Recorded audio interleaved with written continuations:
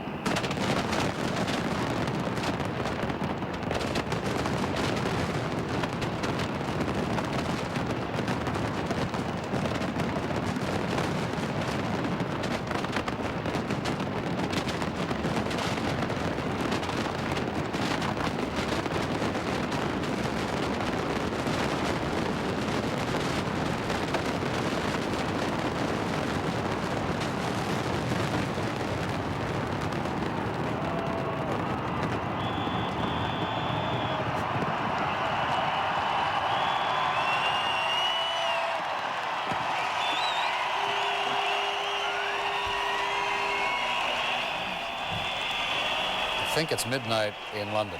I think they have made the point. If you had any doubt that this is the longest and largest fireworks demonstration you have ever seen, let us assure you that this, in fact, is the case. In fact, they claim that this is such an elaborate demonstration of the pyrotechnic power of the British that you would be able to see this from space if you had been in space to watch all this. It's 39 tons of fireworks, all operated by remote control, and you could see on the River Thames, they put them out on the barges for safety and then lit them by remote control. So this has gone on 15 plus minutes. There were 16 barges up and down the Thames and a light show, as you can still see remnants of that. And I actually believe that you might have been able to see this from space. I think I can understand that. I also want to note here that you did see earlier, a few minutes ago in our coverage, some pictures of the inside of Big Ben. I just want to note that because this is the first time ever that the authorities have allowed a camera to be placed inside this important clock, inside Big Ben, so that we were able to see the chimes. And we're going to go to Christian in just a moment. One serious note, though now, that is now 17 minutes past midnight there, as you see on Big Ben. It's also 17 minutes past midnight Greenwich Mean Time. Now, this is important, and we're going to be telling you some more about this in the minutes ahead, because of all those embedded computer chips around the world, global positioning systems here in the United States, the Weather Service, NASA, the positioning that deals with airline safety and navigation, all of these are tied to exactly to Greenwich Mean Time. If there were to be a problem, we would start to see it and hear about it, so we'll be listening very closely for that. 2000 in London. Happy New Year. Happy New Year to all. And Happy New Year to CNN's Christiane Amanpour, who is at Greenwich at the Millennium Dome.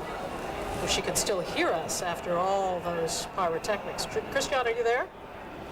Absolutely. It's hard to hear. I don't even know what exactly we are hearing. The continued roar, it sounds of fireworks and things going off. We heard gun salutes. We heard a special anthem where people were singing and music scores to these fireworks.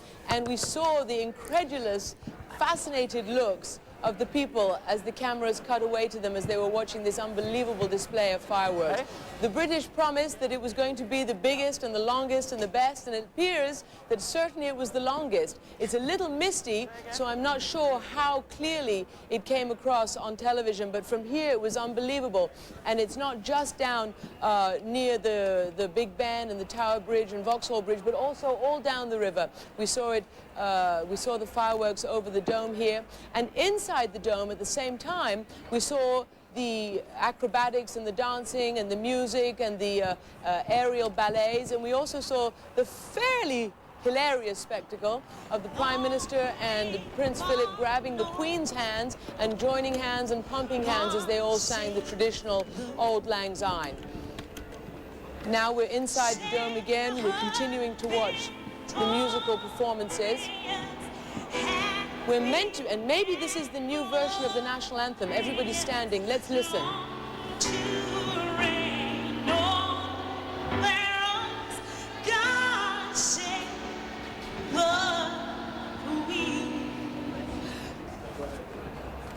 There is meant to be a new arrangement by British composer Jonathan Dove of the national anthem of God Save the Queen sometime as this celebration inside the dome wraps up.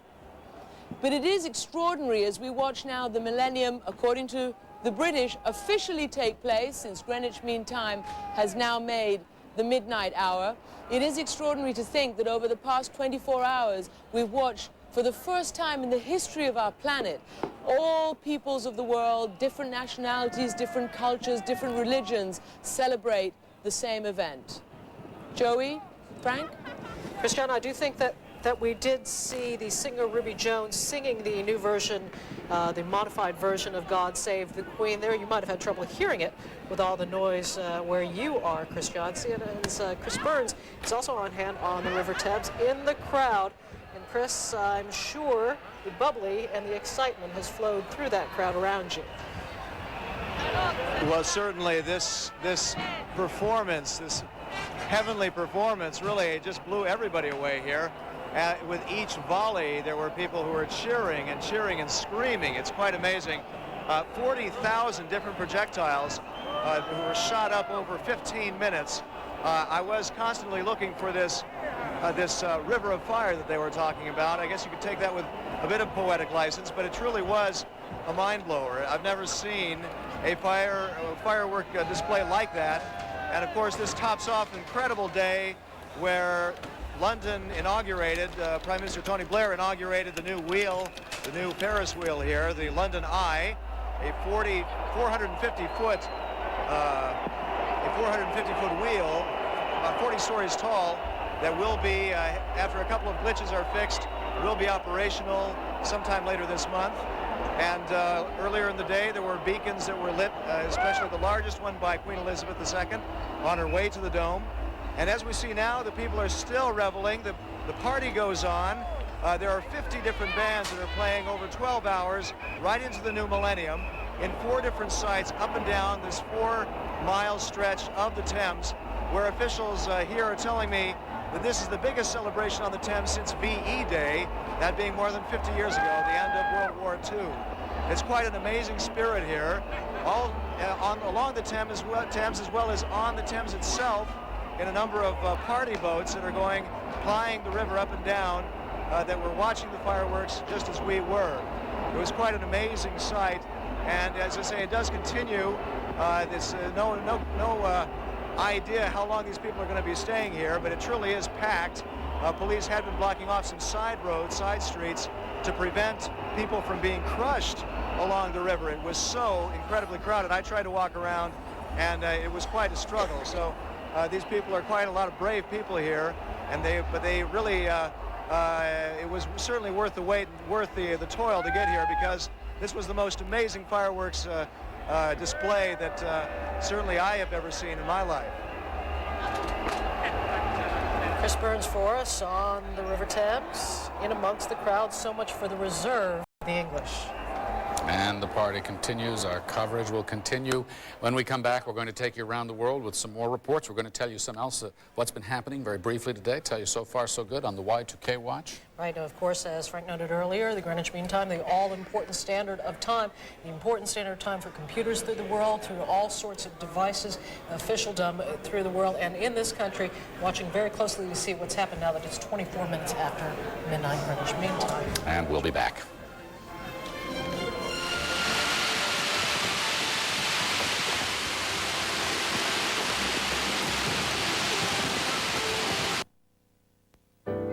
CNN's global coverage of Millennium 2000 is sponsored by Shiseido. Shiseido wishes you a happy millennium.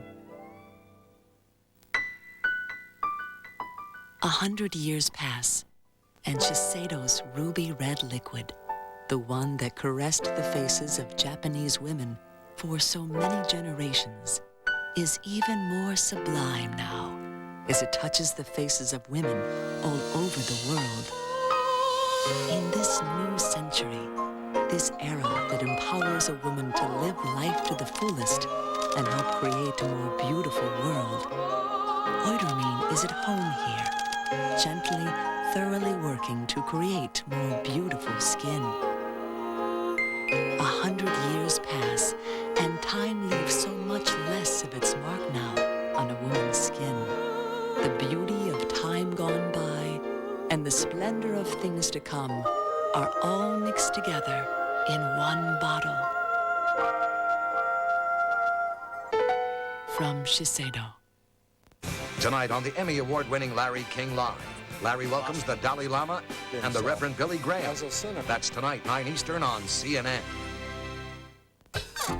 The King brothers, separated at birth. George King would wind up living with a family that subscribed to popular fishing magazines.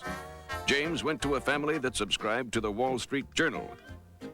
As the years passed and the boys grew, George spent most of his time in front of the television, watching fishing shows, while James read the Journal like a sponge, absorbing ideas, insight, and getting a real sense of the opportunities surrounding him. 28 years later, George lives at home with his parents, while his brother James started a B2B web company, got mezzanine financing, and went public with a record first-day pop. Food for thought, especially since you can get 13 weeks of the Wall Street Journal for just 57 cents a day. That's 25% off the regular subscription. Subscribe now. Call 800-249-8500. That's 800-249-8500. The Wall Street Journal. Adventures in Capitalism. Sports Tonight with Fred and Vince, 11 Eastern on CNN. And we've got lots more ahead. And a lot of news to cover as well this hour that we've lost a little bit in the coverage of the Millennium events, but we don't want our audience to miss that. That's right. We're going to take you to the Federal Aviation Administration shortly and tell you what is going on there. But first, let us give you a couple of other stories. More than 3 hours after Moscow rang in the year 2000, Russia appears to be making a smooth transition to the new millennium and to new leadership in the Kremlin. In a televised New Year's Eve address, President Boris Yeltsin surprised the nation by announcing his resignation. He said he was stepping down early because he wanted Russia to enter the new millennium with new leaders and new energy, and he denied his health problems were behind the decision. Now, Mr. Yeltsin handed over power to his chosen successor, Prime Minister Vladimir Putin. He's now acting president, a move expected to strengthen Mr. Putin's advantage in Russia's presidential elections, now scheduled for March 26th. Now, as Mr. Yeltsin left the Kremlin, Mr. Putin granted him immunity from prosecution, a lifetime security detail, and a pension, and he praised his leadership. As he made his decision on handover of power, the president acted in complete compliance with Russia's constitution. To evaluate to a full extent how much this person has done for Russia, we will be able only sometime later. But already today it is clear that Russia has gone along the road of democracy and reforms and has been able to assert itself as an independent state, and this goes to his credit. And while the world was digesting all of this, and Russians are digesting it, many world leaders were quick to credit Mr. Yeltsin with steering Russia toward a democracy and a free market economy during his 8 tumultuous years in office. President Clinton said Mr. Yeltsin's efforts in the dismantling of Russia's communist system are his, quoting here, lasting achievement. Another major developing story on this day, the Indian Air hostage crisis is now over, but the United States says it wants justice done to the team of hijackers. The 5 Muslim militants fled in a bus under a 10-hour deadline set by Afghanistan's Taliban militia to leave the country. That deadline appears to have passed, with the hijackers' whereabouts now unknown.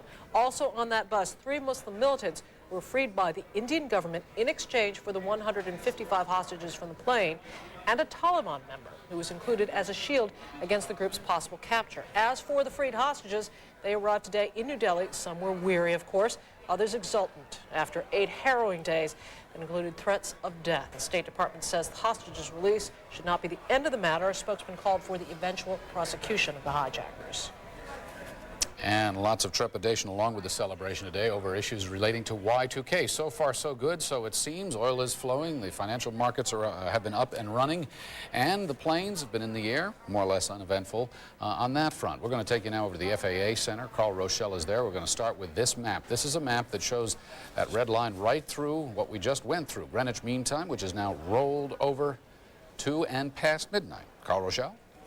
Frank, the significance of what you're seeing with that red line through the map is the fact that all of the nation's, all of the world's air traffic runs on Greenwich Mean Time, or Zulu time, as most pilots refer to it, and that mark has traveled across that map from your right to your left as things have gone forward. Now, the reason that is significant is because right where I am now at the Air Route Traffic Control Center, the command center in Herndon, Virginia, it's right around 7:30. But in the cockpit of all those aircraft, it's 30 minutes past midnight, whether you are at Dulles International Airport or at Los Angeles International Airport. That's the way they keep track of all of these aircraft. Let me show you a couple of more screens. The one here with white dots on it, that's the number of aircraft that are in the air right now, 2,238. At Zulu time, 7 o'clock local time, at midnight Zulu time, there were 2,415 planes in the air, including the one that FAA Administrator Jane Garvey was on. She made a call into this area here, a conference call between her and Rodney Slater, the Secretary of Transportation, and John Koskinen, the Y2K head. And essentially, this was the message that she said, and we're quoting now: aviation has reached the year 2000. Our aviation system is up, running safely and efficiently. There are no problems here. They are fully staffed, not only at this facility, but at all FAA facilities around the country. They're watching very carefully to make sure there are no computer bugs, but at this moment, there are none. And as we said, right at the moment, 2,238 aircraft in the air, all going just fine. Frank? Carl, as you pointed out, this is rollover time in the cockpits, GMT time. But John Koskinen, the Y2K czar, has said that it may not just be a case of instant on and off with some of these problems, that there could be degradation in some systems over time. Is that also the case with the air traffic control and navigational systems? It is one of the things that they are looking at very carefully, Frank, and what he is talking about that is a minor glitch may show up in one area and not seem to affect anything, but could affect another system that affected another, and so on as you roll downhill, and something could come up. That's why they are watching so carefully. They crossed, this was the key point, because this was actually midnight for the entire system of air traffic around the world. But of course, you know, there are dozens and dozens of airplanes in the air at any given time in any part of the world, and they are watching all of those very carefully. There could be some more, but at the moment, nothing like that. They're watching for it. So, Carl, how long will this extra layer of vigilance stay in place? They will be in place throughout the weekend and into early next week before they actually say, okay, everything is quiet, but it's still 2 or 3 more days before they're doing this. Normally, this is a very light traffic time, and they're very heavily manned for a light traffic time. They'll have normal staffing, but then they'll have that overlayer in there to keep a careful look on everything to make sure if there are problems, they have the personnel and the facilities to deal with them. Carl Rochelle at the FAA Center in Herndon, Virginia. Thanks very much. Joey? Frank, of course, they're not only watching here in the United States, but in Europe as well, watching as the clock rolled over through Greenwich Mean Time into the new year. Frankfurt, Germany, is the center of operations. It is the center, the busiest airport in Europe, and CNN's Mike Hanna is there standing by for us now. Mike, what has happened there? Have there been any developments since midnight came and went? Well, Joey, departures board here, a whole number of planes lined up. These are planes that will be taking off in the hours to come. At the moment, there is no intercontinental traffic out of Frankfurt Airport. However, it's been a quiet evening. A number of flights have been postponed simply because there were not enough passengers. However, the good news out of the airport here and from air traffic control is that no problems whatsoever have been reported. There has been a traffic early on in the evening, and the planes have been coming and going. But the most important point is that the control has been reporting to us that there have been no problems. That critical time of the GMT time of 2400 has now passed. Here we see a Captain Klaus Schrute from Lufthansa. He's preparing here a couple of hours ago. This is now at 21:35 GMT. That's 22:35 local time. He's preparing for a flight to Namibia, a cross-continental flight, a flight of some 9 hours.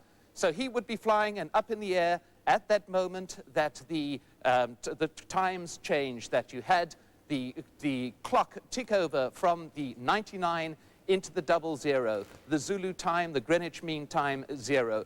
And we understand here from traffic control that Captain Schrute is absolutely fine, no problems on his aircraft whatsoever. And this is certainly very, very good news indeed. And although it seems around the world that there have been no major problems associated with the Y2K problem, it must be remembered as well that this has partially because a lot of work has gone into it. Certainly at airports like Frankfurt and airports around the world, some 4 years has been spent preparing for this particular minute when that 99 clicked into that 00. All sorts of tests have been done, all sorts of systems have been tested, not only within one aircraft system itself, but within a whole host of aircraft systems to make sure that they are compatible, that they link in together, because one of the things that is absolutely basic to this is that the strongest point in the chain is its weakest link. If there was one weak link, there would be problems all along the chain. So certainly it is deeply significant that we have gone now, well, the past 35 minutes have been into a new era. The clocks have moved over safely, and certainly as far as air traffic is concerned, it's a very, very, very encouraging sign.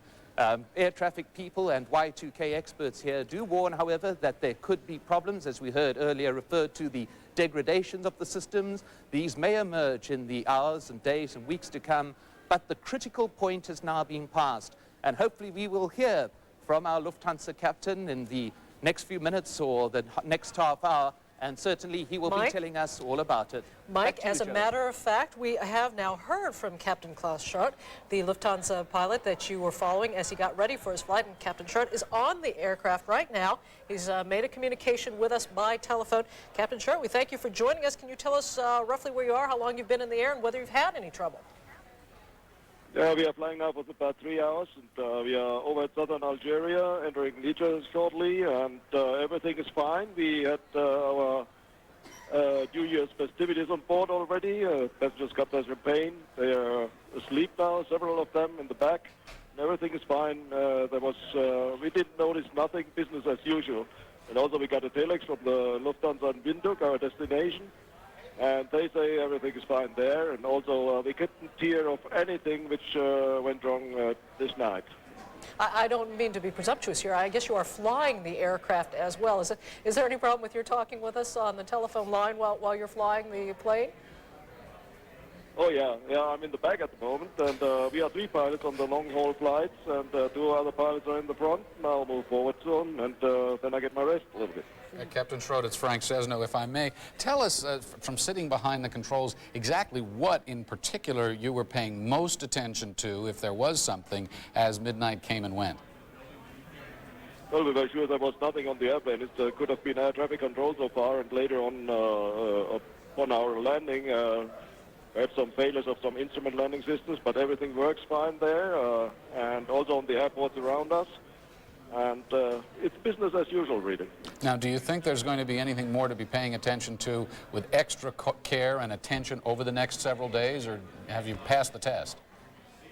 Well, I think we are through with it, but anyway, should be cautious the next days in case something goes wrong. I don't mean the airplanes. The airplanes are fine, but some things on the ground still could go wrong. Like I already said, some third-party telephone links or something. Everything else has been checked by the airlines, and it's Y2K safe. Captain Klaus Schart, who is a Lufthansa pilot, calling from his aircraft that he is on board right now. He says he's over southern Algeria, now flying towards Namibia on this aircraft, this Lufthansa aircraft, telling us that from his perspective and the bird's eye view there, everything is going very well. Y2K safe. Those are words that a lot of people are going to be wanting to hear and are going to be gratified Quite to hear. relieved. Right. And we'll be going to another airport. Los Angeles Airport, one of the big ones in the United States, LAX, coming up right here on CNN and our continuing coverage of CNN's Millennium 2000. We'll be right back.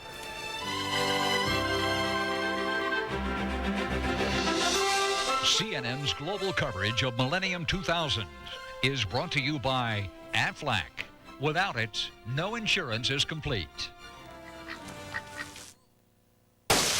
Well, when I got hurt and missed work, thought I had supplemental insurance. Supplemental insurance? What's that? Aflac. Well, even best insurance doesn't give you cash to cover things like lost pay, other expenses. This does. What does? Aflac. Should ask about it at work. Really? And what's it called? Aflac! Aflac. Without it, no insurance is complete. Aflac!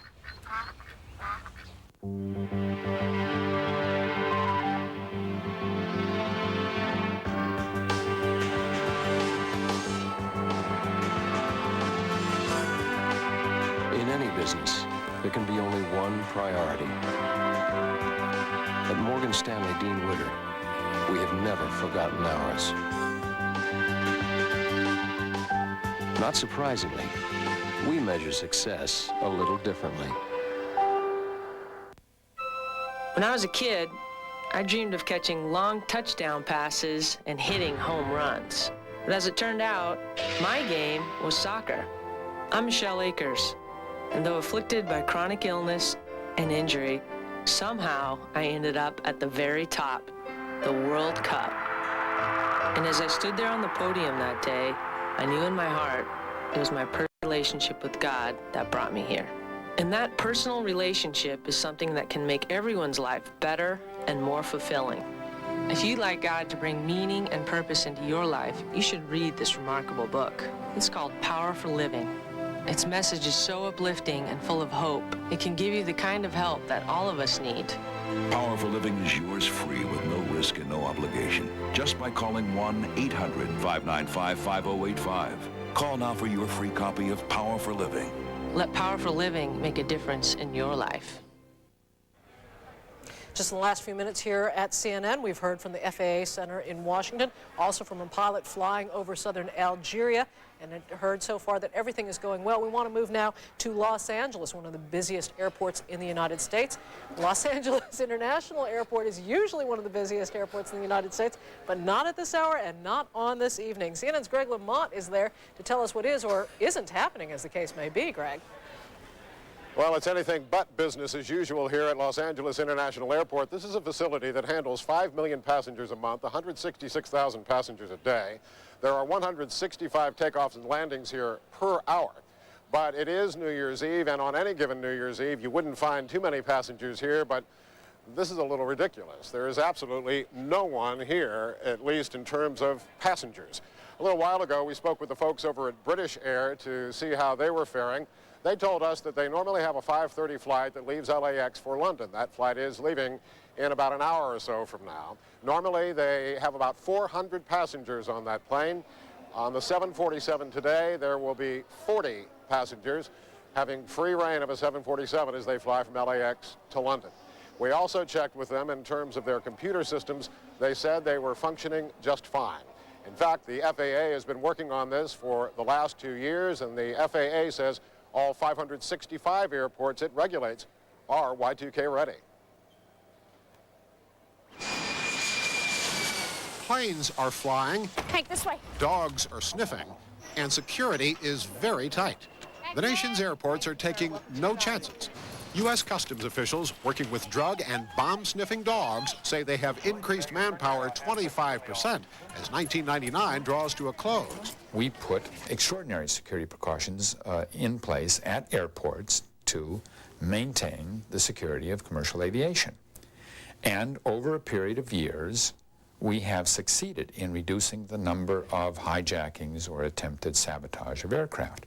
As for Y2K concerns, the FAA says all 565 airports it regulates are ready, including Los Angeles International. With 5 million passengers a month and 165 takeoffs and landings per hour, LAX, according to the FAA, is the world's 4th busiest. Dallas is number 1, Chicago is 2nd, Atlanta 3rd. Ready as they may be, control tower supervisors and airport directors will nonetheless be on duty across the nation when the clock strikes midnight in their time zones. LAX, like most major airports in the U.S., has redundant systems for just about every phase of airport operation. If power goes out in the tower, for example, there are 2 backup generators. There are numerous backup systems in place should there be any computer problems. Everything from ticketing systems to baggage to ground service vehicles have been checked for Y2K bugs. It appears all that can be done is being done to make sure both heaven and earth remain safe for the public. There may be more security personnel here than passengers today. Los Angeles International Airport was identified by city officials as a possible target for potential terrorism. There are many security agents around the airport today, but again, very few passengers. Joey, Frank? All right, CNN's Greg LaMotte for us at Los Angeles International Airport, a quiet airport on this New Year's Eve, Frank, but certainly a place where they watch very carefully for Y2K problems. That's right. Most of the nation's airports are actually very quiet, and internationally as well, and largely because people are staying home, largely because people have been cautious, and a lot of these flights have been canceled, as Greg mentioned. Another Greg Lefebvre, is in Palo Alto at Hewlett-Packard, and they're taking a look at some of the other Y2K implications. So far, so good, as we've said several times. Greg, on that front, what are you hearing and seeing? Well, Frank, we have to tell you that this is apocalypse not. We've heard the phrase a number of times today. Here at the Hewlett-Packard Y2K Command Center, they've been taking information from their own offices and from the offices of their customers around the world. These people have positioned themselves in about 100 spots around the world in every time zone, sometimes in their own HP offices in other parts of the world, sometimes in their own customers' offices. They've been receiving calls off and on during the day. Perhaps the most notable call came from Singapore, and the call was, We're really bored. Not much is happening. In fact, the call centers into the HP offices around the world have received fewer calls than they normally receive on a normal day. So what we are finding is that largely, if the fixes were required for the Y2K bug, that the fixes have worked. In many other instances, we are hearing that possibly people were simply not operating their machinery today and simply choosing to turn it off. But by and large, the circumstance here is that it is a slow day in Y2K land, and that perhaps is indicative of how this industry has been working for the past several years to solve this. Earlier today, the executives from Hewlett-Packard were touring the area, and what they were saying was that they've been concentrating for about 5 years on Y2K. And very briefly, the one-sentence explanation of Y2K is old computer programs use the year in just 2 digits, like 78, 79, and 80. When we came to 2000, they were thinking that that machinery would long since be gone. A lot of it is still in place, and so since then, industries like this one have been working to write software so that when 1999 turned to 2000, it would go out smoothly. And so far today, it has. We've been through a number of time zones, and they've gone virtually without a glitch. Frank, back to you. Greg LaMotte, thanks very much. We heard earlier, Joey, that in Italy they sent out those phone bills, and they were phone bills for $1,900. I'd like to get one of those. It'd be a little cheaper. You might have spent a little less money in $1,900. Of course, there is, though, a serious concern about the overuse of certain cell phones, for example. That might lead to complications at midnight. And it's not done yet. I mean, we're coming to midnight and time zones in the United States and elsewhere, so this is by no means done. And we have been warned, as we've said before, that not all Y2K problems, if they were to occur, would be instant. There might be gradual degradation over several days. We may see it. And when the financial markets come back at the beginning of the week, people go back to work, we'll see. We'll see a little bit more of what's going on in the United States coming up here. We're going to go live to the Washington Mall. And we're going to go to Times Square in New York, where the big ball is ready. A big ball.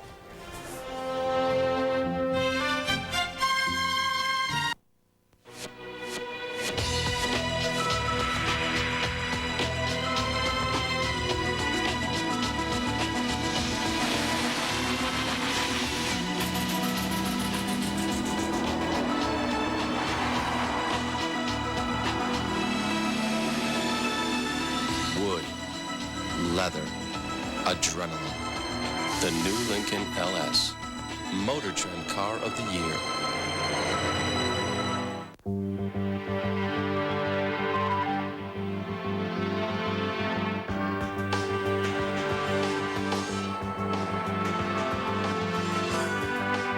In any business, there can be only one priority.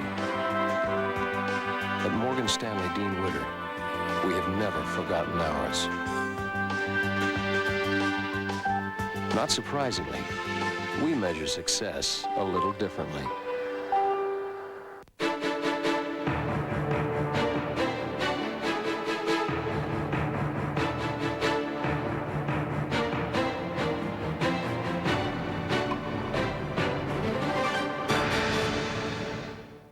Sunday on CNN's Late Edition, the last word in Sunday Talk, the economy in the new millennium.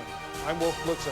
Former Treasury Secretary Robert Rubin and former Vice Presidential nominee Jack Kemp talk jobs, money, and markets. Sunday, noon Eastern on CNN. Long ago, when dinosaurs walked the earth, there lived a young longneck called Littlefoot. Separated from his family, his only hope for survival lay in a faraway place called the Great Valley. It would take courage, bravery, and the help of some new friends to make the difficult journey. The journey through the land before time. Cartoon Network's Cartoon Theater presents The Land Before Time, Saturday at 7 on Cartoon Network. Biggest party in the United States on this New Year's Eve is in New York City at Times Square. That's where CNN's Fred Hickman is also standing by, and the party spirit has begun there. Fred, what are you seeing? Well, Joey, I can tell you one thing. It is an absolute sea of humanity out here at Times Square. People everywhere you look. I know the estimates have come in at there being about 500,000 people at any one given time here in the particular blocked-off area between 6th and 8th Avenues and between 34th and 59th Street here in Midtown Manhattan. But I'm estimating that we're at least going to approach that 2 million estimate that we've heard of so far. Of course, the people have been here since dawn, since before dawn, as the celebration takes into account every time zone as it passes into the new millennium. And I actually talked to a guy downstairs who's been here since 7 o'clock this morning. The weather was cooperating. The people have been incredibly nice, and that's due to in large part to Operation Archangel, which is a police operation put on by the NYPD in conjunction with federal authorities. As of this time, there have been zero arrests out here, so everything's going along pretty well. But right now, with about 500,000 of his closest friends, is my close colleague downstairs, Gary Tuchman, and we'll talk to him a little bit later on, but right now, let's get it back to you in Atlanta. All right, CNN's Fred Hickman, who's at Times Square enjoying the party there, Frank. And enjoying the party in Washington, or the soon-to-be party, Wolf Blitzer on the Mall. And Wolf, there you see a great picture of the memorial back behind you. Well, there's going to be a spectacular performance coming up in a little while. President of the United States, the First Lady, they're coming over with guests that have been invited. They're having dinner right now at the White House, a black tie dinner. They'll be over here very soon for a concert that Will Smith will be emceeing. There's going to be a movie that Steven Spielberg has produced, an 18-minute movie entitled The Unfinished Journey. He's going to be looking back on what was accomplished this century, what is still left to do. The overall theme of this millennium moment here at the Washington Mall is remembering the past and imagining the future. People are gathering, they're coming in. This is probably the safest area in Washington right now because there's a huge area that has been cordoned off. In order to get close to this Washington Mall and the reflecting pool, the Lincoln Memorial, the Washington Monument, this whole area, you have to go through metal detectors, so it's very, very secure. The weather is pleasant, so the crowd probably will be a little bit bigger than a lot of people had anticipated, and there's also no doubt that there's going to be a huge, spectacular fireworks display at around midnight that a lot of people will want to see. In fact, people are suggesting it's going to rival the bicentennial fireworks, the light and sound show that occurred then. So there's going to be a huge celebration here in Washington. Right now at the White House, people are still at that dinner, about 100 guests. The President and the First Lady have invited. People have been going through the receiving lines. Muhammad Ali, Elizabeth Taylor, Jack Nicholson, a lot of well-known performers, a lot of artists, Neil Simon, Edward Albee. They'll all be coming over here for this concert, this light show that's going to be taking place later this evening. Frank?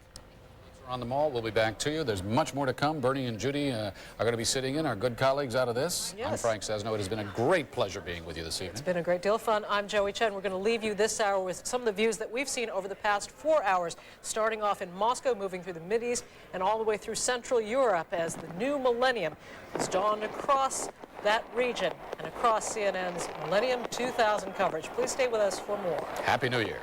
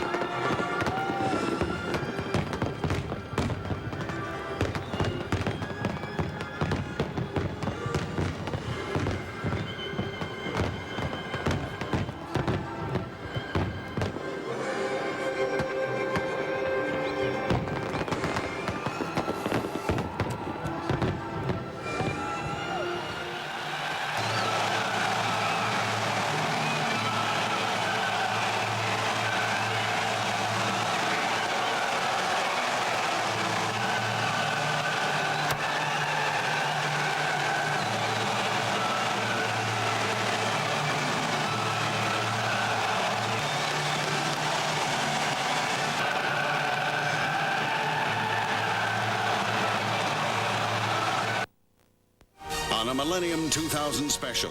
Garrick Utley takes a look at the possibilities for the future with guests Faith Popcorn and Watts Wacker, only on CNN. This beautiful little girl is Annie. She lives with her family overseas in this horrible slum.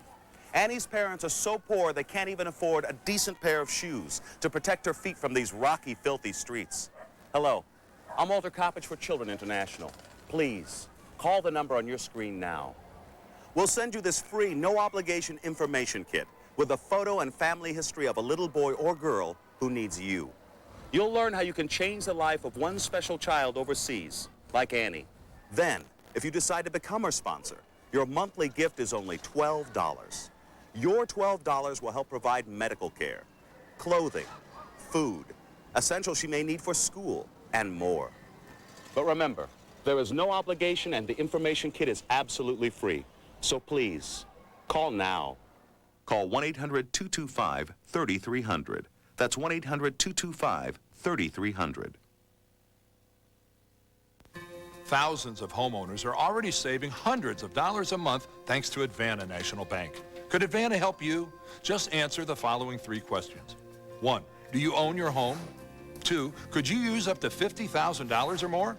And 3, would you like to receive your money in as little as 10 days? If you said yes to these 3 questions, call Advanta right now. Simply tell them a little bit more about yourself, and in less than 5 minutes, you could be pre-qualified for a loan, even if your credit is less than perfect. Then in as little as 10 days, you'll have your money. How much? Up to $50,000 or more. With Advanta National Bank, it's never been easier or more convenient for you to get the money you need and save hundreds of dollars every month. Why wait? Call today. To get the money you need and maybe even a tax deduction, call Advanta at 1-800-633-6077. That's 1-800-633-6077. Call now. Celebrating the new millennium. This is CNN.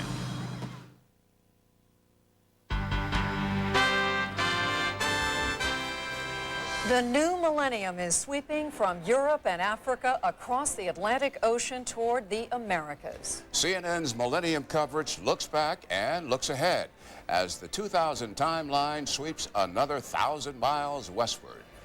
Portugal's Azore Islands and the tiny nation of Cape Verde off Africa mark the new millennium this hour. We'll look at how New Year arrived and where it's headed as CNN's coverage of Millennium 2000 continues right now.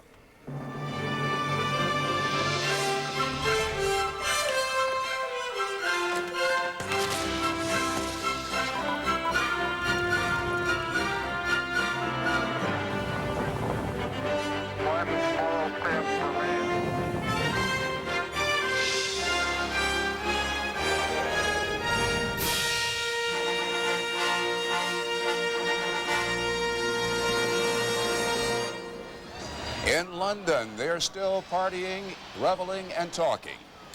At New York City's Times Square, it's 4 hours to go until a security-conscious crowd of over 1 million watches the famous crystal ball drop. In Washington, at the mall, they're getting ready at the feet of Abraham Lincoln. And in Mexico City, a fiesta planned in the Zocalo, Mexico City's main square, including mariachi bands and a lot of people.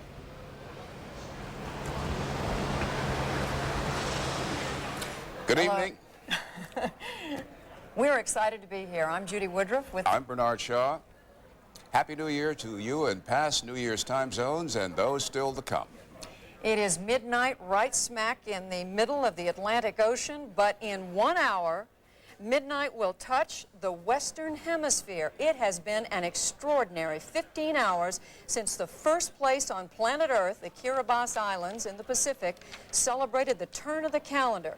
And in those hours, 5 of the 7 continents have rolled over to the new millennium with fanfare ranging from the non-existent in Antarctica to the wildly celebratory in Seoul, New Delhi, Moscow, Lagos, Cape Town, Paris, and London. And in 1 hour, as you indicate, on the Western Hemisphere, we're going to be going to Brazil. The people are getting ready there. They're getting ready in North America, Halifax, Greenland, Boston, New York, along the East Coast, Caracas, Rio. Everybody is poised to party as the hours shift. But you know, Bernie, for all the excitement to come, there are few spots that can match the splendor of the party thrown in London town. That was really something. Where CNN's own Christiane Amanpour has been standing watch since well before Big Ben struck midnight. And let's go to Christiane now. Judy, not only splendor, but at the risk of sounding chauvinistic, the British claim that universal time is right here and that the millennium in this planet does not start until midnight here in England on Greenwich Meridian, Greenwich Mean Time. And they promised the biggest and the best celebration in the world, and everybody says that the fireworks that we saw about an hour ago as Big Ben chimed down the midnight hour was quite spectacular. Huge fireworks lasting 15 minutes, 40 tons of fireworks went into the air. We can watch and listen a little bit about what we saw then.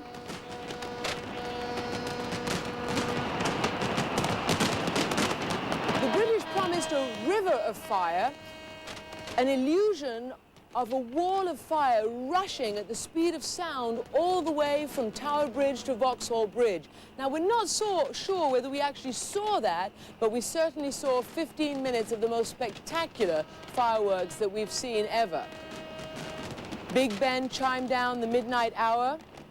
Many people were worried, observers were worried, whether Big Ben would suffer the Y2K. But of course, it's a mechanical clock. There's not a single computer chip anywhere near Big Ben, and that went off without a hitch. Some 2 million people, we're told, jammed each side of the River Thames to watch this Millennium Spectacular.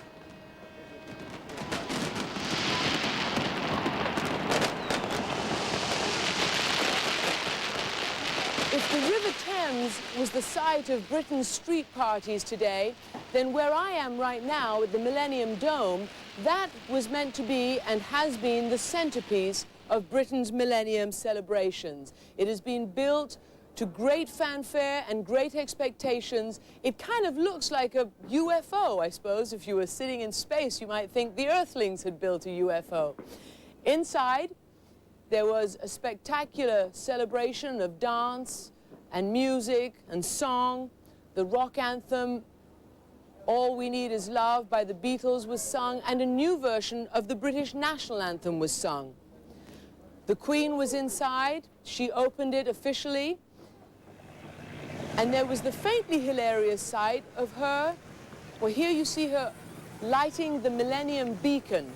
She tripped a sort of laser switch, and the big beacon in the middle of the Thames lit and sparked beacons all over England. And now, at midnight, the Queen joined hands with Prince Philip, her consort, and the Prime Minister, Tony Blair, and sang Auld Lang Syne.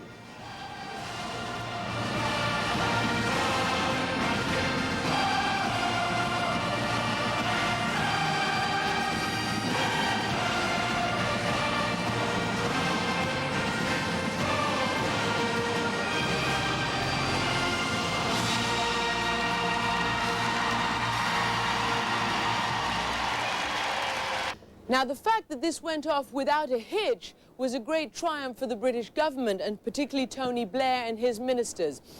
Britain has been calling this the most spectacular show on earth. They promised that it would be quite an extravaganza, and they have also called this celebration Time to Make a Difference. Britain said that it was in a unique position to make a difference, and Tony Blair has been speaking out about Britain being a beacon for the world. And certainly tonight, the Millennium Dome went off without a hitch. It was built on time. Everything inside seemed to work just like clockwork.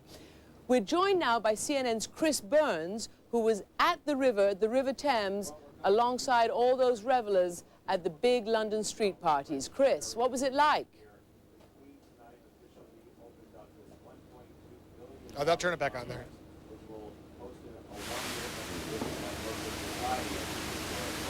Well, that's not Chris Burns. Some glitches, but not too many.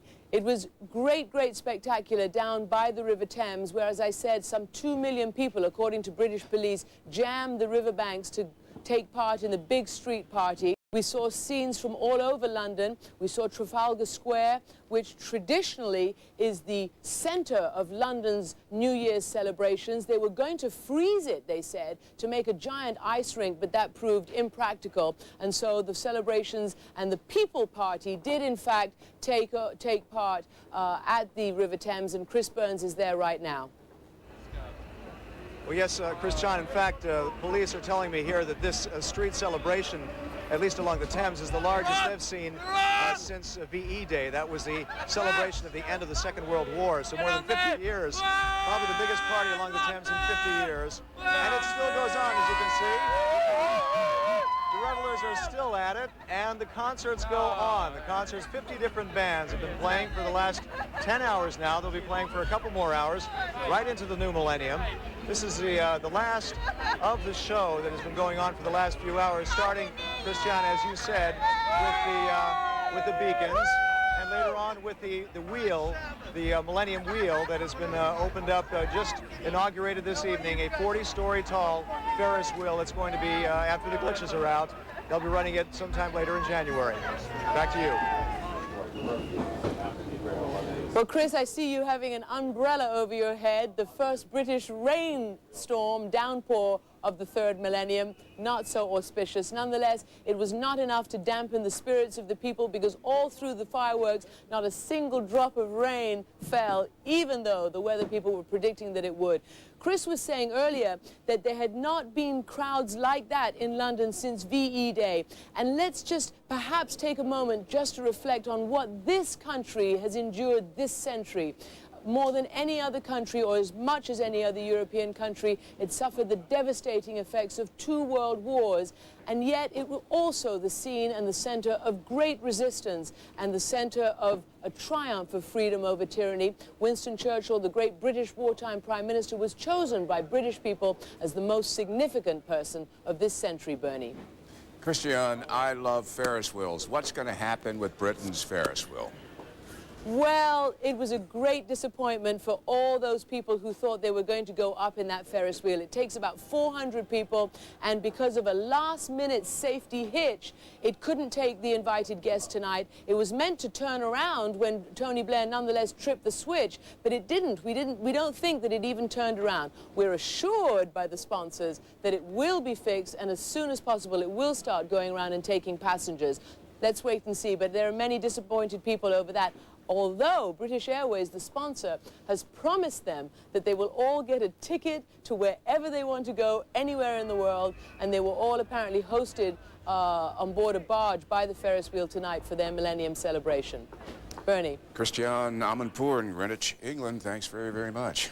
What a day it's been, what a night it's going to be, and what a tomorrow. And as we've been noting throughout this day, Bernie, this day not only extraordinary because we're changing the calendar to a number with 3 zeros, but because there were 2 pretty important news developments today, and of course CNN keeps an eye on those all the time.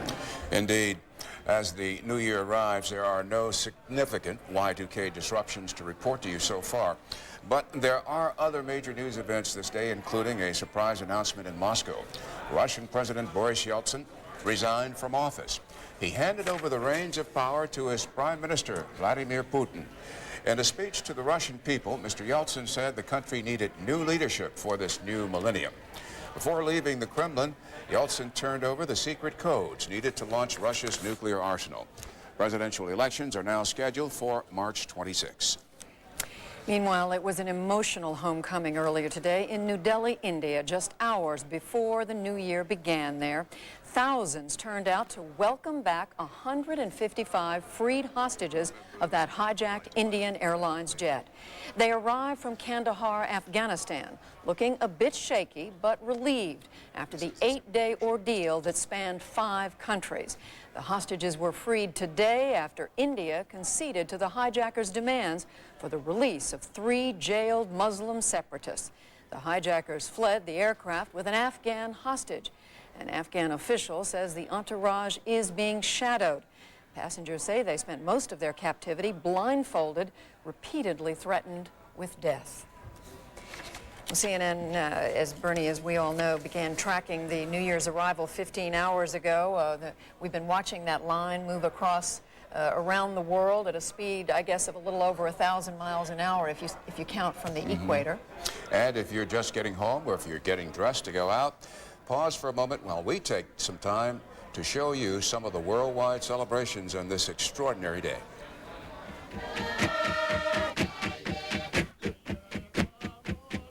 Folks, you're watching now pictures coming in from Kiribati Island in the South Pacific. This is an ancient ceremony going on Millennium Island by the Micronesian people who live there. The Micronesians are from the very small islands in this Pacific area. The claps are part of their chant, and the song that they're singing is a song asking for unity in the new millennium. And they apparently have it, because they are now unified. They're all together dancing and chanting, and it is now 2000.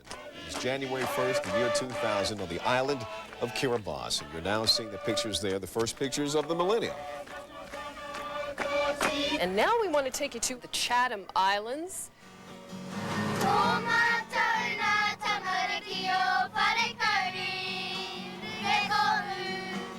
The ceremony will feature songs, and it will feature a greeting by one of the elders of the Moriori community. The Moriori is the original inhabitants here, almost all wiped out in warfare with the Maori tribe in the 1800s.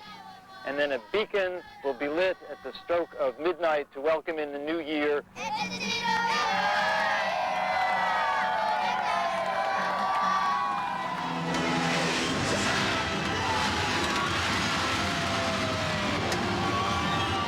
The celebration indeed has begun here in Auckland, New Zealand. People are now enjoying the moment, enjoying the passing of 1999 to the year 2000. The boats are out in the harbour. There are some 5,000 to 7,000 boats on Sydney Harbour at the moment, with 250,000 people on board. That's in addition to the 1.2 to 1.5 million gathered around Sydney Harbour now. Those boats honking their horns as they watch this magnificent display literally right over their heads.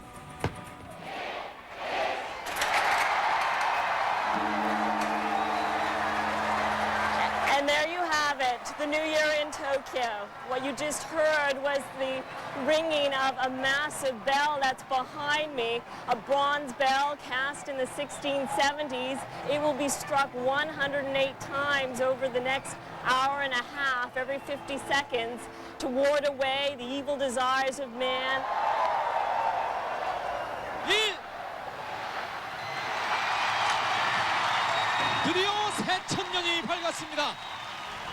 Quite a celebration on the streets of Seoul. It's been very crowded here. This really marking a new millennium. A lot of the hopes for South Korea to regain some of its economic strength. We are looking at the famous Hong Kong skyline. Authorities here were saying that they were expecting about 1.2 million people to be out on the streets tonight. So there's a sense of optimism and sense of hope here that perhaps the year 2000 will be a good year for everyone here. Right at the stroke of midnight, Chinese President Jiang Zemin lit a flame. It's called the eternal flame of the Chinese people, and it's meant to represent 5,000 years, nearly 5,000 years of continuous Chinese civilization. Happy New Millennium! Happy New Millennium to all of you! As you can see, the sky lights up at midnight in Bangkok, Thailand, as they celebrate a new millennium. People here talking about their aspirations. They say they want a better India, they want a more prosperous India, one in which there's less poverty, and most importantly, people wishing for peace.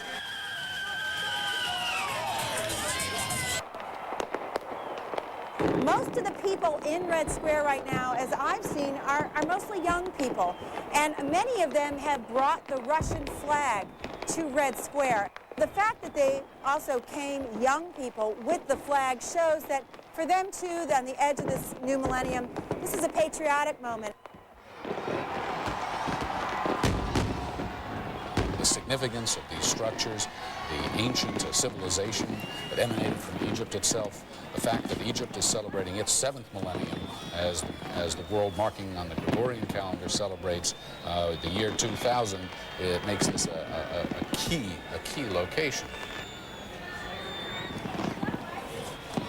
It's been an amazing night here. The fireworks are still resounding through the air in Bethlehem's Manger Square. But at the very same time, and just a few moments ago, the Palestinians released 2,000 doves, white pigeons, symbols of peace, into the air. At the same time, they were setting off fireworks, and it was as if it was opening day of dove season in Georgia.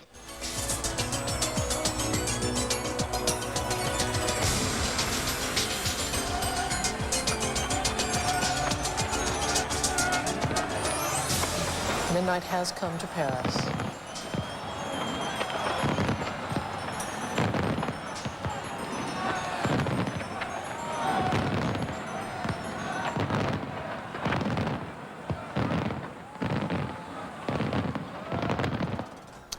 Millions of ooh la la's there. Exactly. You know, Bernie, we're gonna use these words, probably overuse them all night long. Incredible, extraordinary, but the pictures we are looking at, they do take your breath away. Yep. We're going to take a very short break. When we come back, you're going to see pictures of New York City, Times Square, where the clock is counting down to about 3 hours and 45 minutes from now. And we're going to take you to Washington, D.C., to the mall, where tens of thousands of people are gathered. You can see them there. President Clinton leading a cast of dignitaries. But as we leave you, let's go back to midnight over the pyramids in Giza.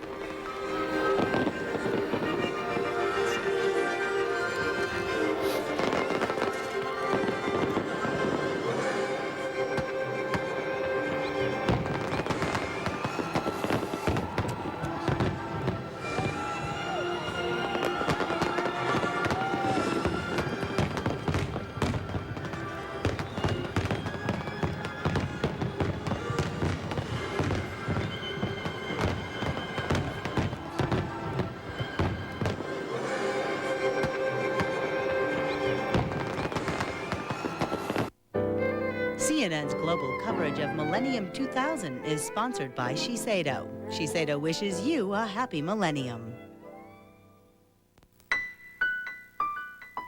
100 years pass, and Shiseido's ruby red liquid, the one that caressed the faces of Japanese women for so many generations, is even more sublime now as it touches the faces of women all over the world. In this new century, this era that empowers a woman to live life to the fullest and help create a more beautiful world, Oidermean is at home here, gently, thoroughly working to create more beautiful skin. 100 years pass, and time leaves so much less of its mark now on a woman's skin. The beauty of time gone by and the splendor of things to come are all mixed together in one bottle. From Shiseido.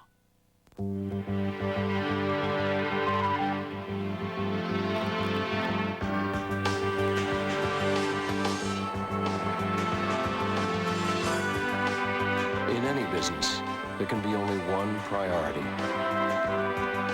At Morgan Stanley Dean Witter, we have never forgotten ours. Not surprisingly, we measure success a little differently. Monday on CNN's Larry King Live. What a way to kick off the year 2000. Monday in her first live primetime interview, Monica Lewinsky will be Larry's special guest. That's Monday, 9 Eastern on CNN. On a Millennium 2000 special, Christian Amanpour and Gail Young present Sainthood, a look at the process of canonization and personal stories of modern-day saints. On the network of the Millennium, CNN.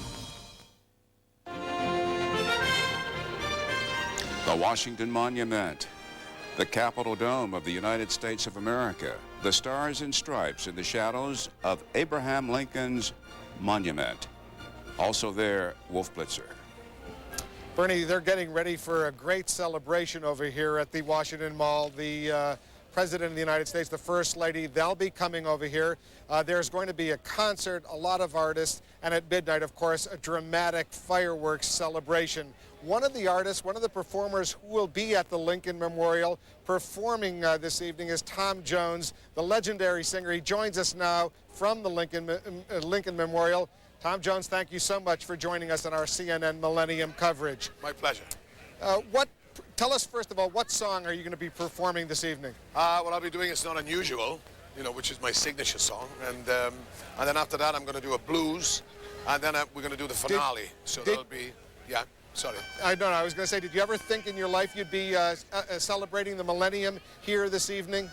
Well, no. I mean, when I started singing, I didn't know whether I was going to live this long. So it's great to be in a great place for this occasion. So I'm thrilled. How long has this been in the works for you, this opportunity to come over here to the Lincoln Memorial? It's been a while now. It's been at least over a month since they asked me to come over. So I was thrilled with it. I mean, I was thrilled with especially when they told me what kind of show it was going to be, and the Quincy Jones's orchestra and all the great talent that's going to be on the show, and of course the President and the First Lady are going to be there. So I was looking forward to it, and I still am looking forward to it because we haven't done it yet. But the rehearsals have gone fantastic, so I think it'll be great. Speaking about that rehearsal, we do have a little clip of what was going on yesterday. Let's listen to that rehearsal that you went through yesterday.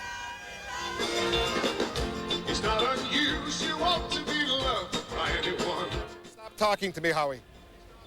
And in fact, yesterday when you were doing that rehearsal, you were going through all of the motions. Tonight you'll actually be doing it. Do you have a special wish as you go into this next millennium? Everybody else, peace for the world. I mean, that is the thing. It's terrible to put on television and see how many wars are still going on all over the world. I think if we could stop it. I mean, if people could live together, that would be it. I think peace is the most important thing for the new millennium. All right, Tom Jones, it was good of you to spend some time. I know you're getting ready for what's going to be an exciting performance. Will Smith will be emceeing it. Thank you so much for spending some time here with our special coverage. My pleasure. And one of the other events that's going to be going on later this evening, just before the fireworks, just before the President of the United States speaks, will be a movie, an 18-minute movie that Steven Spielberg has produced, gotten ready, The Unfinished Journey, that will be part of the celebration. A huge crowd expected here. They're arriving at the Washington Mall right now, but a lot more people are on the way. Bernie, Judy?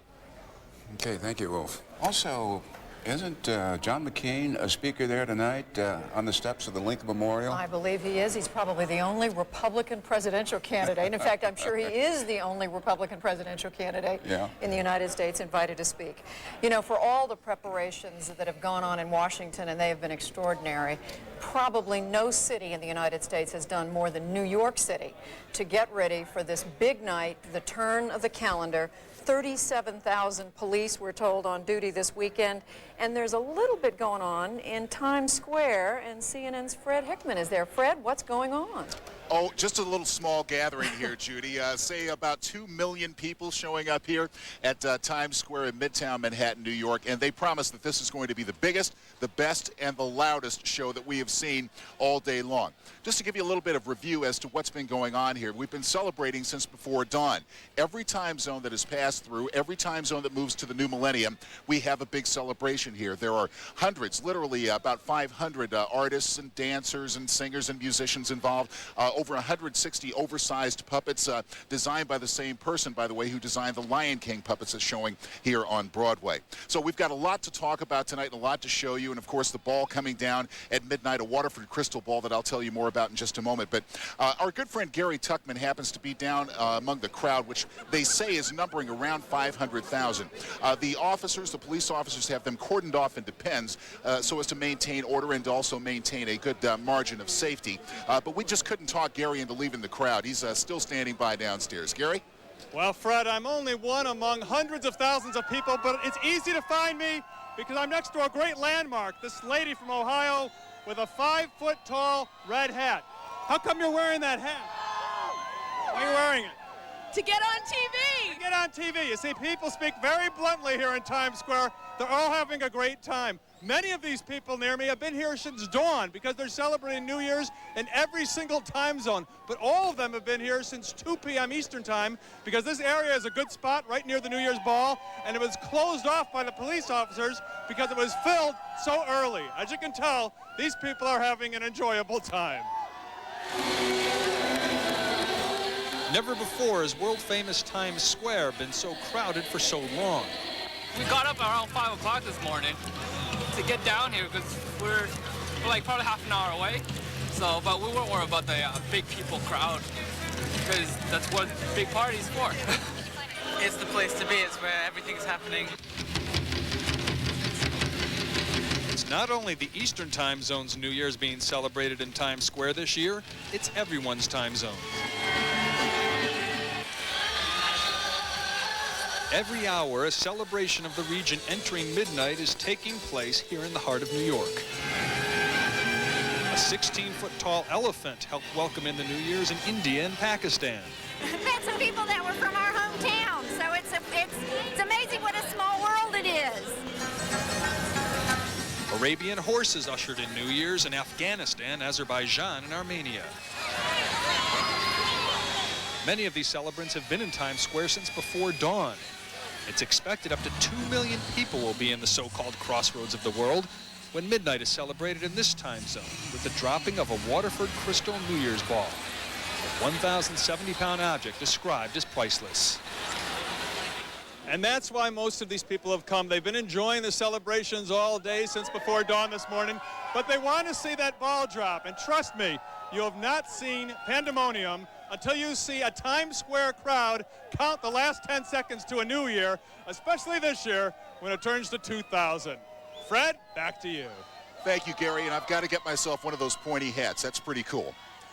Yeah, we've got a lot of people here, and everybody's having fun, and it's good-natured fun so far. I can report to you with a great deal of pleasure that there have been no arrests so far, according to authorities here, and that's quite amazing considering the gathering here. So I've got my glasses all ready to go, my 2,000 glasses. We're waiting for the Waterford Crystal Ball to come down. We'll talk more about that as the evening progresses, but it features 504 separate hand-cut Waterford crystals. It really is a magnificent piece of art, and will only be used, I've learned, this one time, this one celebration.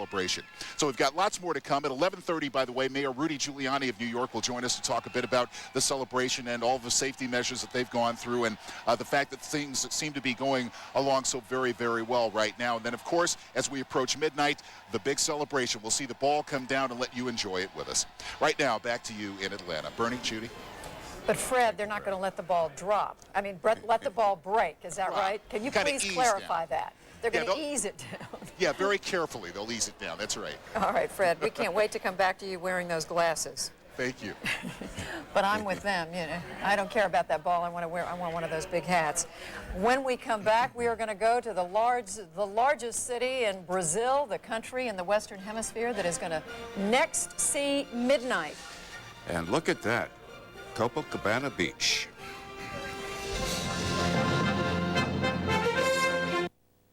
CNN's global coverage of Millennium 2000 is brought to you by Morgan Stanley Dean Witter. We measure success one investor at a time.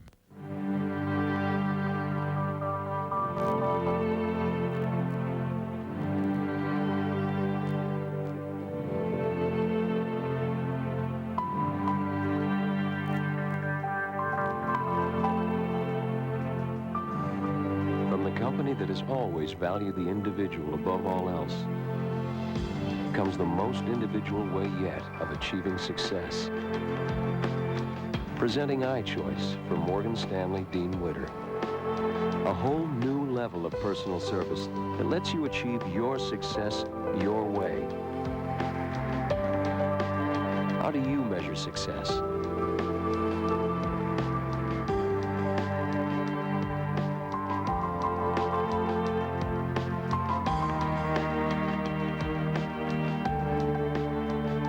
Stanley Dean Witter, we measure success one investor at a time. Tonight on the Emmy Award-winning Larry King Live, Larry welcomes the Dalai Lama and the Reverend Billy Graham. That's tonight, 9 Eastern on CNN.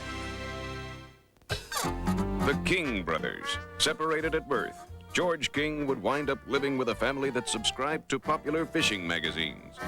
James went to a family that subscribed to the Wall Street Journal. As the years passed and the boys grew, George spent most of his time in front of the television, watching fishing shows, while James read the journal like a sponge, absorbing ideas, insight, and getting a real sense of the opportunities surrounding him. 28 years later, George lives at home with his parents, while his brother James started a B2B web company, got mezzanine financing, and went public with a record first-day pop. Food for thought, especially since you can get 13 weeks of the Wall Street Journal for just 57 cents a day. That's 25% off the regular subscription. Subscribe now. Call 800-249-8500. That's 800-249-8500. The Wall Street Journal, Adventures in Capitalism. Celebrating the new millennium. This is CNN. The Earth spins on its axis. Depending on where you are, the speed varies. If you're in Rio de Janeiro, the Earth is moving 955 miles an hour. And Bernie, why is that significant? Because it is. And Rio, formerly the capital of Brazil, it is now Brasilia, but these cariocas, as they call themselves in Rio, are very much aware that they are the center of attention. And right in the middle of them all, Charles Iwi. You know why, Bernie and Judy, they call them cariocas? It's an Indian phrase meaning white houses. Those are the white houses that the Portuguese explorers built right here on the beach in Copacabana when they explored and discovered Brazil 500 years ago. This is the 500th anniversary of Brazil, and you can see part of the crowd of at least 3 million people on the beach here at Copacabana, one of the famed beaches of the world. Of course, they're dressed all in white as part of that carioca tradition dating back. A lot of people have been going into the surf. You can see down in the distance carrying flowers, tossing flowers into the surf. This is part of the mysticism surrounding this culture, which is a mix of Indian, Portuguese, and African cultures. This is a 70 to 80% Catholic country, but there are a lot of people here who observe some of the mysticism and some of the cult traditions, and this is part of that. They are tossing flowers into the water, sprinkling champagne on the beach, in offering gifts to La Mancha. She is the goddess of the sea, the so-called queen of the sea. Less than a half hour now. In fact, just a little bit more than 25 minutes to midnight here. And when midnight hits, there's expected to be a spray of fireworks, 20,000 fireworks in all, as the sky lights up here over Rio. Now, there are a lot of tourists here, in addition to millions of Brazilians. In fact, in addition to the 3 million Brazilians here on Copacabana Beach, there are about 2 million more at other beaches nearby. Lots of tourists. These two fellas are from Canada. Yes, sir. My name is Mark Zanetti. Kyle Murdoch. What do you think of the celebration? I think it's phenomenal. I mean, the mass amount of people, the firework display that will be happening very shortly is supposed to be incredible. Very happy to be here. Any thoughts about the millennium and being here in Rio for the millennium? Oh, it's very peaceful. I've heard lots of rumors about people being robbed and whatnot, but it's nothing like that. Everybody's very friendly. Everybody's getting along. It's a great time. And these people are from Atlanta. What are you doing down in Rio? We're with Delta Airlines crew and had a 3-day layover. It's been excellent. So it's not too bad, right? No, it's the best. Yeah, if you've got to work for the millennium, this is the way to go. This is unbelievable. A lot of people enjoying Rio. The weather here, it is summertime. It'll be this way for a number of months. They've been building toward this millennium celebration for more than 3 years now. No Y2K worries, but people here, frankly, don't care about Y2K. They haven't cared about Y2K for many months here. They're more intent on having a good time and having a good party here, and that's what's going on. They'll be on the beach probably for most of the night. We've been watching people stay on this beach for most of the last 2 or 3 nights in particular. There you see more people going down to the water. This is sort of a combination of Carnival, that famous Rio tradition, and the mysticism and the reverence that they give the new year. This is Charles Iwi reporting live from Rio de Janeiro. Bernie and Judy, back to you. Charles, is the scene the same at Ipanema Beach? Much the same, Bernie, at Ipanema, which is just a few miles away from us here. A little bit more subdued. The main concentration is right here on Copacabana. This is where the thrust of it is. There are 4 stages filled with musicians. A lot of samba music tonight, a lot of dancing going on. and a lot of partying. Okay, Charles Z. Charles indicating that there's no concern or fears about Y2K down there in Rio. And apparently... And there had been earlier, but the Brazilian government is saying everything's going to be fine. But apparently there is a lot of hot contention. A lot of hot contention about whether or not this indeed is the millennium as we orbit the globe. That's right. Arthur Clarke, who's been interviewed at some length here today on CNN, is one of the main proponents of saying we're all wasting our time. We really ought to be celebrating 12 months from now because the end of the year 2000 is when the new millennium really begins. Well, we're going to take a look at the fuss and what it's all about very, very shortly. And we leave you now, though, with pictures of what it looked like when midnight struck in Beijing, when the Chinese welcomed in the new millennium.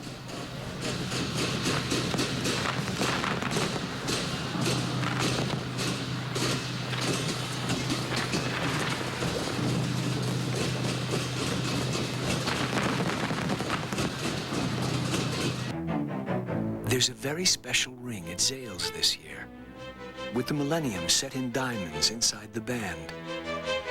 It's an exquisite half-carat diamond solitaire in 18-karat gold for a special price of only $19.99. Think of it. Just as the millennium is turning, you'll have the power to make time stand still. Exclusively at Zales stores or shop online at Zales.com. Well, when I got hurt in this work, glad I had supplemental insurance. Supplemental insurance? What's that? Aflac. Well, even the best insurance doesn't give you cash to cover things like lost pay, other expenses. This does.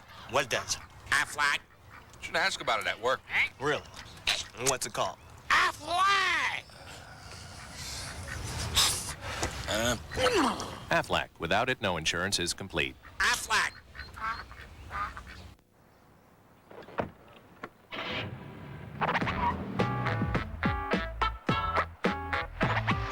Four airbags, a steel safety cage, and a whiplash protection seating system. All the safety you'd expect in a Volvo. At a price you may not. Introducing the Volvo S40. Great walk, huh, Jake? Your next car. I may look young, but I still suffer from hot flashes. I discovered a natural way to deal with it. New Healthy Woman from the makers of Monistat. Healthy Woman's a soy menopause supplement that helps relieve hot flashes in a natural way. New Healthy Woman. Find out why love is the most dangerous thing on the brutal frontier. I cannot live with a man who finds it so easy to kill. Bill Pullman and Diane Lane, The Virginian. See the world premiere Sunday, January 9th at 8 on TNT. This was the scene more than 2 hours ago in Paris, capital of France. Fireworks worked their way up the Eiffel Tower during the countdown to midnight and the new millennium. I don't think there's any doubt in anyone's mind the world is celebrating the new millennium today, but a recent poll finds that 45% of Americans believe the new millennium doesn't really start until January 1st, 2001. CNN's Brooks Jackson has more on the controversy. We are go for main engine start, T-minus 6, 5. Rockets always blast off. 2, 1, and lift off.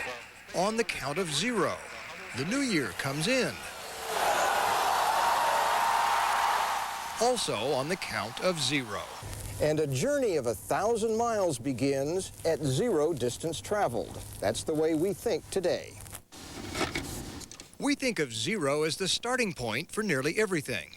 But Julius Caesar didn't when he designed the forerunner of our modern calendar. Romans had no concept of 0. Roman numerals started at 1. And so did their calendars. Year 1 of the Emperor Diocletian's reign was the starting point of Western calendars for centuries, not year 0. And centuries later, when Christian authorities finally renumbered years, starting with the year Jesus Christ was born, they still counted the Roman way. Technically, there was no year 0. The years that we call the years of the Lord, A.D., began with the year 1 A.D.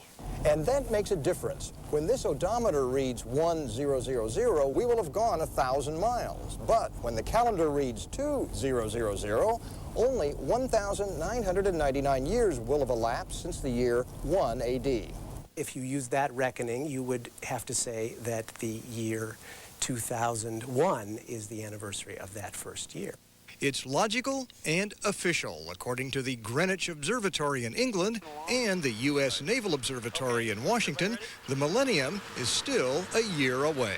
The millennium, of course, doesn't start until January the 1st, 2001. Or does it? In fact, the Christian monk who first renumbered years from 1 AD was a little off. Dionysius Exiguus is his Latin name. Dionysius the Humble in English. He used the wrong date. Scholars say Jesus was born long before 1 AD. The Gospels tell us that Jesus was born during the reign of Herod the Great. Herod the Great, we know for certain, died in the year 4 BC. So Jesus had to be born earlier, perhaps as early as what we now call 6 or even 7 BC. And that means the real millennium arrived back around 1996. So when the ball drops this time, might as well celebrate the millennium belatedly. Brooks Jackson, CNN, Washington. In Las Vegas, there's more than gambling going on. When we come back, we'll go there live to tell you about some talented people getting ready to welcome in 2000.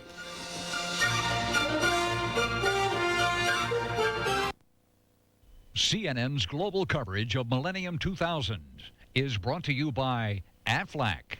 Without it, no insurance is complete. Well, when I got hurt and missed work, glad I had supplemental insurance. Supplemental insurance? What's that? Aflac. Well, even best insurance doesn't give you cash to cover things like lost pay, other expenses. This does. What does? Aflac? Should ask about it at work. Really? And what's it called? Aflac! Aflac. Without it, no insurance is complete. Aflac!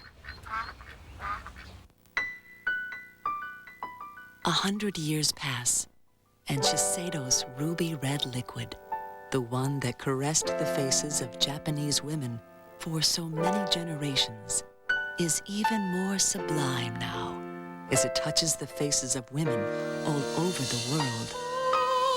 In this new century, this era that empowers a woman to live life to the fullest and help create a more beautiful world, Oidermean is at home here, gently, thoroughly working to create more beautiful skin. 100 years pass, and time leaves so much less of its mark now on a woman's skin. The beauty of time gone by and the splendor of things to come are all mixed together in one bottle. From Shiseido. How do you measure success?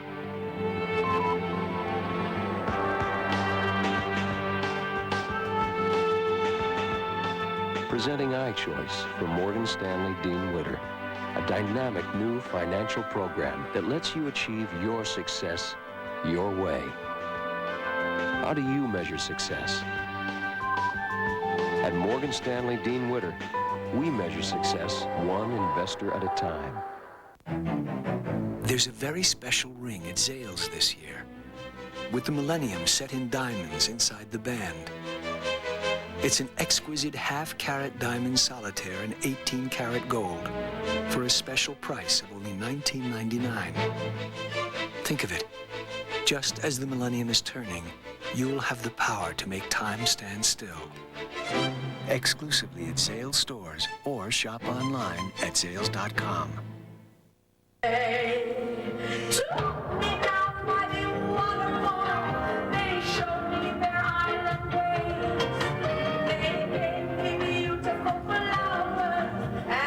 The one and only Bette Midler rehearsing for her performance tonight in Las Vegas. You know, it's a marvelous outrage that so many talented people have assembled in the city for this millennial show.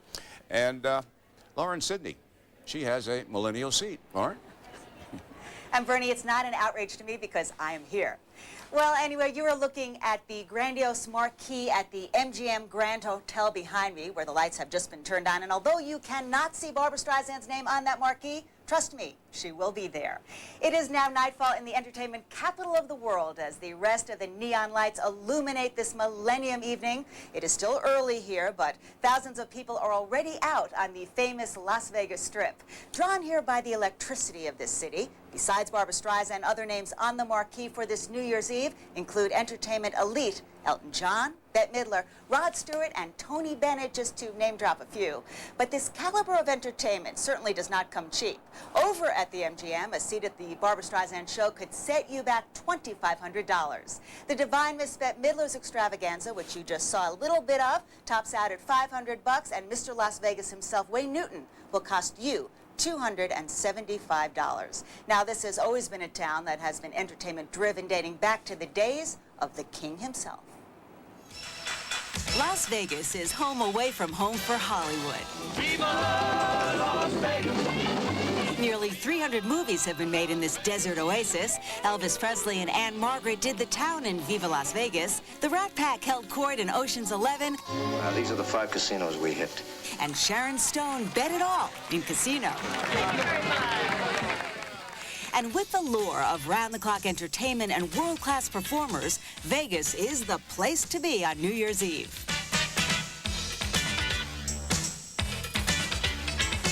It's going to be something special. You'll have 1 million people at each corner and yelling and screaming. And now here he is, Mr. Warmth himself, Don Rickles.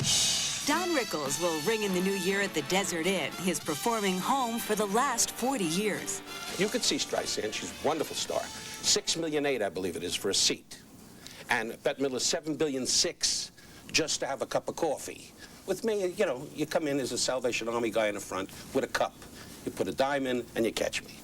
Barbra Streisand is a big draw at the MGM, and Santana, Stevie Nicks, Rod Stewart, Elton John, Tina Turner, and Bette Midler are all celebrating New Year's Eve Vegas style.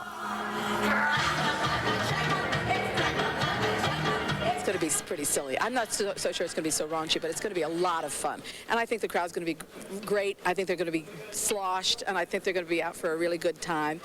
As in previous years, hundreds of thousands of visitors are expected to surge onto the Strip, including newlyweds and Elvis wannabes. It promises to be a millennial hunka-hunka burning love.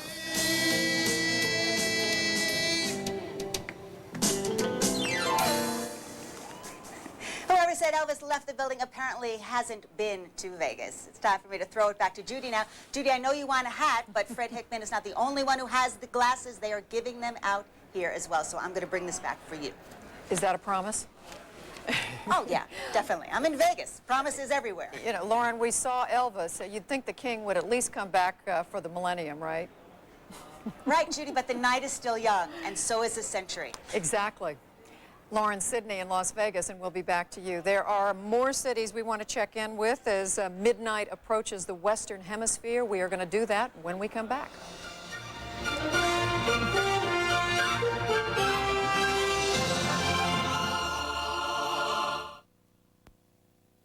CNN's global coverage of Millennium 2000 is presented by Lincoln, American Luxury.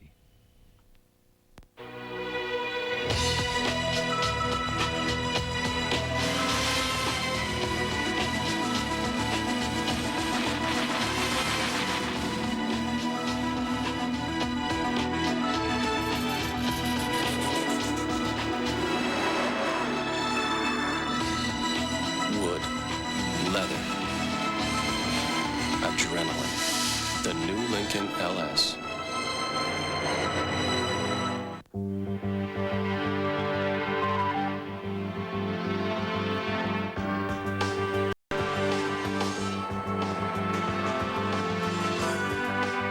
In any business, there can be only one priority.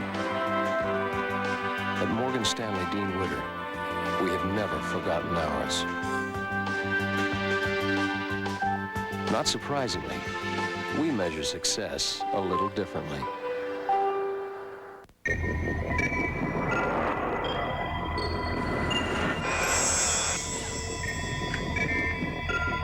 Stand by, I'll be ground, X-ray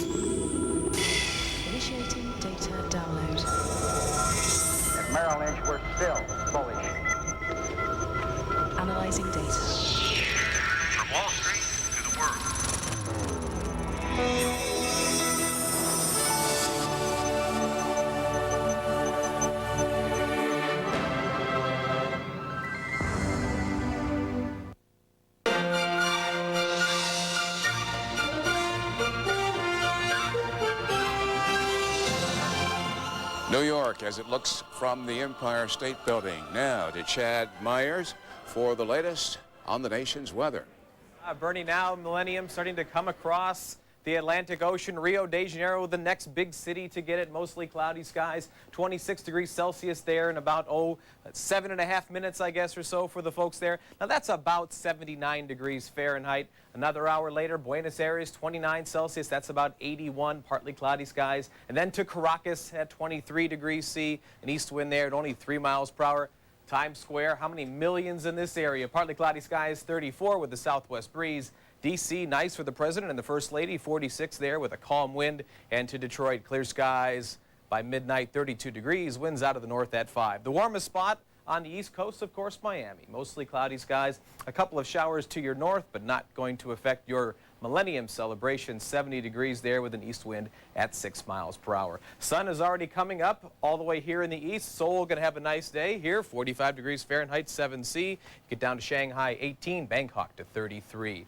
Partly cloudy skies across most of the east. Very, very pleasant as the sun now comes up even across the south. And to Brisbane, 30, 87 degrees Fahrenheit, Alice Springs to 34. Very mild across all of Australia with a couple of showers on your northwest coast. Temperature is going to be mild too across all of Europe. Not as windy as it's been across Europe the past couple of days. Berlin gets to 39, 4 degrees C. Very pleasant across all of Europe again for which turns into today. Judy, back to you. Happy New Year. Happy New Year to you too, Chad. It looks like the kind of weather that makes people want to go out and celebrate. We have a question for you, whether it's an entertainer or a politician or a humanitarian. Who are the people you admire most from this last century? Well, that question has been asked, and joining us now from Princeton, New Jersey, the man with some of the answers, Frank Newport. He's the editor-in-chief of the Gallup poll. Frank. Good evening, Judy. Happy New Year to you. We can show you a couple of different ways we can answer your question. Gallup's been asking people who they admire most for 50 years, and we compiled who's been at the top of that list the most during those 50 years, from 1948 on.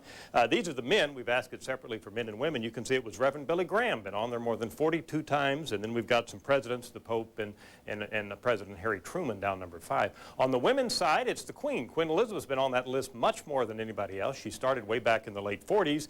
Jackie Kennedy, Mamie Eisenhower, Margaret Thatcher, and Margaret Chase Smith, the senator. But we went back just a few weeks ago and asked Americans, all right, let's look back over the entire century, whether or not the person is living, and say, who is it that lived in this century that you admire most? And those are the results here that we are revealing for the first time tonight. Very interesting results. Here's the 6 through 10, the bottom half of the top 10 list, starting from the bottom: Winston Churchill, Eleanor Roosevelt, Pope Paul John II, Billy Graham, and Franklin Roosevelt. Billy Graham and the Pope are the only two on this top 10 list that are still living. And here they are. These are the top 5 people that Americans tell us that lived at any time during this century that they admire more than anybody else. Helen Keller, woman who overcame great obstacles. Albert Einstein won the Time Person of the Century Award. John F. Kennedy. And then very rewarding, we think, for the American public, the top 2 people are people who did not go after self-aggrandizement or wealth or money themselves, but the people Americans admired most who lived in this century are people who tried to help others. Reverend Martin Luther King Jr. was number 2, and the one person that lived in this century that Americans now tell us they admire more than any other, Mother Teresa, the selfless nun in India who spent her life helping the poor and the sick. That's where we are. Merry, Happy New Year to all of you. Back to you, Bernie and Judy. Thank you, Frank. Happy New Year. And we heard the mention of Reverend Dr. Billy Graham. Larry King will be interviewing Billy Graham in a matter of moments. There's much more to come on our live coverage as we look at the memorial in Washington in preparation.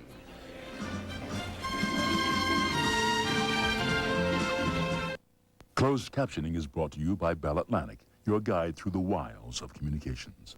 On a Millennium 2000 Burden of Proof special, Greta Van Susteren presents Justice for All, a debate on the merits of universal laws, only on CNN. Hi, my name's Anthony Sullivan, and here's another great invention for around the house. It's called the Tap Light. If you've ever fumbled around in the dark looking for a light switch, then those days are over. Tap Light conveniently sits or mounts anywhere. Just tap and you've got light. It's a clever design. Tap Light is easy to find, even in pitch black. It's perfect if nature calls in the middle of the night. Tap Light provides perfect ambient light, so you can see without being blinded. And when you switch Tap Light off, your eyes will readjust quicker, making it easier to fall back to sleep and eliminating accidents that are caused by trying to find your way in the dark. Not to mention that everyone else will stay sound asleep. You can wall mount tap lights as well for places where you need just a little extra illumination but don't have a light fixture, like this closet, and they're a lot more convenient than flashlights. Place them around the house as and when you need them. Night lights are expensive, and recent studies suggest that children under the age of 2 who sleep with a light on are at greater risk of developing myopia or nearsightedness. Tap light gives you the right light where and when you want it. Tap light is battery operated and can go anywhere. And use it to illuminate a dark stairwell or provide light for an outdoor party or walkway. Whatever the weather, it makes no difference. Tap lights are water resistant too. And kids love the tap light. They're great for nurseries and they adjust so they're within easy reach. Tap light can even replace a broken interior light in a car, RV or boat and is safer than candles for a storm that knocks out the power supply. Similar lights cost up to $10 each. Call now and you'll get 4 tap lights for $19.95. That's less than $5 a piece. But if you call in the next 10 minutes as part of this special introductory offer, we'll include an extra 2 tap lights free. That's 6 tap lights for $19.95. So call the number on the bottom of your screen right now. Remember, call in the next 10 minutes, get 6 tap lights for the amazing price of only $19.95. This offer won't last. Have your credit card ready and call 1-800-490-3636. That's 1-800-490-3636. Celebrating the new millennium. This is CNN.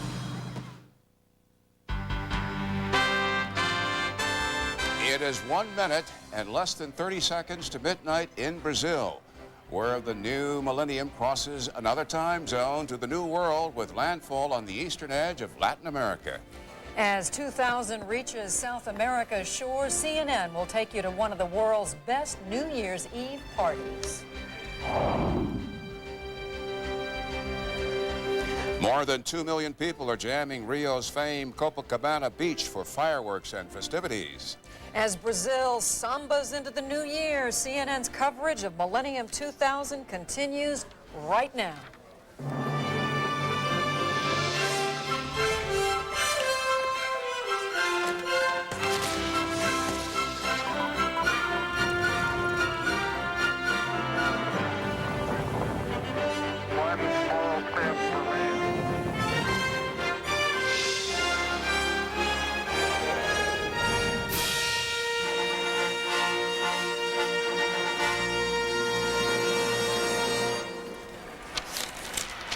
This is Larry King in Los Angeles. It's midnight, approaching in the Western Hemisphere, and the first city to get it, major city, is Rio de Janeiro, Brazil, Copacabana Beach. There is the scene. It's summer in Brazil, and it's 5 seconds to go. Let's watch together.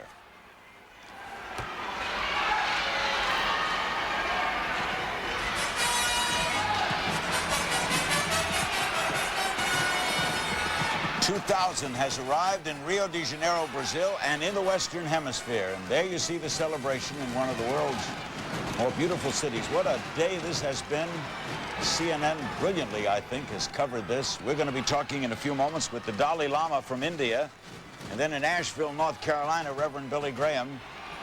We're going to check in momentarily with Charles Ziwi, who is on the scene in Rio de Janeiro. And there's the fireworks going off at Copacabana Beach. Rio de Janeiro, Brazil, 2000 has arrived.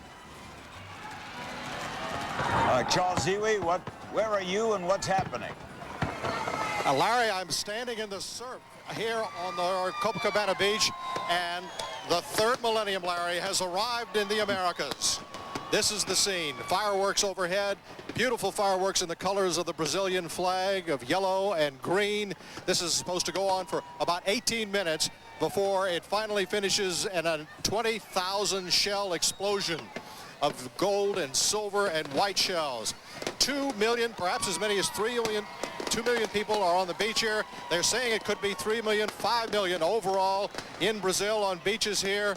Tourists, Brazilians alike. They call them cariocas. This is a country that is celebrating what it hopes will be a new birth of its economy in the new millennium. Brazil has long been considered a third world country, but the president of Brazil told me today he hopes this New Year's marks the end of that this country will go and become a modern country. This is still a country, though, where most of the people earn only 165 reals a month. That's about the equivalent of 75 US dollars. So here's the scene. This party is expected to go on all night long. Larry? Thanks, Charles. There's the scene in Rio de Janeiro, Brazil. That is, as he said, it's expected to go on all night long. It is summer there, isn't it, Charles? It is summer, and what you're watching right now, Eric, this is a tribute that most Brazilians who are wearing white down here on the beach engage in. They are throwing waters, this woman dousing herself with champagne. This is in a tribute to La Manja. She is a mythical god of the sea. This is a custom that is a couple of hundred years ago, perhaps older here in Brazil. It is meant to bring good luck and health and happiness in the new year. This is a combination of Carnival and New Year's and the biggest party you've ever seen all rolled into one here. It's summertime. People have been enjoying the beach. No Y2K worries here. People have been more intent on having one heck of a party, and you can see they're doing that right now. One other thing, Charles, why the white? Why is everyone in white? It has to do with tradition, Larry. They're called cariocas, which is an Indian term that means white hut. When the Portuguese first discovered Brazil and settled Brazil 500 years ago, and this, by the way, is the 500th birthday of Brazil, they built white huts on the beach. It's an Indian term that got adopted here. That's why they're wearing white tonight. And as you reported, no glitches at all, no Y2K problems at all. Not so far. The officials here knew several weeks ago, after doing dozens and dozens of tests, that things would be okay here. They ran tests on all their key systems, air traffic control, the banking system, the phone system, the 911 system, emergency systems, and they all passed. So they knew several weeks ago that there would be no problems here, and certainly the lights are still all on right now. But frankly, I don't think too many people on this beach right now give a hoot about Y2K. Have they been following this coverage from the early hours in other cities? You know, it's funny because a lot of people here in Brazil watch CNN, watch you, watch our coverage. So doubtless they have been watching all night long and all day long this coverage as it built toward this moment for them. But as midnight approached here, they started streaming down toward the beach by the tens of thousands. And as I say, the officials here have been organizing this celebration, have said that they expect at least 3 million people along Copacabana Beach, was about 2 miles long, shaped in a crescent here in Rio, and another 2, maybe 3 million on other beaches in Brazil. Thanks, Charles. Charles Ziwi on the scene. Rio de Janeiro, Brazil. It's the year 2000 in the Western Hemisphere. We're going to be going out to Sarnath, India, to talk with His Holiness the Dalai Lama. There he is at the Central Institute for Higher Tibetan Studies. At the bottom of the hour, we'll be joined by Reverend Billy Graham. Your Holiness, is this a new millennium for you in the Muslim year? Do you celebrate this as a year for your holy day? Oh, yeah. Just sort of normal days now already happen. We enjoy one new day. So actually, I'm just wondering, so what kind of feeling at your place, just waiting new day, new millennium? By the way, the delay is caused by the fact that we're on a satellite and His Holiness is in a really remote area of India, so that's the reason for the long delay. By the way, where are you? Where is Sarnath, India? And what is the Central Institute for Tibetan Studies? I'm here in a place called Sarnath, where, you see, historically, Buddha taught his teaching, Four Noble Truths, about 2,500 years ago. So we consider this place is something very sacred. So I'm very happy from this such sort of holy place to talk with my old friend, Larry King, you there. Hello. It's an honor to have you. Do you believe, in your faith, what does Christ represent? Oh, please repeat, not very clear. Do you, Please what repeat do you, your question. all right, do you believe that, what do you believe Yes. Jesus Christ was? Was he a prophet? Was he a Messiah? In your faith, who is Jesus Christ? Oh, from the Buddhist viewpoint, of course, such as Jesus Christ, you see, I mean, should not be ordinary person. These, you see, great masters who really make sort of, I think, immense impact in human being, in human mind, in order to improve, in order to be a sincere person or good person. So therefore, it's such masters we consider either Buddha's manifestation or some Bodhisattvas. So that's our sort of belief. We'll be right back with more of the Dalai Lama in India, and as we go to break, Times Square is now less than 3 hours away from bringing in the new year. They have got a tumultuous crowd there, and we're going to show it to you as we take a break on our coverage of the new millennium on CNN. Watch.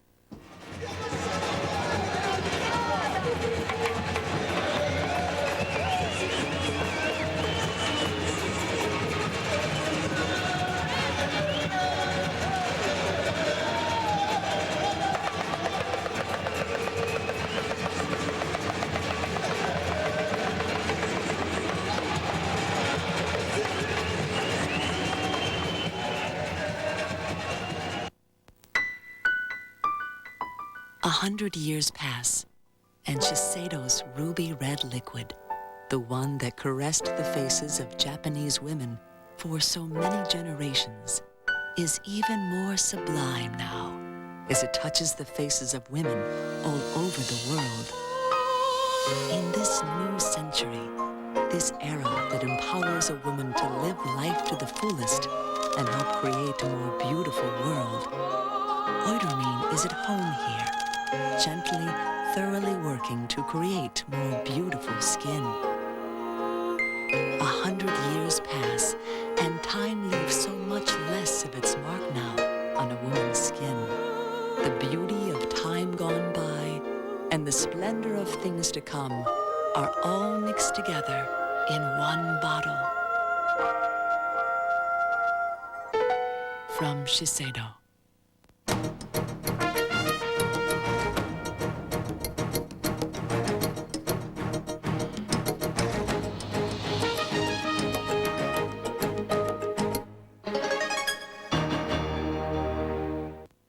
On a Millennium 2000 special, Miles O'Brien and John Zarella shoot for the stars with a look at the future of space exploration. On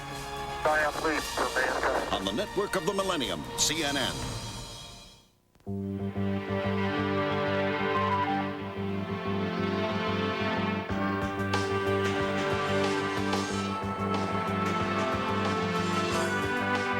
In any business, there can be only one priority. At Morgan Stanley Dean Witter, we have never forgotten ours. Not surprisingly, we measure success a little differently.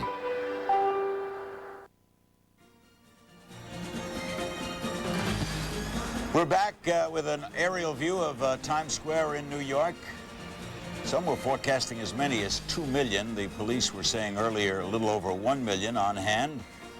There's the famed Empire State Building right front and center as New York City gets ready to celebrate. New York's been doing this a long time. First time was in 1904. Only had it postponed 3 times. 1917, World War I.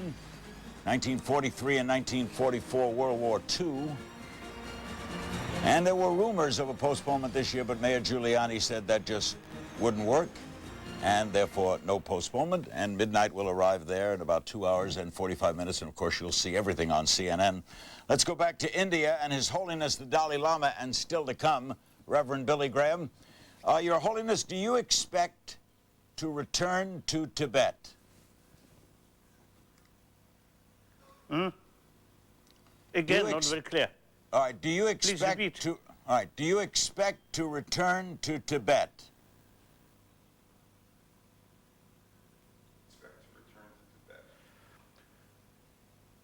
or judging from the changing global level, and also the judging the transformation within the People's Republic of China, and also other side, the Tibetan spirit, very high, and also worldwide sort of support and sympathy. Therefore, the long run, I'm optimistic. But for the temporary, yes, inside Tibet, the situation is very serious and very grave, such as human rights violations, and then also the damage of environment.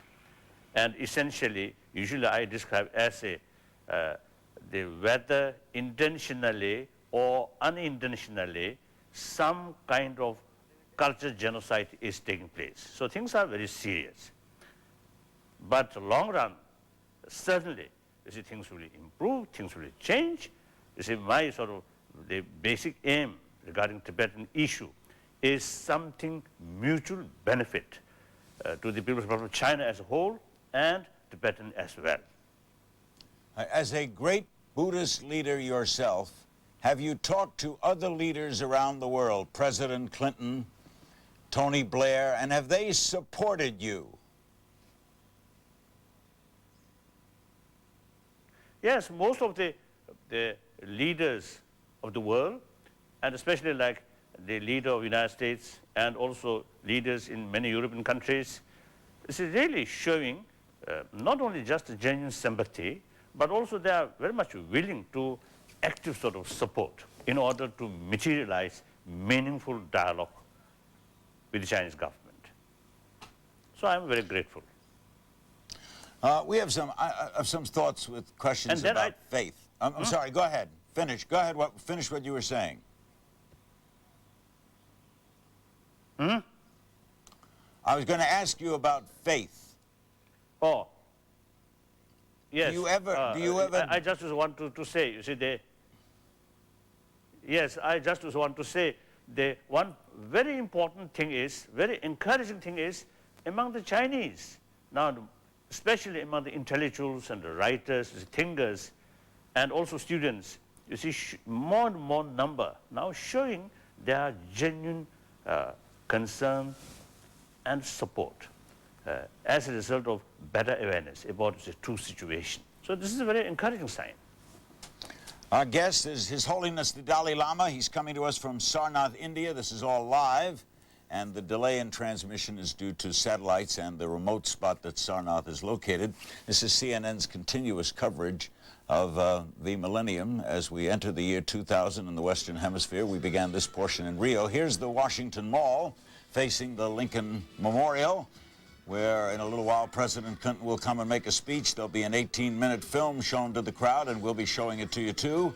Prepared and directed by Steven Spielberg. He told us all about it a couple weeks ago on this program. We'll be right back. Don't go away.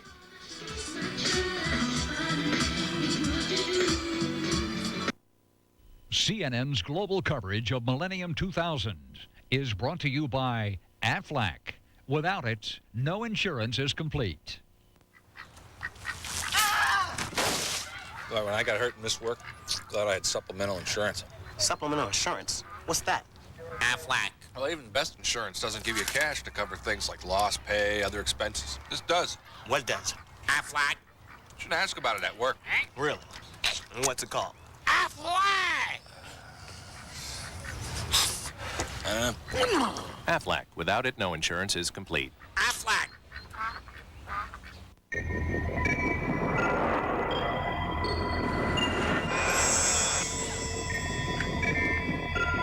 Stand by, heavy ground, X-31, ready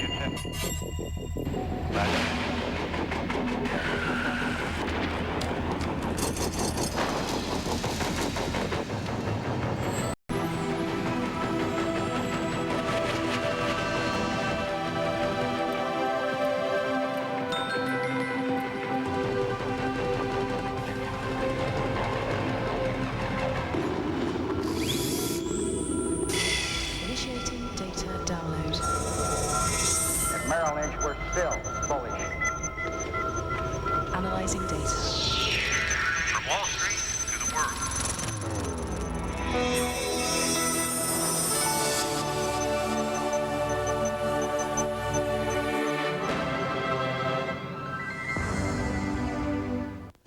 how to make money using Investors Business Daily. Since I've started using Investors Business Daily, I've at least doubled or tripled my investment results. IBD has helped me profit in the market tremendously. I made 100% on my money. Call to receive your free 2-week trial to IBD and also get free the new video, Maximizing Your Success. Investors Business Daily. Buy it, use it, and profit. Start making money today. Call 800-398-1572. Call now.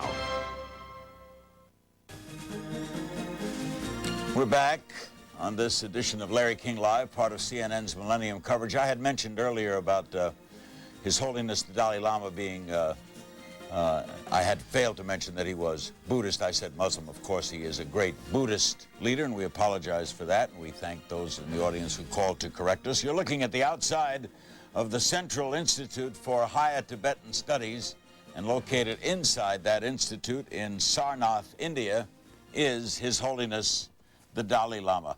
Are you, Your Holiness, are you optimistic about religious tolerance? Do you think we're going to be a better world in the years ahead?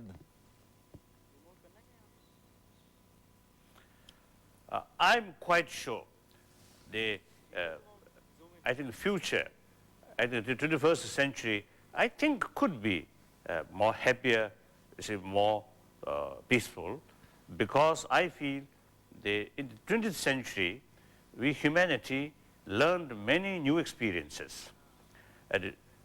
Some are very painful experiences, such as violence on the basis of religious faith, or too much, I think, narrow-minded nationalism, things like that. So therefore, because of these experiences, we humanity, I believe, becoming more mature. So therefore, the 21st century, there is, I think, real sort of potential to be more harmonious, more closer understanding, especially among the religious community. I think because of our greater opportunity interact each other, learning from each other. So therefore, I think there are real sort of, I think, good possibility, to have better sort of understanding, I should say, closer relation. Through that way, we can make greater contribution for benefit of the humanity and also environment. Your Holiness, do you ever question your own faith? Do you ever question Buddhism? Oh, yes. Although your question not very clear to me, but it seems that your question is that whether I have some doubt or question towards Buddhism. Then correct. Like Four Noble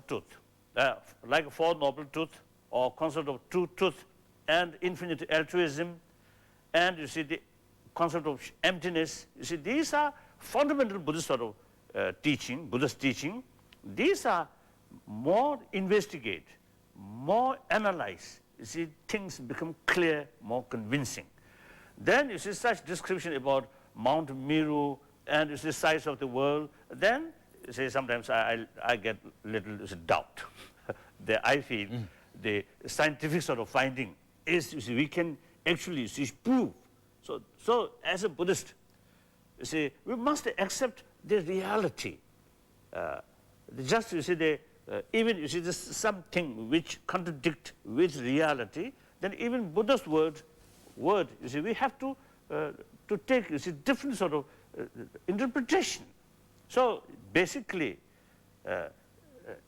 we, as a follower of Buddha, have some kind of liberty and right, is it, to put question towards Buddha's own word. We're going to take a break and come back and with our remaining moments with His Holiness the Dalai Lama, and then we'll talk with Reverend Billy Graham, who was just announced a half hour ago on the Gallup list of the most admired people of the past century. He finished number 7, and he's been at the top of that list more times than any other person, male or female. Billy Graham in a little while. Back with some more of the Dalai Lama. This is Larry King, and this is CNN's Continuous. And I think giving this network, if we can pat ourselves, I think they've been doing a sensational job all day long of bringing in the millennium. Back with more after this.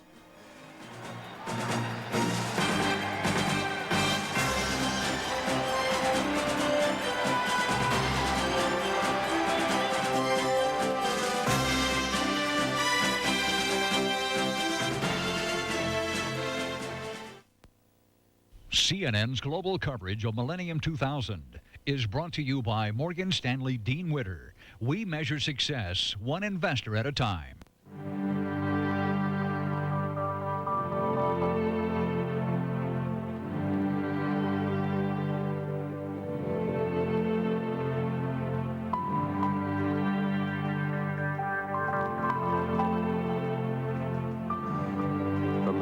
That has always valued the individual above all else, comes the most individual way yet of achieving success. Presenting iChoice from Morgan Stanley Dean Witter. A whole new level of personal service that lets you achieve your success your way. How do you measure success?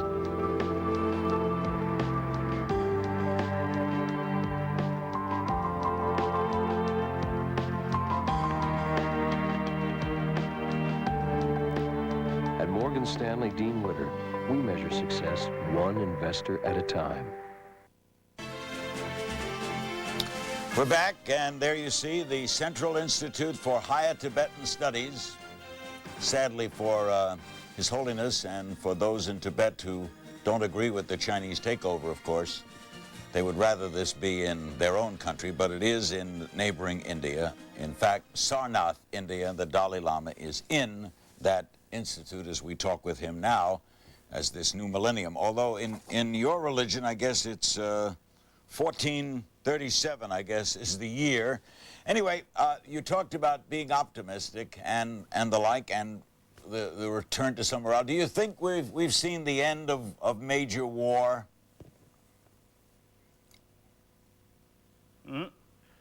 I think now modern time, I think the world becomes smaller and smaller. So under these circumstances, I believe the concept of we and they as something independent, completely separate, you see, that concept I think gone. So whole world is just like one entity. Therefore, the concept of war, I think outdated. Concept of war means one side 100% victory, other side defeat. Now that no longer there, the reality. The destruction of your neighbor is destruction of yourself. So therefore, if we think seriously, I think the concept of war is now outdated. So therefore, I usually sharing my view to my friends that the 20th century, whether we like it or not, it become like century of bloodshed, century of violence. Now we learned many things. Therefore, we should looking forward the next century as a century of dialogue, because you see the problems, contradictions always there, but then in order to solve the problem, using violence, using force is counterproductive. Therefore, only practical, according to reality, through dialogue, they understand or respect others' view and try to find mutually agreeable solution. That's the only way. So therefore, I'm optimistic. Now, future, I don't, of course, there's some small scale, you see, violence here and there, that unavoidable. But I think large scale, I think we can avoid. Thank you very much for sharing this time with us. And whatever year it is in your faith or whatever, Happy New Year to you. And long life. Thank you. His Holiness the Dalai Lama from Sarnath, India, from the Central Institute for Higher Tibetan Studies. Let's go now to London, where our own Christiane Amanpour is standing by. She has covered this scene tonight. You've covered a lot of events. Where does this one rank in areas of spectacular, Christiane? Well, I think really spectacular. You know, the British claim that there is no millennium started officially until it happens here, because this is Greenwich Mean Time, the 0 hour to which all the rest of the world pegs its time. So when midnight struck here, the British promised the biggest and the best firework display, the biggest and the best party, and people were not let down. There was an enormous fireworks display, and inside the dome where I am now, there was a lot of acrobatic singing. The Queen was there. She opened the dome, the Millennium Dome, which has been built over the last few years. It's the largest roof structure in the world. There you see the Queen, who's about to try to hold hands with Tony Blair and her husband Prince Philip as they're singing Auld Lang Syne. She opened the Millennium Dome officially, and by the way, in a few hours' time on New Year's Day, which it already is, it actually opens to the public. These are invited guests there. In any event, outside the dome, along the river, along all the bridges and up into Big Ben, there was a spectacular fireworks display that started as Big Ben started to chime down the midnight hour. It went on for 15 minutes. There were 40 tons of fireworks, and it was just the most amazing thing Londoners have ever seen. About 2.5 million people, according to the police, jammed both sides of the River Thames to watch this. Right now, the official partying is winding down. The police have said that the people have to disperse from the Thames. They were having, street parties there, and now they're moving off to either go home or to go on to nightclubs. But the official street parties and here at the Dome have ended, but the feeling is still in the air, Larry. And Christian, Greenwich, I remember driving from London. Greenwich is like a suburb of London, isn't it? It's very close. Yeah, it is. I mean, it's Greater London, if you like. As you know, it was chosen more than a century ago to be standardized time, mostly because at that time, time was dictated by commerce. Commerce was mostly by ship, and 70% of the world's shipping traffic originated here in London. So it's stuck since then. And one other thing, Christian, no glitches, no problems in the area of worry, Y2K and the like? No, the British were going to great lengths to tell people that there wouldn't be any glitches. There was, in the last few days, one glitch that we heard about in terms of credit cards were not recognized as people tried to swipe them, a certain number of credit cards. But so far, no glitches, and the government is certainly hoping that there will be no glitches at all, because even if it doesn't manifest itself straight at midnight, they're hoping it doesn't in the days to come. Thank you, Christian Amanpour, on the scene in Greenwich, the suburb of London. And as we go to break, we'll show you scenes of fireworks a couple hours back in London, England. And then we'll meet the 7th most admired man in this century, according to a poll by Gallup, Reverend Billy Graham. Back after this.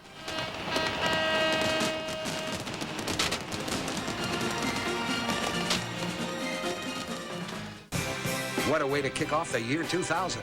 Monday, Larry's very special guest is Monica Lewinsky. That's Monday, 9 Eastern, only on CNN. Hi, I'm Wilford Brimley for Liberty Medical. I'm a diabetic. I know how serious this disease is, but I also know a way to help control it. Check your blood sugar and check it often. And Liberty makes that easier. If you're 65 or over, on Medicare and diabetic, call Liberty right now. They're the country's largest Medicare mail-order diabetic testing supply company, and they make things simple. They bring your supplies right to your door. Then Liberty bills Medicare and your insurance company. That's right. No money up front and no more forms to fill out. Diabetes doesn't have to take over your life. Check your blood sugar. Check it often. See, there's just no reason not to. And call Liberty. They're professionals, and they can help you live a better life. For more information on free home delivery, call 1-800-358-3174. Celebrating the new millennium. This is CNN.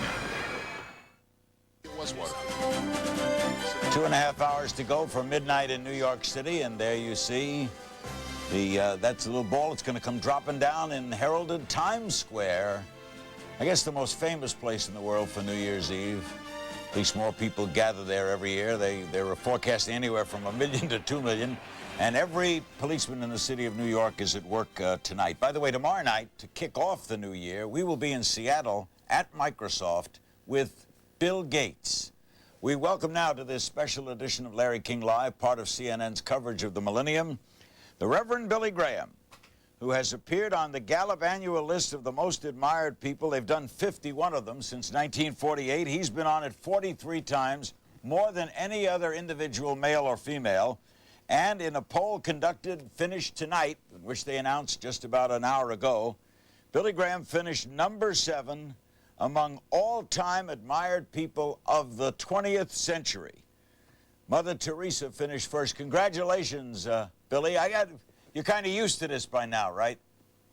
No, I never get used to it, and I'm not sure I accept the results of the poll, because I don't think I am that high in the poll. Do you know the Dalai Lama, and what did you think of what he had to say? First of all, I was staying in the same hotel with him a few years ago, and he had one of his aides ask me if I would have dinner with him that night, and I agreed immediately, and I was honored to be invited. But it was the same day that they announced from Scandinavia that he had just received the Nobel Peace Prize, and he left immediately. I never had the dinner. What did you think of what he had to say about war and peace and optimism? I think he had some good things to say. And I didn't agree with everything, but I agreed with most of what he had to say, except this. I think there is going to be, according to the prophecies of the Bible, wars and rumors of wars till the end of time. And I don't think there's anything that can change that except the human heart, because I think the change has to come from within us. And it's not the guns, and it's not the atomic bombs that do the harm.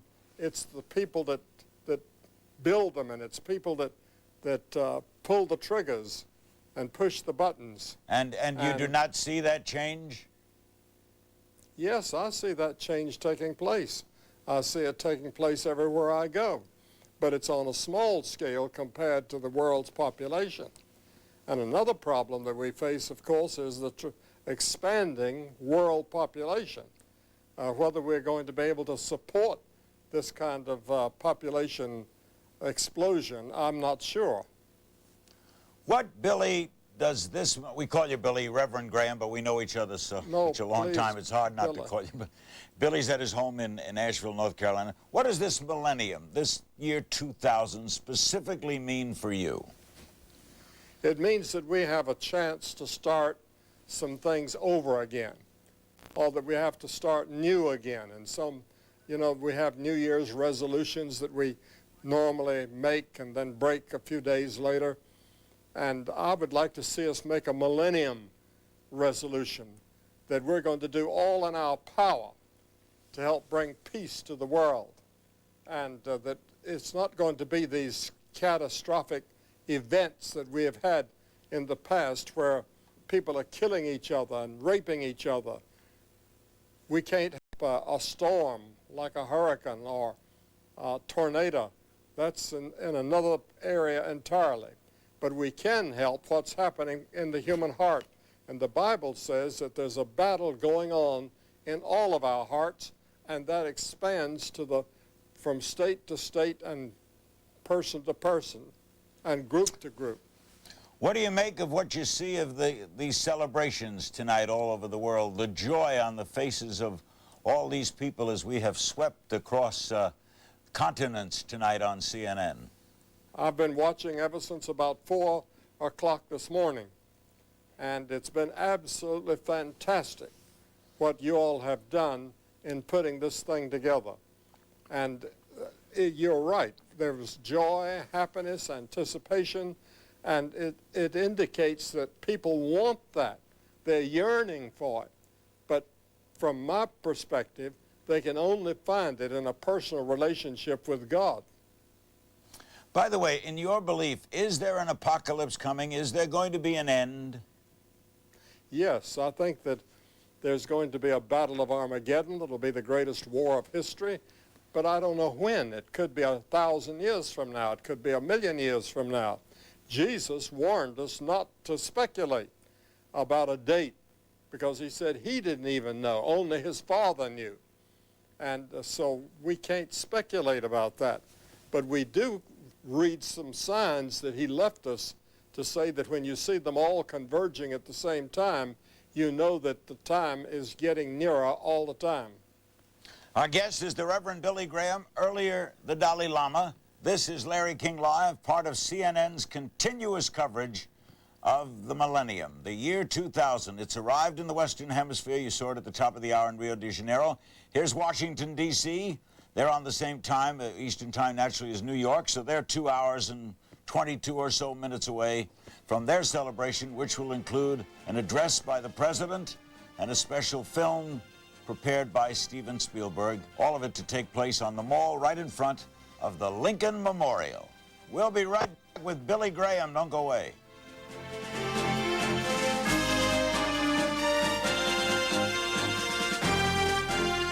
CNN's global coverage of Millennium 2000 is brought to you by Zales, the diamond store. Forever starts today with a diamond from Zales. There's a very special ring at Zales this year, with the Millennium set in diamonds inside the band.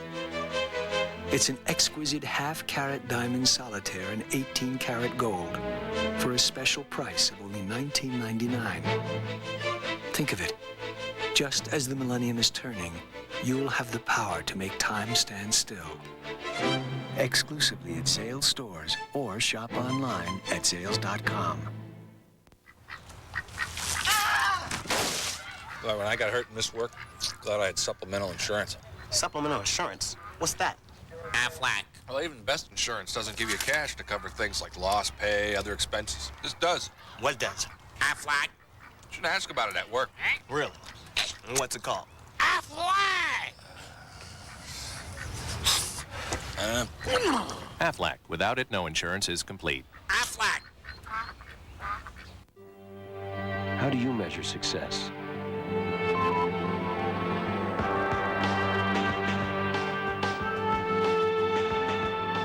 Presenting iChoice from Morgan Stanley Dean Witter, a dynamic new financial program that lets you achieve your success your way. How do you measure success? At Morgan Stanley Dean Witter, we measure success one investor at a time. You have 17 voicemail messages.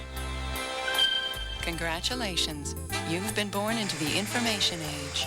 So you can be guaranteed that all kinds of useless yada and endless blah-bitty-blah will be constantly hurled at you from every direction. Unless you get lucky once you learn to read, and someone gives you a lifetime subscription to USA Today. USA Today, not the most words, just the right ones.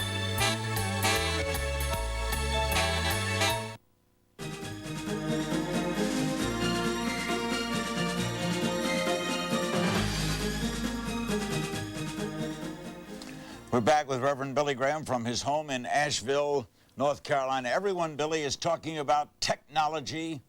Tomorrow night we'll be with Bill Gates at Microsoft. There was no Microsoft 20 years ago. Everyone in this new millennium say it's going to run the world. Are you frightened by it at all from the religious standpoint? How do you feel about it? I'm not frightened at all, but I am disturbed that more people are being robbed of their faith in God because their faith is now in the technology. That technology can do it all, but it can't. And Bill Gates, I'm sure, would agree with that. In fact, I talked to him for just a few minutes in New York when the Time magazine had their big event there at Radio City. And I can tell you that I think that Bill Gates is not necessarily a religious person, and I applaud him for the money that he's giving away. But I think that Bill would agree that something has to happen inside of man to change our attitudes, and that technology alone cannot do it. What do you do, Dr. Graham, to overcome your own as a human being and a thinking, intelligent human being, to overcome those moments when you doubt, when you see Caracas, Venezuela, and 50,000 people dead, something's got to enter your mind to say, am I right? The thing that enters my mind is that I don't know the answer. And I have to say with all candor, I don't know the answer to many of these great disasters that come to the world. I have a son that gives his time to working in those areas through an organization called Samaritan's Purse, giving away several $1 million a year to help those people and to help them rebuild. And he's in Kosovo and all these places right now. And I'm back of him 100% and follow what he's doing and support it. But I don't believe even that is going to be the answer. It's going to be what he and I both believe, that it has to be a change in the human heart. And that's why Jesus said, you must be born again. But a change in the human heart couldn't change a flood or an earthquake or a hurricane. And when that occurs, how do you feel? I feel terrible. I feel sad. And I feel that I pray to God too, that God would spare them, that God would comfort them, that God would be close to them. And I think many of those prayers are answered. But I have no answer to that will satisfy everybody. Yeah, so if it remains a question to you, it does not affect your faith? No, it doesn't, because I have a personal relationship with Christ in which he lives in my heart. We have the Holy Spirit to lead us and guide us, direct us, and answer many of these questions in our hearts. I have answers, but they wouldn't mean much to the world if I tried to give all the answers. Our guest is the Reverend Billy Graham. In case you missed it, he was voted tonight by the public in a Gallup poll as the 7th most admired person of the century.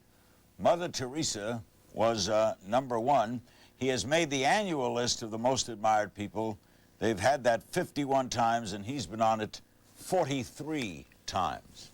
As we go to break in our continuous coverage of Millennium 2000, we'll show you a scene from Las Vegas, Nevada, as they prepare. They're about, they're some time away. They've got about 4 hours and 15 minutes. So there's a lot of people playing in Las Vegas. 3 hours, correct. We'll be right back.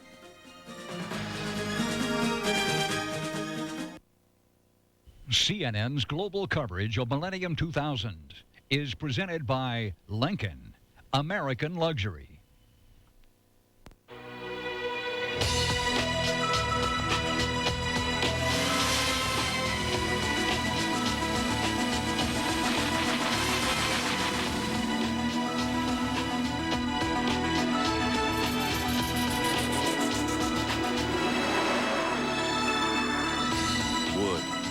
Leather, adrenaline.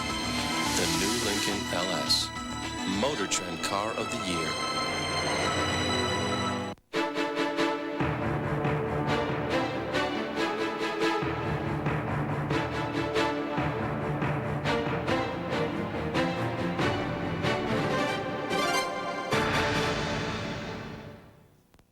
On a Millennium 2000 special, Dr. Steve Salvatore discusses the possibilities of a cure for everything and looks at the challenges of disease prevention worldwide on the network of the Millennium, CNN. How do you measure success?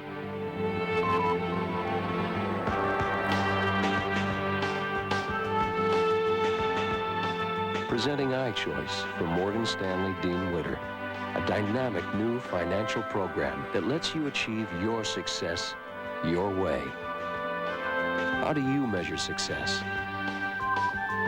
At Morgan Stanley Dean Witter, we measure success one investor at a time.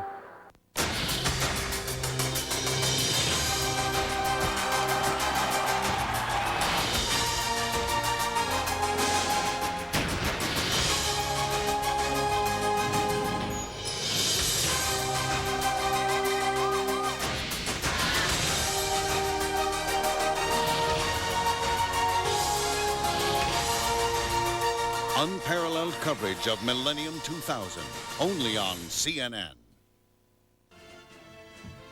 We're back with a live shot of the Lincoln Memorial at the Mall in Washington, D.C., where the president will oversee things, and there we switch to Times Square in New York, and that historic spot to welcome the new year. They've been doing it for a long, long time, and there's the ball. It's going to drop at 1 minute to midnight Eastern time, and you'll be seeing that.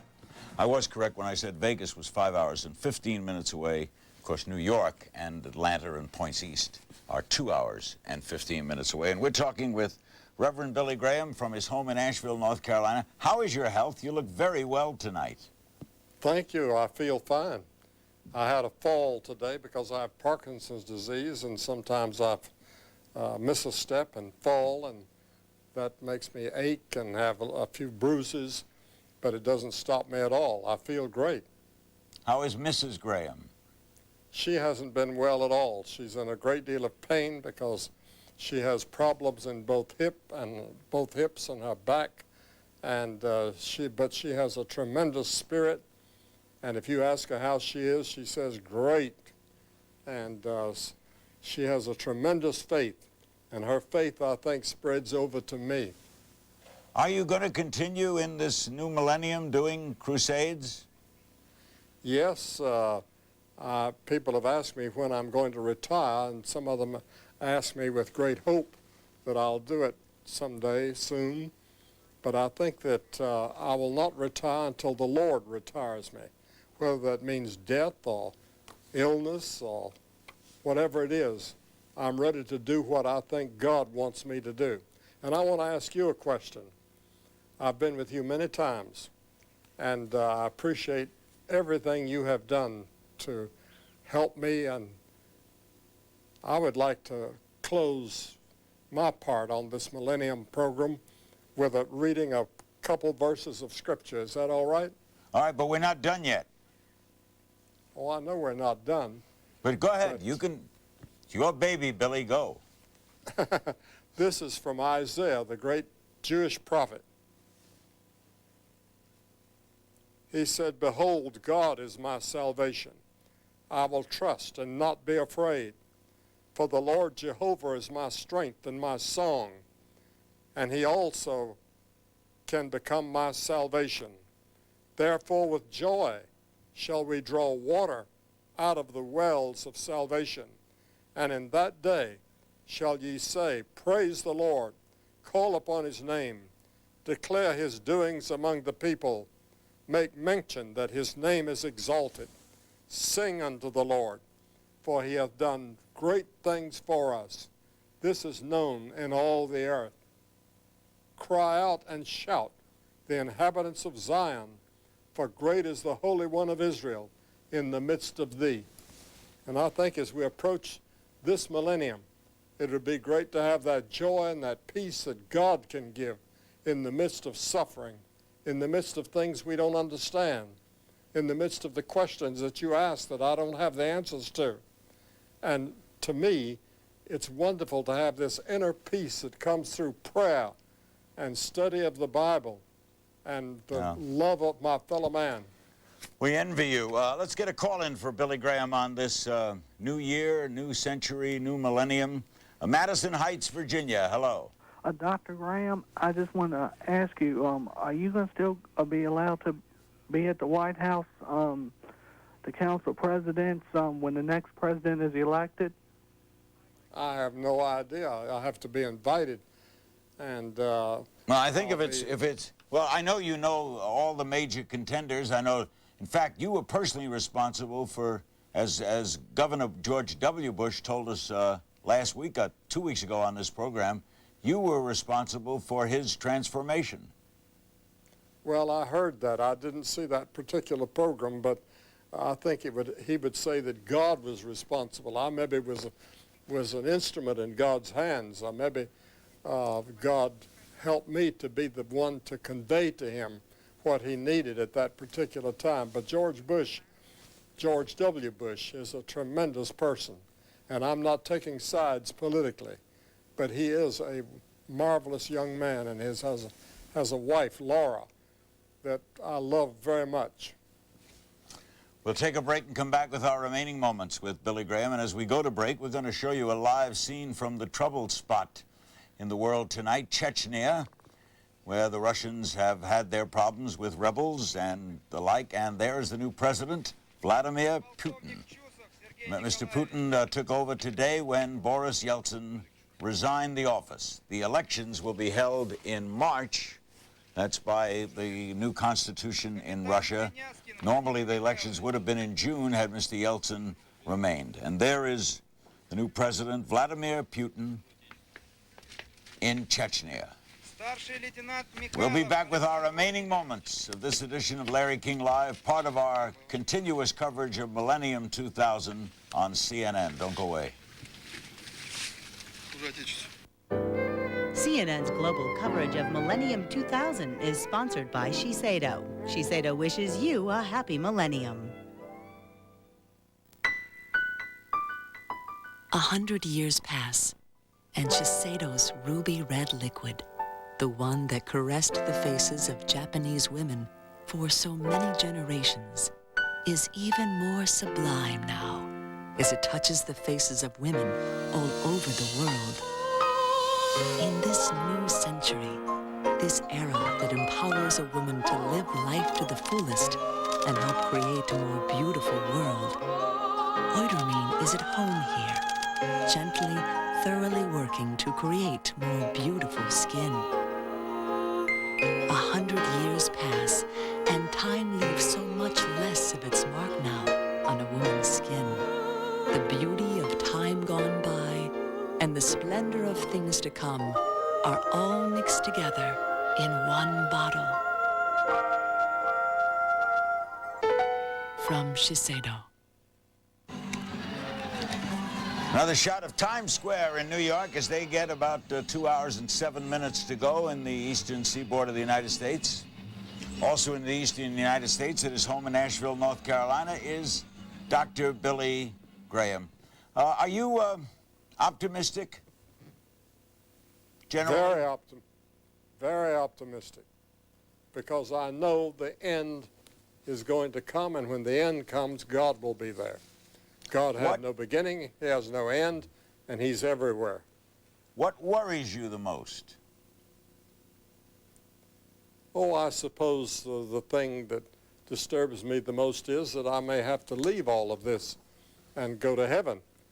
And that gives me great joy and happiness. I'm working on a book right now on heaven. And it's a tremendous world we're going to have in the future. Why does that worry you if you're going to go to a great place, Billy?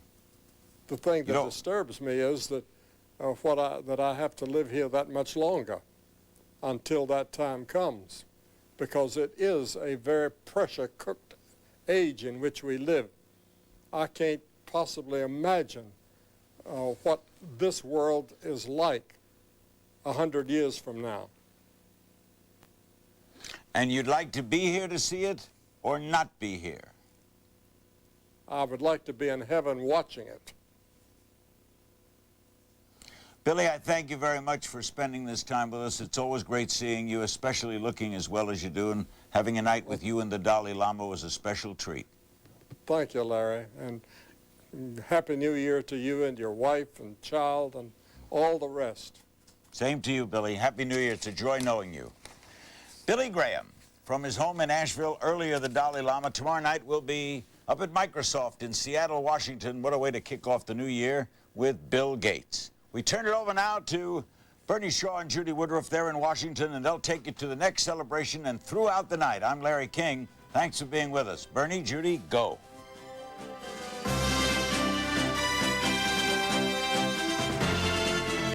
On a Millennium 2000 special, should the West aid or abandon Africa? Jesse Jackson joins F.W. de Klerk for Africa Forgotten, only on CNN. The King brothers, separated at birth. George King would wind up living with a family that subscribed to popular fishing magazines. James went to a family that subscribed to the Wall Street Journal. As the years passed and the boys grew, George spent most of his time in front of the television, watching fishing shows, while James read the journal like a sponge, absorbing ideas, insight, and getting a real sense of the opportunities surrounding him. 28 years later, George lives at home with his parents, while his brother James started a B2B web company, got mezzanine financing, and went public with a record first-day pop.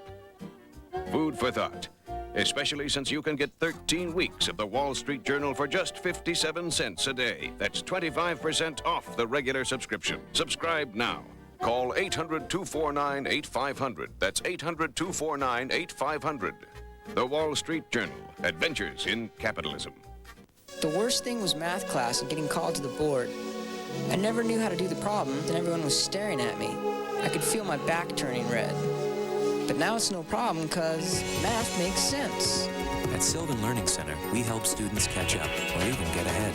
We start with our skills assessment to determine students' strengths and weaknesses. Then we personalize programs for each child's specific needs and learning style. When I had to read out loud, I didn't know lots of the words. Like, I had trouble with island, so I had to sound it out. It is land. And I know I sounded dumb. Sylvan uses certified teachers, and we guarantee results. In fact, 8 out of 10 students improve their math or reading skills by 1 full grade level in only 5 months. Now, I know all the words, and I can just read it straight through, no problem. Sylvan Learning Center offers flexible payment options. So if your child needs help with school, call 800-348-8102. Success is learned. Celebrating the new millennium. This is CNN.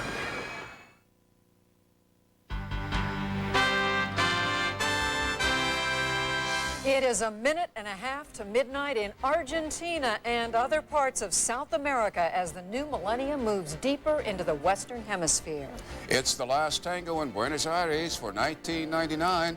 We'll go there live for the party welcoming 2000 to the heart of the Argentine capital.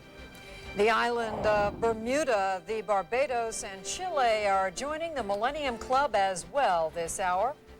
And first up, Buenos Aires, as CNN's coverage of Millennium 2000 continues right now.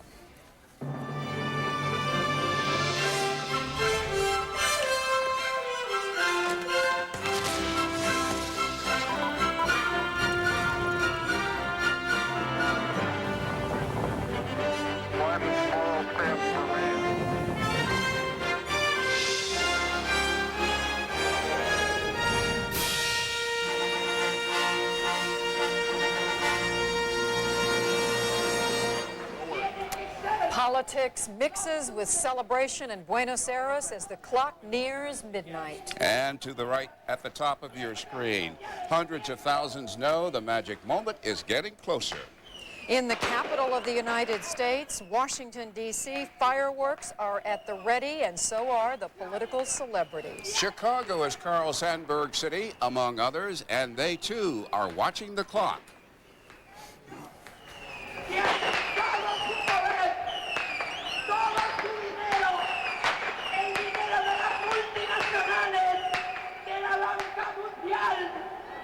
Right now, you're looking at the presidential palace in Buenos Aires, Argentina, where politics are very much close to the surface at all times. Our correspondent and anchor and colleague and friend, Sonia Russo. Sonia, what's going on? This doesn't look like the Millennium celebrations we've seen earlier in our coverage. Not at all, Bernie. We are seconds away from midnight. This is a human rights and political rally right at the heart of Buenos Aires, in front of Government House, the traditional place where people gather for political moments. Not only Evita was here, but for democracy. People gathered here. Now they are gathered to start a new millennium. It is a smaller celebration than expected. It's not the official celebration. That one was cancelled for austerity.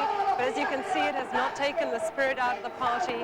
And for this group of people, a poignant moment, because this is the rally remembering those whose lives were lost during military dictatorships 20 years ago.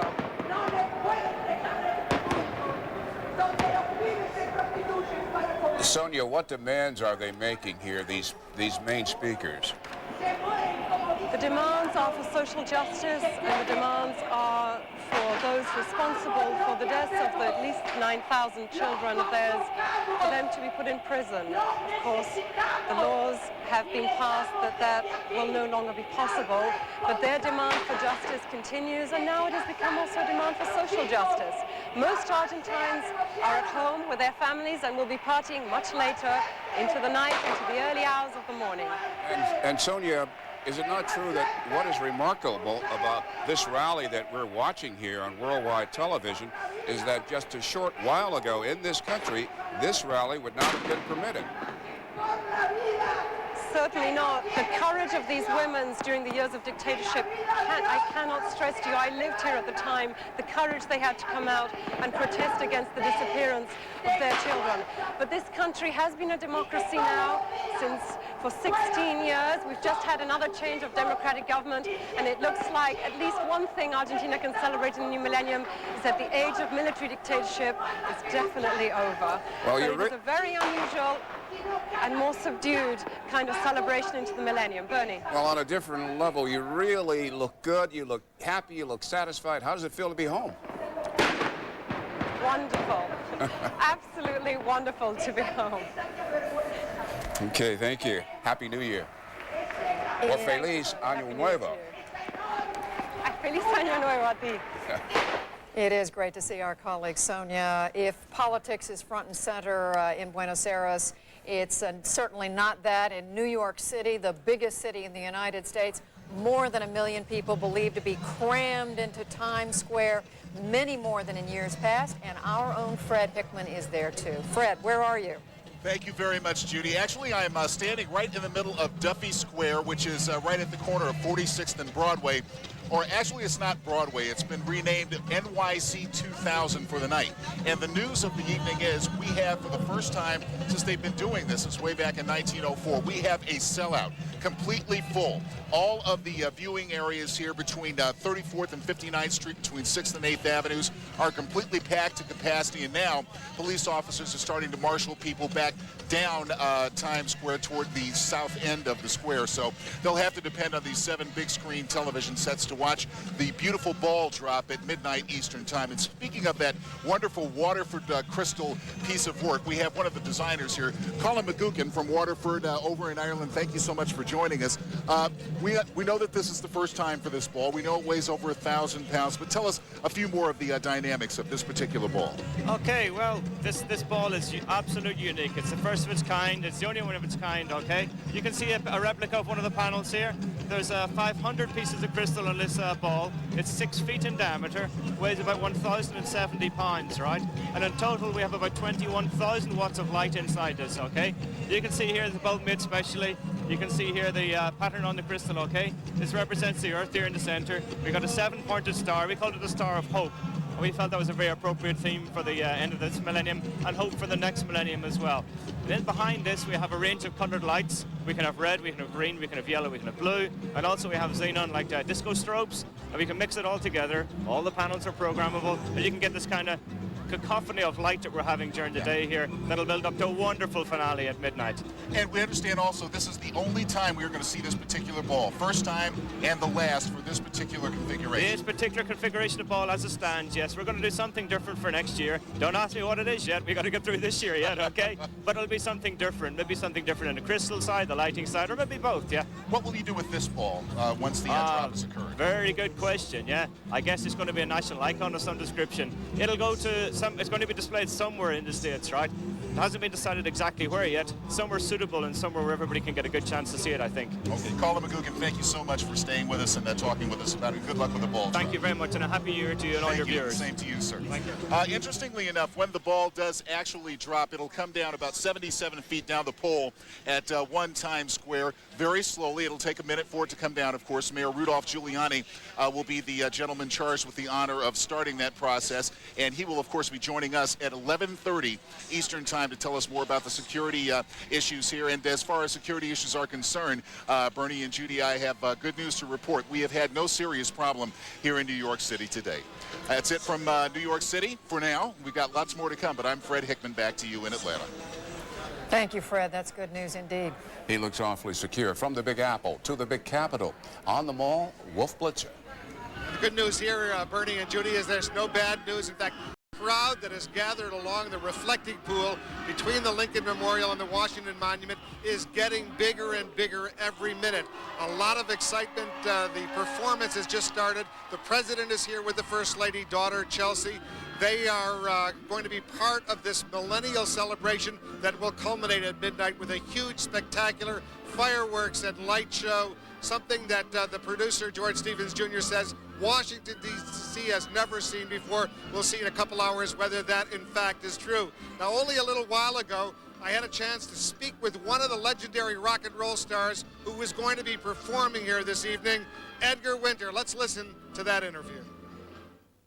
I'll tell you, it is actually really awe-inspiring to be in the presence of such amazing personages. We're ready to rock and roll. Have you ever rocked and rolled with a crowd like this at a moment like this in your long career?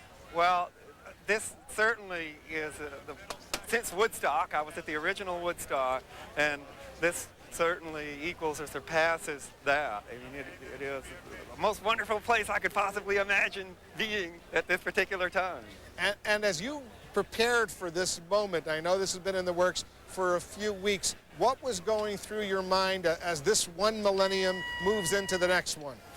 Well, many things. I used to sit in my classroom back in Texas in school and think about the new millennium and wonder if I would still be here to celebrate it with everybody. And as far as this particular show, it's an unparalleled experience and one that I will certainly never forget.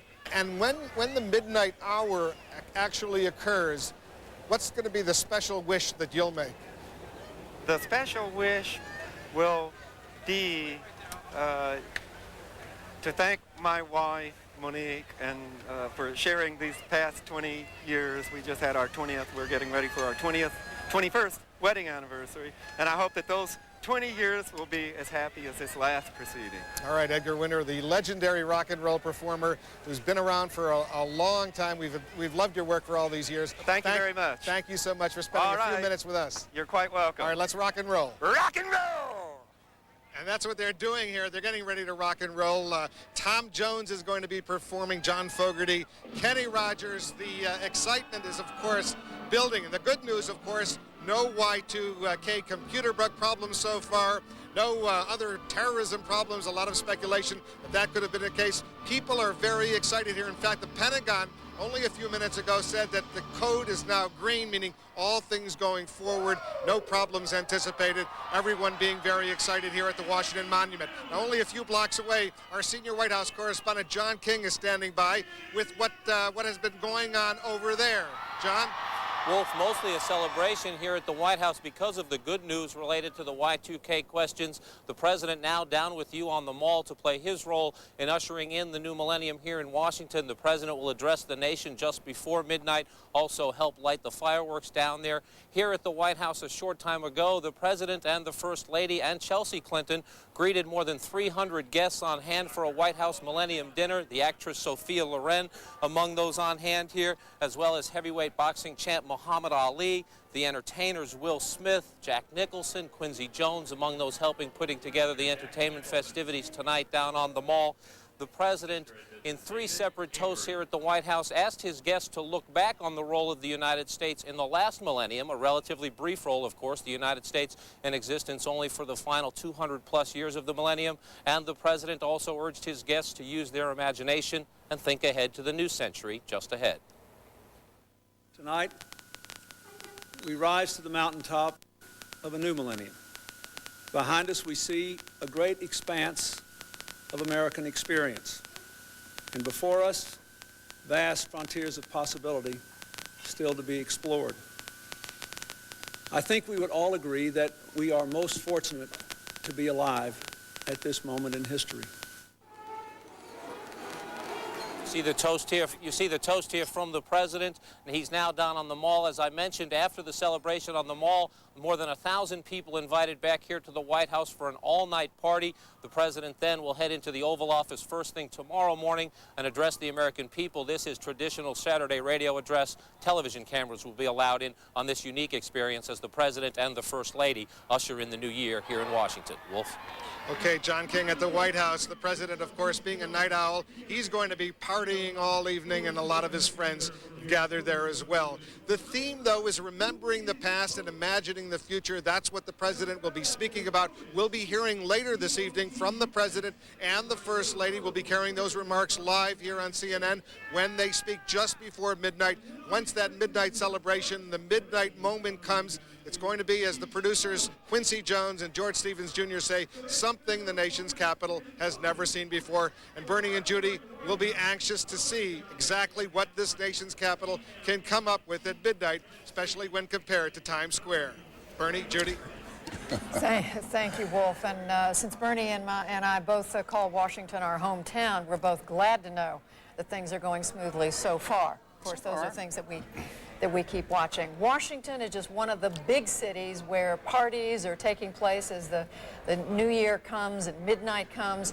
We want you to know, though, that the rest of the country, the United States, is celebrating too, some small places as well as the big places. We're going to take a look at one of each when we come back.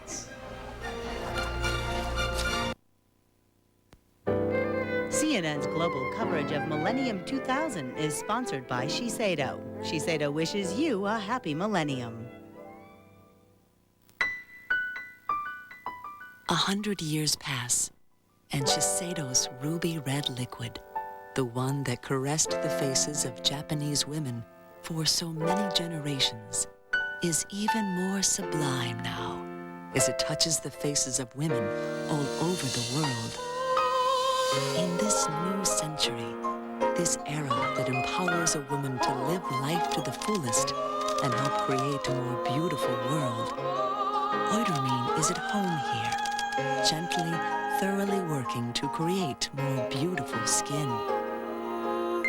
100 years pass, and time leaves so much less of its mark now on a woman's skin. The beauty of time gone by and the splendor of things to come are all mixed together in one bottle. From Shiseido.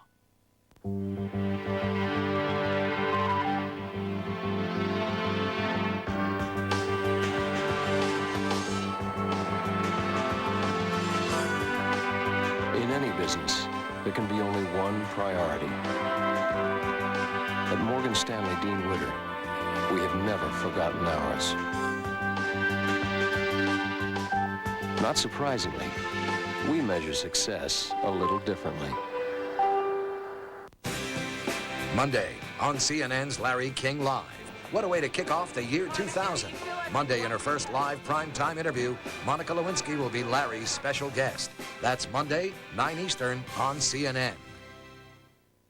On a Millennium 2000 special, join us as we explore the four corners of the world with guests Jean-Michel Cousteau and Steve Fawcett. The future of exploration on the network of the Millennium, CNN.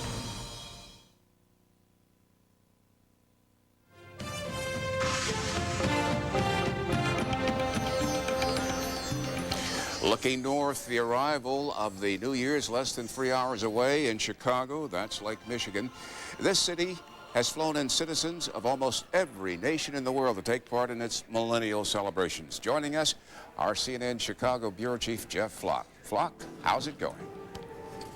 Well, Bernie, I know you know that skyline tremendously well. I can report to you that tonight it is beautiful out along the lakefront, unseasonably warm, about 35 degrees, and expected to stay that way. And soon, in about 3 hours' time, that lakefront will be erupting with what is being billed as the biggest fireworks display in the city's long and storied history. Inside the McCormick Place Convention Center, in a room that is typically an exhibition hall, there are 3,500 places at the ready. They will accommodate people, including, as you report, 2 people from virtually every country and territory in the world. They've all been invited here, flown here, given the keys to the city for what amounts to a kind of a Noah's Ark Millennium celebration. And the curious thing about it is that none of them have ever been to Chicago before. Hey, Lockie. Hey, Lockie, why don't we try and make a snowman? For 8-year-old Lachlan Helling, that's a great idea. It'll be his first. How's that, Dad? Pretty good. Trading sand for snow. David Helling and his son are from the tropical Christmas Island. Well, it's very small. They've come from all over the world, more than 200 countries, to celebrate the millennium in the melting pot that is Chicago. The city has provided coats, hats, and boots to some visitors who never had need for such. It is all this man's vision.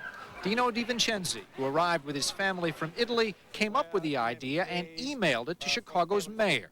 Ordinary people, for the first time, all together to celebrate the change of millennium, for the peace in the world. Peace and joy. They are being instructed in the ways of Chicago's own Millennium Dance. Walk, walk, John Hancock. Count down the millennium clock.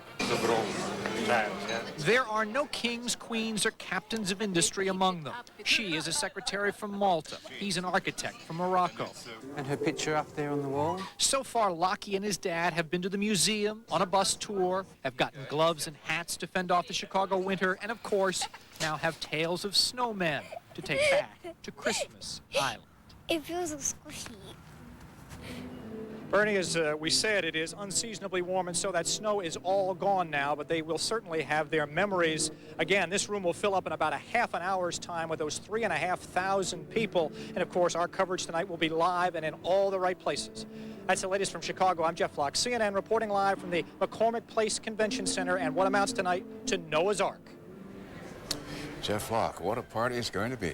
And when that smile is big on Bernie's face, it's because that's his original hometown, yeah. Chicago. Love that city. Well, deep in the heart of the state called Texas, there's a rootin' tootin' small town celebration going on. We're going to go live now to Granbury, about 33 miles southwest, we are told, of Dallas-Fort Worth. Our own Candy Crowley is checking out the New Year's scene in the main square. Hello, Candy. Hi, Judy. What you're looking at right now is really the epicenter of this town of Granbury. It is the courthouse, the pride and joy of this town of about 6,000 people. The big deal tonight will be when that clock strikes 12. They like to tell you that this clock was done by the same people who did the London clock of Big Ben some years after Big Ben was made. What happens here tonight is, first of all, we will hear from country blues singers, which I think you can hear now. Then they will all come out and literally just wait for the clock to come down. They're going to have some fireworks as well. While this is smaller than most of those celebrations you have seen around the world today and this evening, it is no less jubilant. This, of course, we should tell you, and they will tell you the minute you walk into this town, has been named the best town square in Texas. 35 miles southwest of Fort Worth, at the juncture of Business Route 377 and State Highway 144, lies Granbury, Texas, and it is New Year's Eve. We've got a big party on our square. You know, our square was a 19th century square, and it has a beautiful courthouse, 1891 courthouse. Seth Thomas clock in the top, and we're all going to be around that clock listening for it at midnight to see what happens. There's a parade around the square, fireworks over the lake, and black-eyed peas, an old-fashioned New Year's celebration into a new-fashioned age. But still, we have small city values. In this town especially, we have great family structures, which I think are very important to carry into the new century, as well as a new millennium. There's country music inside the Opera House, a dance inside the theater, and hot Dr. Pepper. Granbury's Back to the Future celebration is made to order for a town which rose from the ashes of a dying agricultural economy. Locally quarried limestone buildings dating back to the middle of the 19th century have been restored. More than 24 bed and breakfasts offer housing from the Victorian era to the early 20th century. The history is something that gives us a sense of community here, that gives us a sense of belonging to each other, and I think that's important in the 21st century, to have that sense of knowing where you're at and where you're going. Locals insist that Jesse James died here of old age. Don't tell that to the people in Missouri. And legend has it that a bartender named John St. Helens was really John Wilkes Booth, who wandered into town years after history says he died. With facts and folklore, Granbury has built itself into an historic tourist attraction. A town that time remembered, this evening remembers time. They're not really sure how many people will show up for the midnight peal of the courthouse bell, but some folks wouldn't miss it for the world. If I said to you, look, you've got your choice, you know, you can go to Paris, you can go to New York, you can go to Miami. Granbury. I just want to be in Granbury. It is that kind of place. The town square is beginning to fill up now. So far this evening, they've been in and out of various buildings, taking part in most of the festivities. They don't really know how many people are going to show up. They think maybe 2,000 or 3,000. What they do know and what they do believe in Granbury is that all of them will be family. Judy and Bernie. Candy. Thank you, Candy. It looks delicious. Well, half a country away from Granbury and a whole time zone away in Washington, D.C., there's some action. For that, let's go to Wolf Blitzer. The First Lady, Bernie and Judy, is now addressing this huge crowd here. Let's listen to Mrs. Clinton.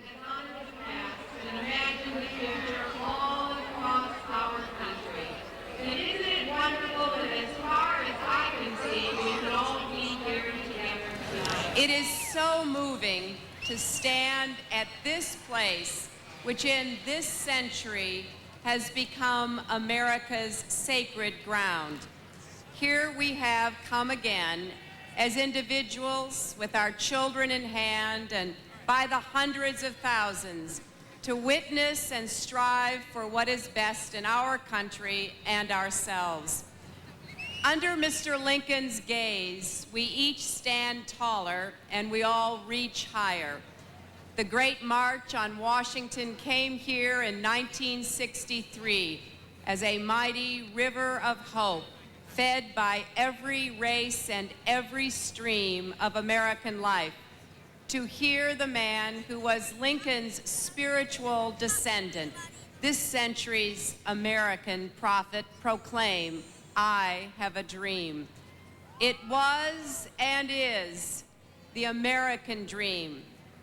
Across the river, on a hillside that looms above this memorial, a single flickering flame in the night marks the grave of the young president who spoke here on the 100th anniversary of the Emancipation Proclamation, and whose funeral passed here on its way to Arlington.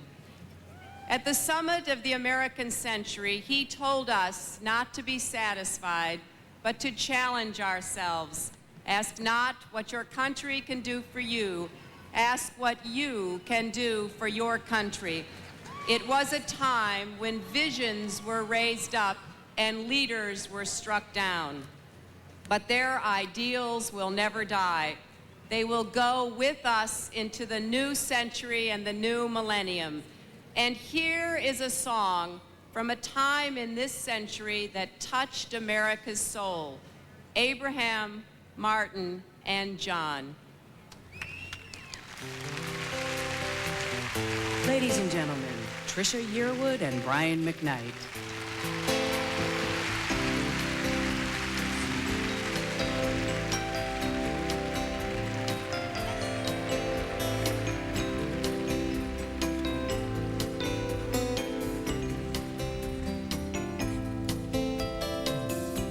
Is anybody here seen my old friend Abraham? Can you tell me where he's gone? He freed a lot of people, but it seems a good die young. And I just looked around and he's gone. Has anybody here seen my old friend John? Can you tell me where he's gone? He freed a lot of people, but it seemed a good die young. I just looked around and he's gone. Is anybody here seen my old friend Martin? Oh yeah. Can you tell me where he's gone? You see, freed a lot of people, but it seemed a good day young. But I just looked around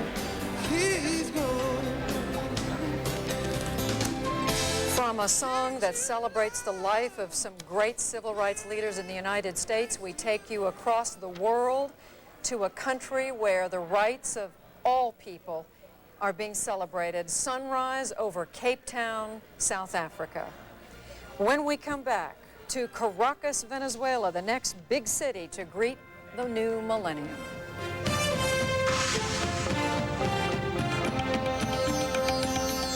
CNN's global coverage of Millennium 2000 is brought to you by Morgan Stanley Dean Witter.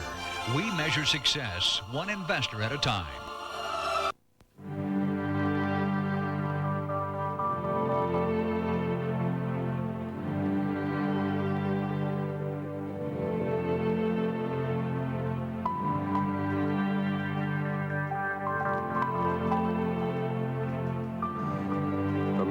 That has always valued the individual above all else comes the most individual way yet of achieving success. Presenting iChoice from Morgan Stanley Dean Witter. A whole new level of personal service that lets you achieve your success your way. How do you measure success?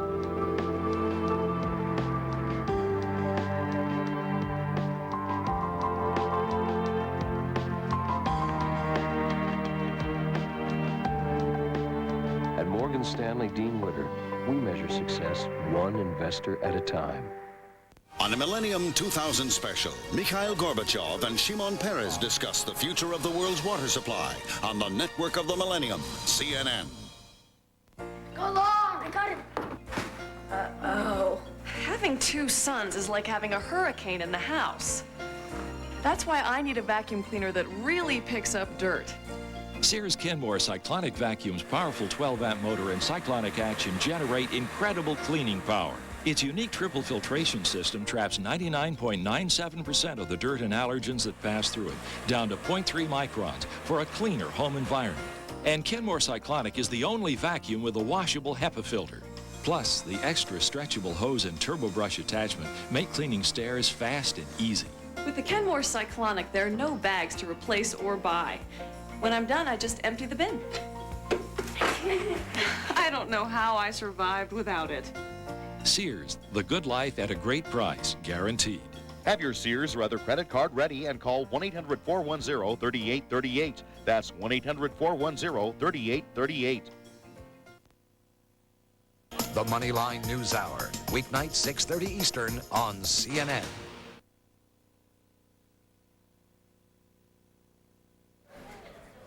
Well, in a matter of seconds, less than 40 seconds, the first Millennium New Year celebration will come in North America, Newfoundland. St. John's claims to be the oldest city in North America, and it's happening right now. Happy New Year. They have one of those clocks, Bernie, that observes the hour on the half hour. Population about 170,000. Canada's most easterly city and capital of the province. Let's stay. Let's listen.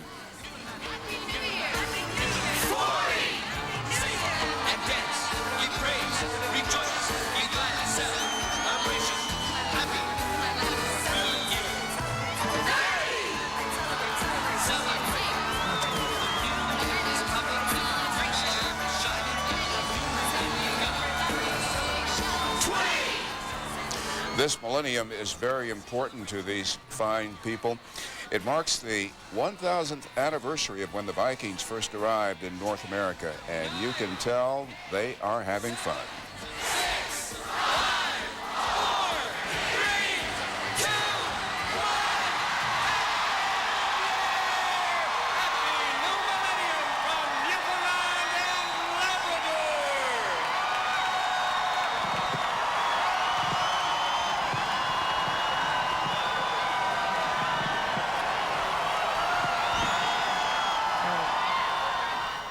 So midnight has rolled across the Atlantic Ocean and it has hit North America. You just saw it in Newfoundland.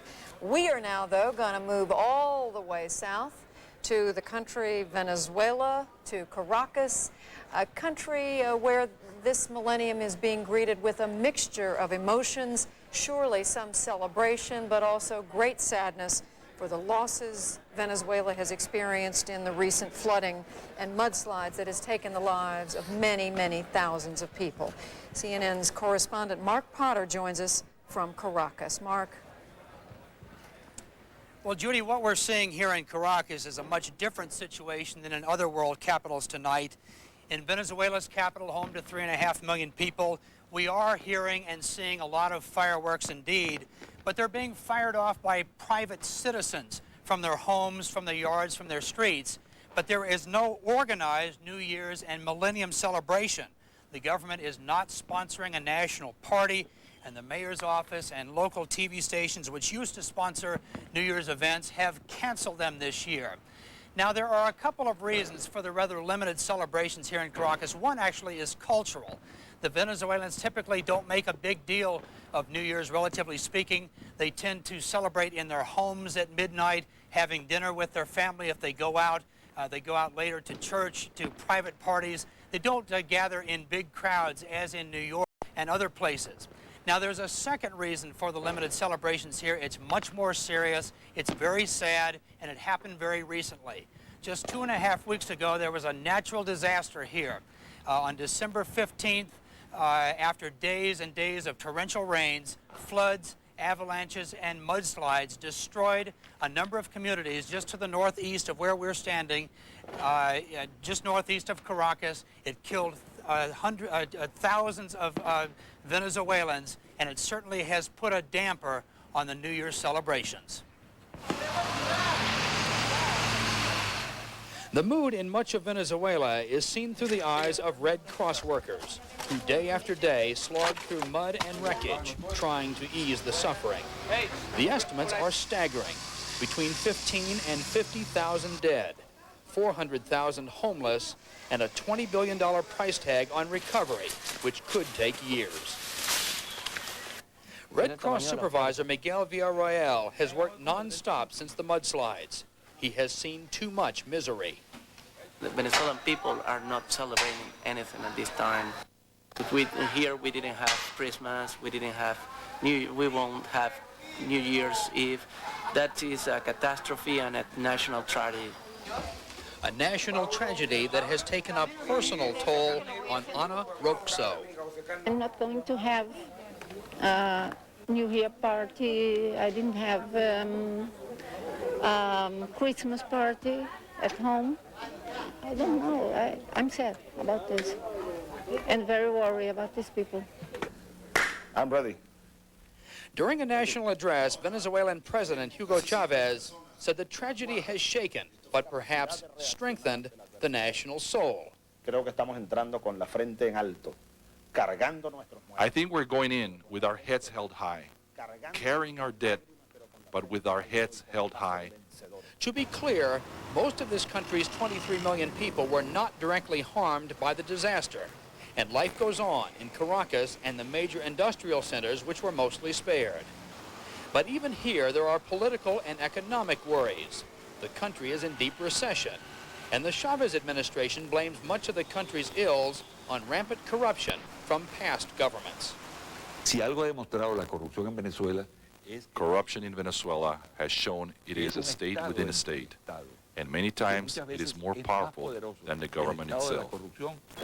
While President Chavez is extremely popular with the poor, 70% of the population, his moves to crack down on corruption, strengthen the military, and solidify his power have raised questions, among others, about the future.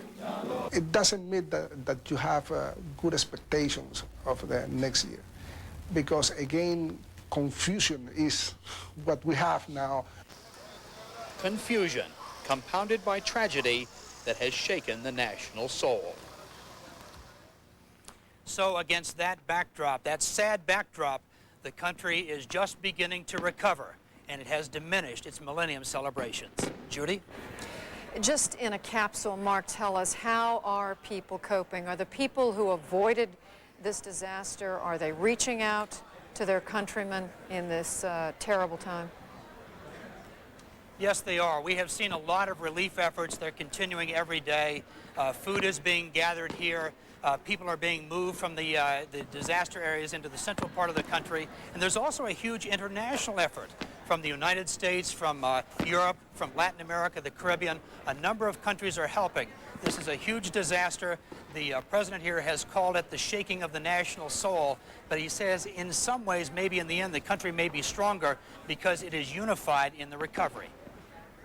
All right, Mark Potter reporting from Caracas, Venezuela, where the clock will strike midnight just about 24 minutes from now. Thank you, Mark. You know, I'm thinking about the movie that Michael Todd once produced, Around the World in 80 Days. Here at CNN, we're taking you around the world in 25 hours. Next stop, Mexico City. But let's look over our shoulders at Vatican skies. This is what it looked like and sounded like as the Holy Father addressed the people down below.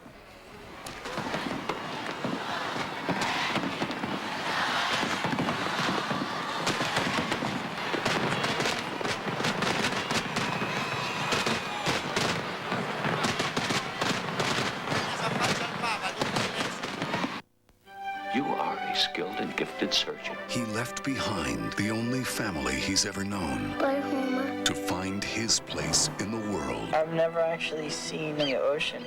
The Los Angeles Times calls it a superb film. And now it's been nominated for 2 Golden Globe Awards. Rex Reed says it's definitely one of the year's best pictures. I love you. The Cider House Rules, rated PG-13. Now in select cities everywhere Christmas Day. Well, when I got hurt and missed work, glad I had supplemental insurance. Supplemental insurance? What's that? Aflac. Well, even the best insurance doesn't give you cash to cover things like lost pay, other expenses. This does. What does? Aflac? Shouldn't ask about it at work. Really? And what's it called? Aflac! Aflac. Without it, no insurance is complete. Aflac! There's a very special ring at Zales this year, with the Millennium set in diamonds inside the band. It's an exquisite half-carat diamond solitaire in 18-karat gold for a special price of only $19.99. Think of it. Just as the Millennium is turning, you'll have the power to make time stand still. Exclusively at Zales stores or shop online at Zales.com.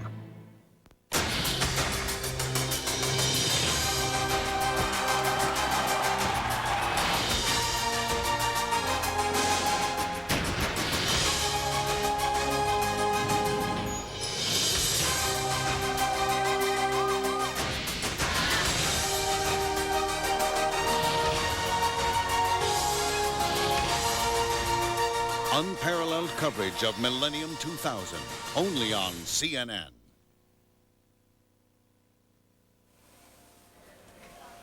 Live pictures of Mexico City. We've told you the midnight hour has touched the North American continent. This is a place where midnight will reach in about an hour and a half. There's CNN's Harris Whitbeck. Harris?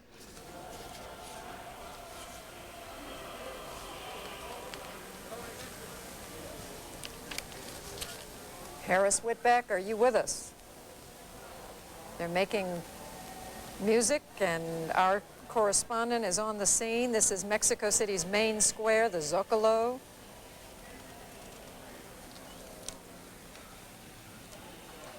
Evidently, we've lost temporarily. We've lost Harris Whitbeck, but Bernie? Somebody named John Zarella. Well, we lost Harris Whitbeck. It's not Y2K related. There are no Y2K problems of import to report to you.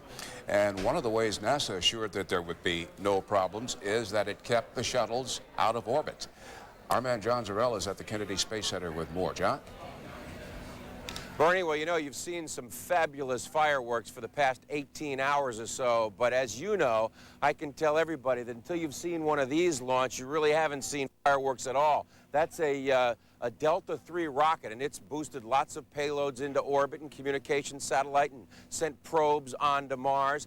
And over to the other side of me here is an Atlas III rocket, and that is another one of the big heavy lift rockets they have here. We are out at Complex 14, Launch Complex 14, and the building behind me there is the blockhouse, where 4 of the Mercury flights took off from. And here tonight in that blockhouse and in a tent behind that, a huge gathering of NASA engineers, scientists, astronauts, Kennedy Space Center workers, all here to celebrate, because it is here that some of humankind's greatest technological achievements of the 20th century took place. Godspeed, John Glenn. 5, 4, 3, 2, 1, 0. 38 years ago, astronaut John Glenn became the 3rd American in space, the first to orbit the Earth. If we were guinea pigs, we were very willing guinea pigs, because we volunteered. In the 1960s, the high frontier was a Cold War battlefield. I believe that this nation should commit itself to achieving the goal, before this decade is out, of landing a man on the moon and returning him safely to the Earth. Kennedy's speech launched the race to the moon. The program, called Apollo, was in its purest sense about a nation's strength. What Apollo meant was military power. And John, it was power without arrogance. Here's your demonstration of your muscle without having to flex the thing. When it came to the space race, Cape Canaveral was the center of the universe. And on July 20th, 1969, history was written. It's one small step for man, one giant leap for mankind. Over the next 3 years, a dozen humans walked on the moon. I still feel that it was probably the most wonderful engineering event to take place in history since the pyramids, and I was damn proud to have been a part of it. I was strolling on the moon one day. And the 500 people gathered here for this party all believe that in the 21st century, perhaps America and the world's next greatest technological achievement, putting humans on Mars, will be launched from here. This is John Zarella reporting live from Cape Canaveral, Florida. And we have much more to show you as 75 minutes remain in Times Square.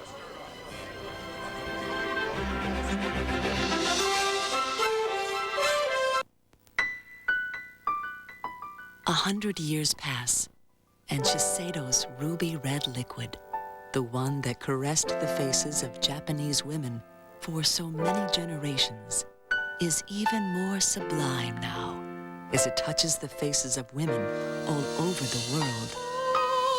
In this new century, this era that empowers a woman to live life to the fullest and help create a more beautiful world, Oidermean is at home here, gently, thoroughly working to create more beautiful skin. 100 years pass, and time leaves so much less of its mark now on a woman's skin. The beauty of time gone by and the splendor of things to come are all mixed together in one bottle. From Shiseido.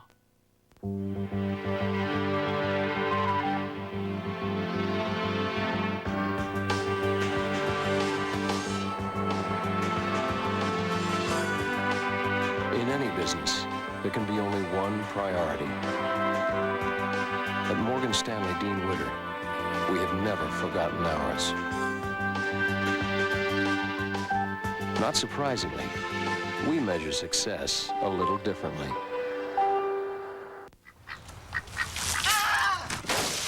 Well, when I got hurt and missed work, glad I had supplemental insurance. Supplemental insurance? What's that?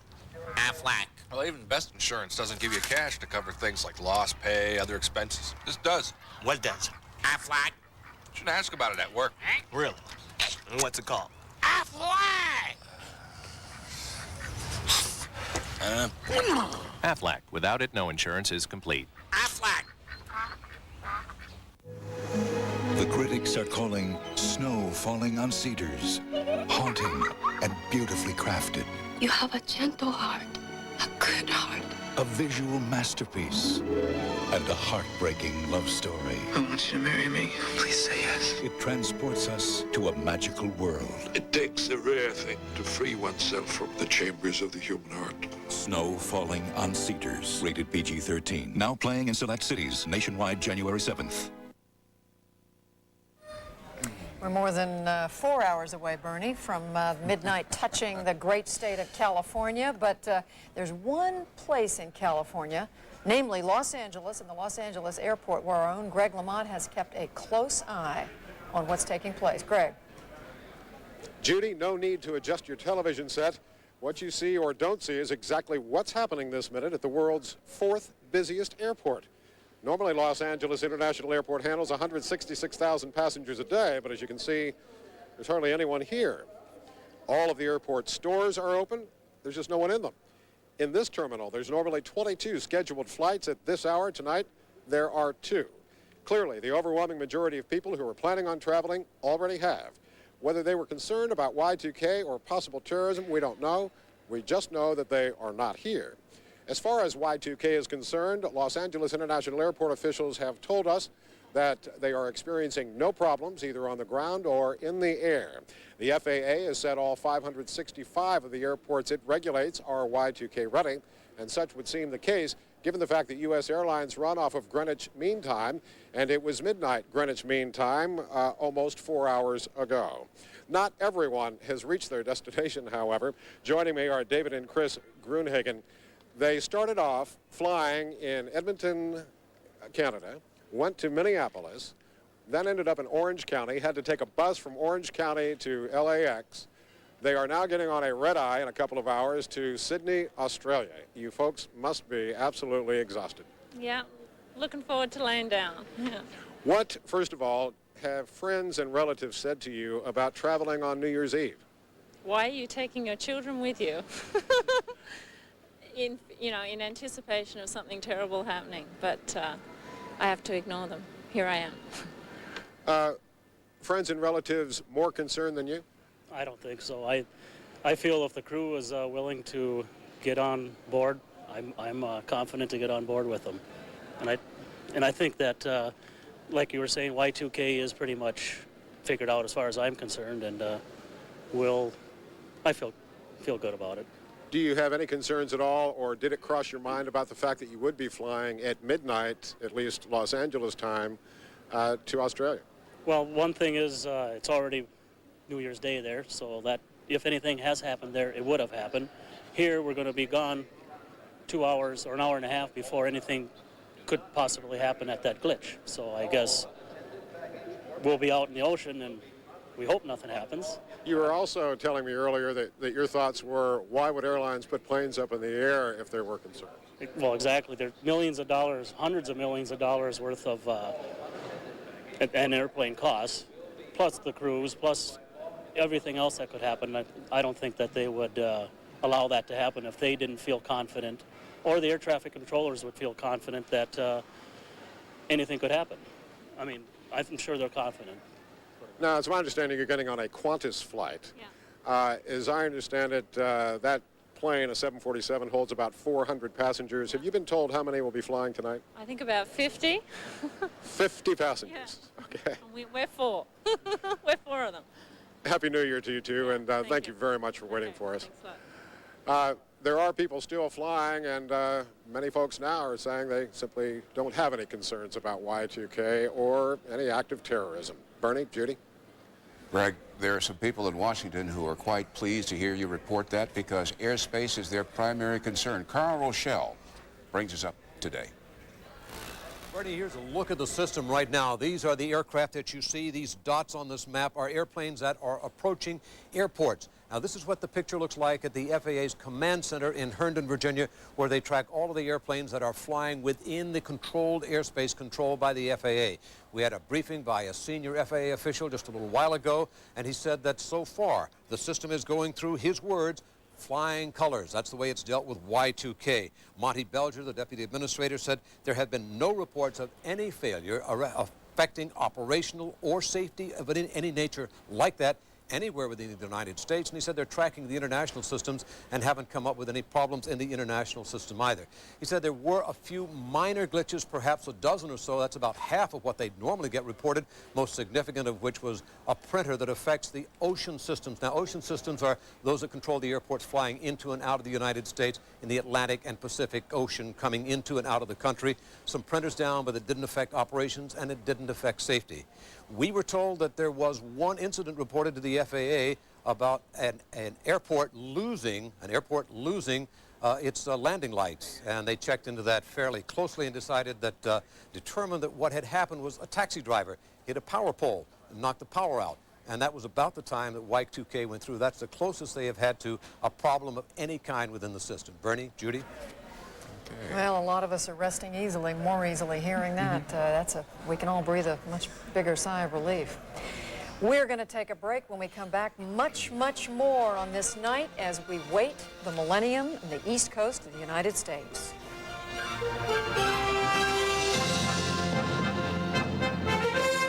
CNN's global coverage of Millennium 2000 is presented by Lincoln, American Luxury.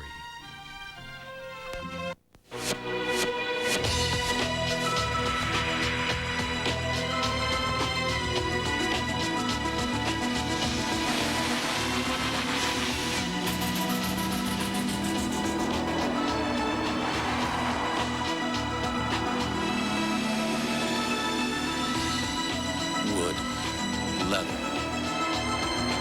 adrenaline, the new Lincoln LS. How do you measure success?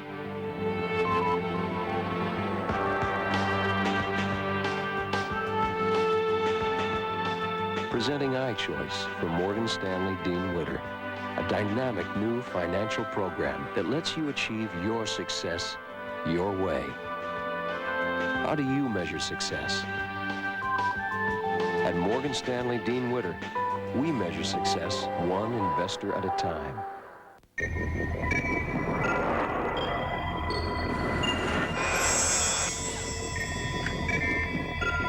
Stand by, heavy ground, X-31, ready to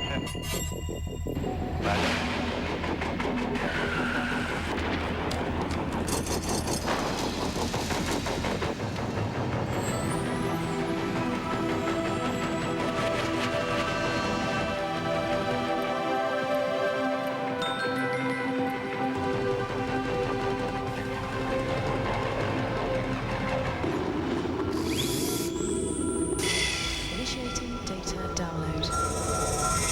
At Merrill Lynch, we're still bullish. Analyzing data. From Wall Street to the world.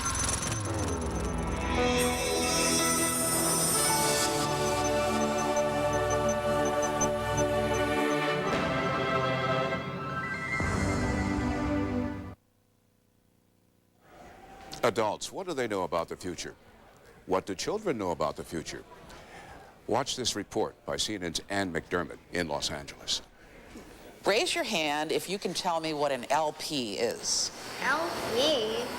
Nope, they've never seen a needle on a record, or a TV that only got a couple of channels, or a world without computers. And they don't really remember Ronald Reagan. They've never seen the Mary Tyler Moore Show, and the Vietnam War, ancient history. Raise your hand if you can tell me when the Vietnam War was. In the 19-something. 1993, something like that. Of course, they haven't studied it in school yet, but beyond that, their world is different from ours. The eyes of these children are fixed firmly on the future. They are certain that the future will be fun, that there will still be a Disneyland, but with rides to the moon, and roller coasters that really roar. You get in it and it like took off and it went around like the whole entire world. Movies, they will be amazing. We would like have 3D movies and 3D movies? Like the explosions would like go right into your face. But they won't hurt. These kids never want to see anyone get hurt, and they seem to think the world of the future will be a world without war. Sure, there'll be bad guys, but thanks to new technology, they'll get good again. They can make criminals, like, better. They can delete their minds. What about aliens? Well, what kind of millennium would it be without men from Mars? We could make friends with aliens, and maybe the aliens could teach us better techniques. A dazzling vision, but will it come true? They think so. They sure hope so. The only thing I wish is for this world to be a better place for us and all creatures, animals, plants, and all living things. We shall see. Ann McDermott, CNN, Los Angeles. And we're watching because they're getting ready in Times Square. We'll be right back. Join Stuart Varney and Will O'Bay for the Moneyline News Hour, weeknights 6:30 Eastern on CNN.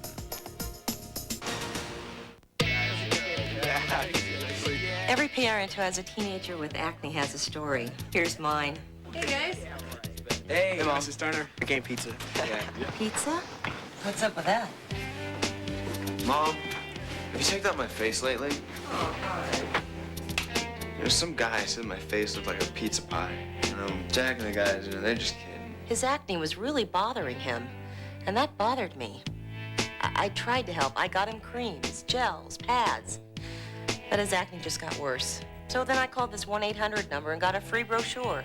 Mom, I don't think that's gonna work. Paul, the brochure said that almost every type of acne can be cleared up. The dermatologist put him on a prescription medicine I hadn't heard about. And today... Bye, Mom. Well, we're thrilled with the results. Call 1-800-267-4896 for a free brochure prepared by Roche Pharmaceuticals that answers some of your questions about acne and acne treatments. Hey, anybody for pizza? Yeah, good idea. Yeah. The King brothers, separated at birth. George King would wind up living with a family that subscribed to popular fishing magazines. James went to a family that subscribed to the Wall Street Journal. As the years passed and the boys grew, George spent most of his time in front of the television, watching fishing shows, while James read the journal like a sponge, absorbing ideas, insight, and getting a real sense of the opportunities surrounding him. 28 years later, George lives at home with his parents, while his brother James started a B2B web company, got mezzanine financing, and went public with a record first-day pop. Food for thought, especially since you can get 13 weeks of the Wall Street Journal for just 57 cents a day. That's 25% off the regular subscription. Subscribe now. Call 800-249-8500. That's 800-249-8500.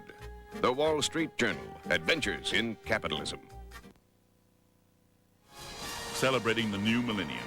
This is CNN.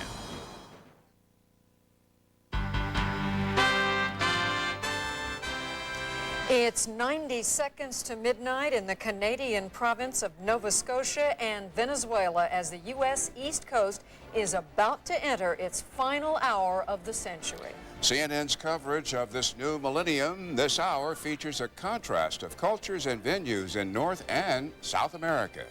We'll go live to the street party in the Venezuelan capital, Caracas. And they'll be parading through Halifax as 2000 hits another Canadian province. CNN continues its Millennium 2000 coverage right now.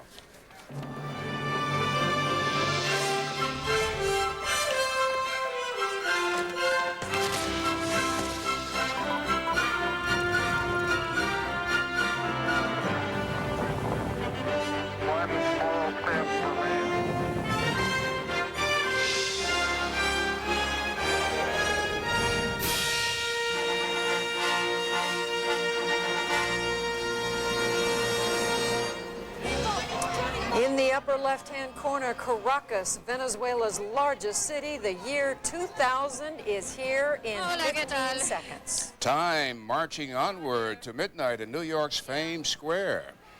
In the District of Columbia, Washington, it's 1 hour and counting as President Clinton joins thousands on the Mall. Preparing to dine, dance, and celebrate in the windy city of Chicago.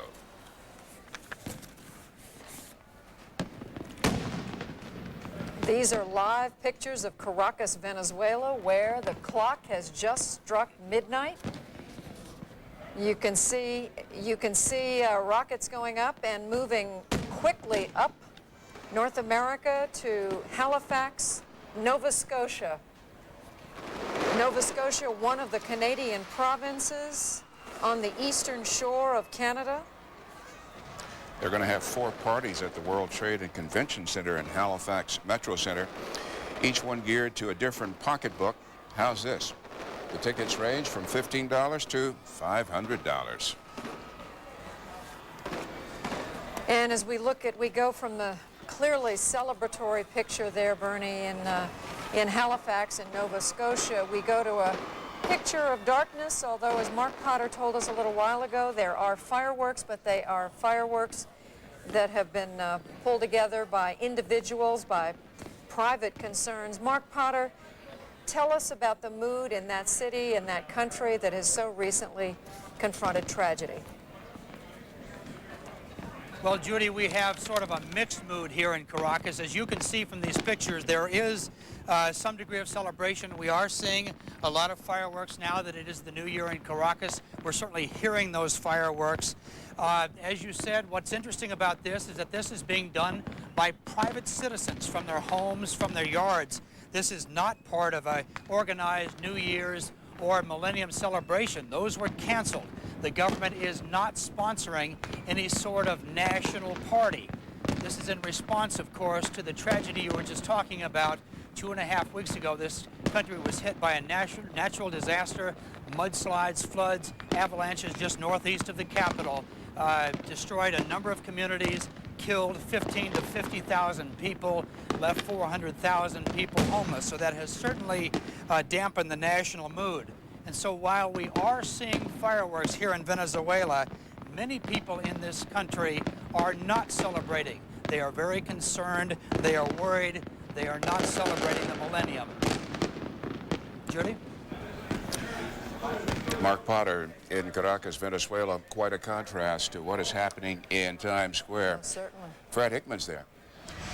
Indeed, I am, Bernie and Judy. It is an odyssey going on now as you look back behind me. This is going toward Times Square and then beyond to the south there, and this celebration being called Odyssey. You know, Times Square is the home of Broadway. There are some 3 dozen theaters here, none of them, of course, open for business tonight, as we have a bit of a larger show going on right now. But I can tell you that we've had basically 24 Broadway productions happening all day long since the pre-dawn hour, this being one of them, the penultimate one, before we get into, of course, the big celebration for New Year's here in New York. But I thought I would share with you just a bit of the history of Times Square. This is a place that actually attained the name of Times Square back in 1904. It was then Longacre Square, a big horse trading capital here in New York, and it was purchased by the New York Times newspaper. That year, to celebrate the occasion, there was a little fireworks show off the roof of the building. It became a tradition. In 1907, then we began having the ball drop, and it's been going on ever since, and this is going to be the biggest and the best. In fact, they're saying that this is the biggest single celebration that the city has ever had of any kind at any time. The actual history of the ball drop itself goes back to the 16th century. Balls were dropped usually in maritime areas to kind of give people an idea of what time it was so that they could set their watches and their various timepieces. And so that is not a new idea, but what we're doing here is certainly just a wonderful thing. Sellout, yes, indeed, in fact, it is. The first time it's ever been sold out for this particular event. When I say sell out, the tickets certainly are not for sale, but there is simply no more room for any more people. People are spilling all the way back to 34th Street behind me here. They've never gone back that far, and then 59th all the way to the north, that we're bordered on either side by 6th and 8th Avenues. So we are ready for the celebration to begin. The balls have been passed out. The Puerto Rican flags, you may have seen quite a few of those, as Puerto Rico is celebrating the arrival of the millennium, and there's a great Puerto Rican population here in New York City. So it's beginning to swell, and we're beginning to get the feeling that something very special is going to happen very shortly. At the bottom of the hour, Mayor Rudolph Giuliani will be joining me. He, along with surgeon Dr. Mary Ann Hopkins, with Doctors Without Borders and also Bellevue Hospital here, will both push another crystal cylinder, which is actually the button that will start the ball down its way. That'll happen at 11:59, but the mayor will talk with us about all of the different safety issues and concerns that they've addressed, and addressed very well here in New York City as we prepare for the new millennium to arrive here. And I'm telling you, I know my good friend Wolf Blitzer is expecting big things in Washington, and it's going to be great, but they're going to be hard-pressed to top us here in New York. Bernie, Judy? We're going to see Fred. Washington, D.C., Havana, Cuba, 2 political capitals poles apart. but we're going to pull them closer to you through the magic of television when we come back.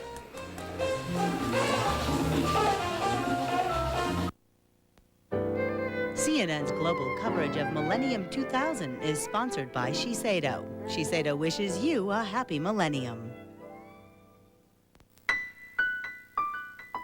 100 years pass, and Shiseido's ruby red liquid, the one that caressed the faces of Japanese women for so many generations, is even more sublime now as it touches the faces of women all over the world.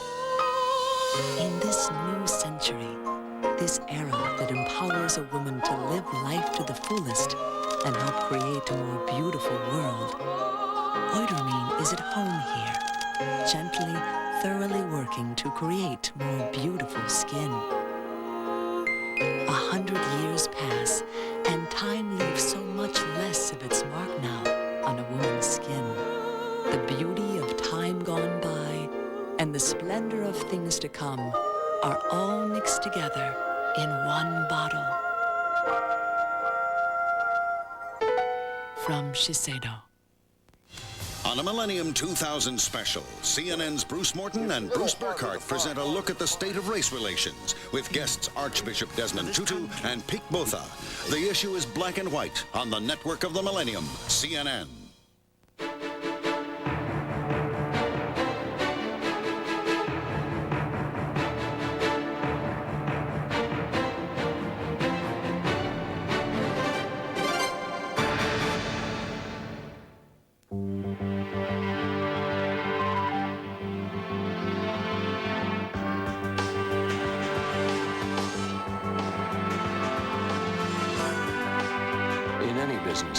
There can be only one priority. At Morgan Stanley Dean Witter, we have never forgotten ours. Not surprisingly, we measure success a little differently.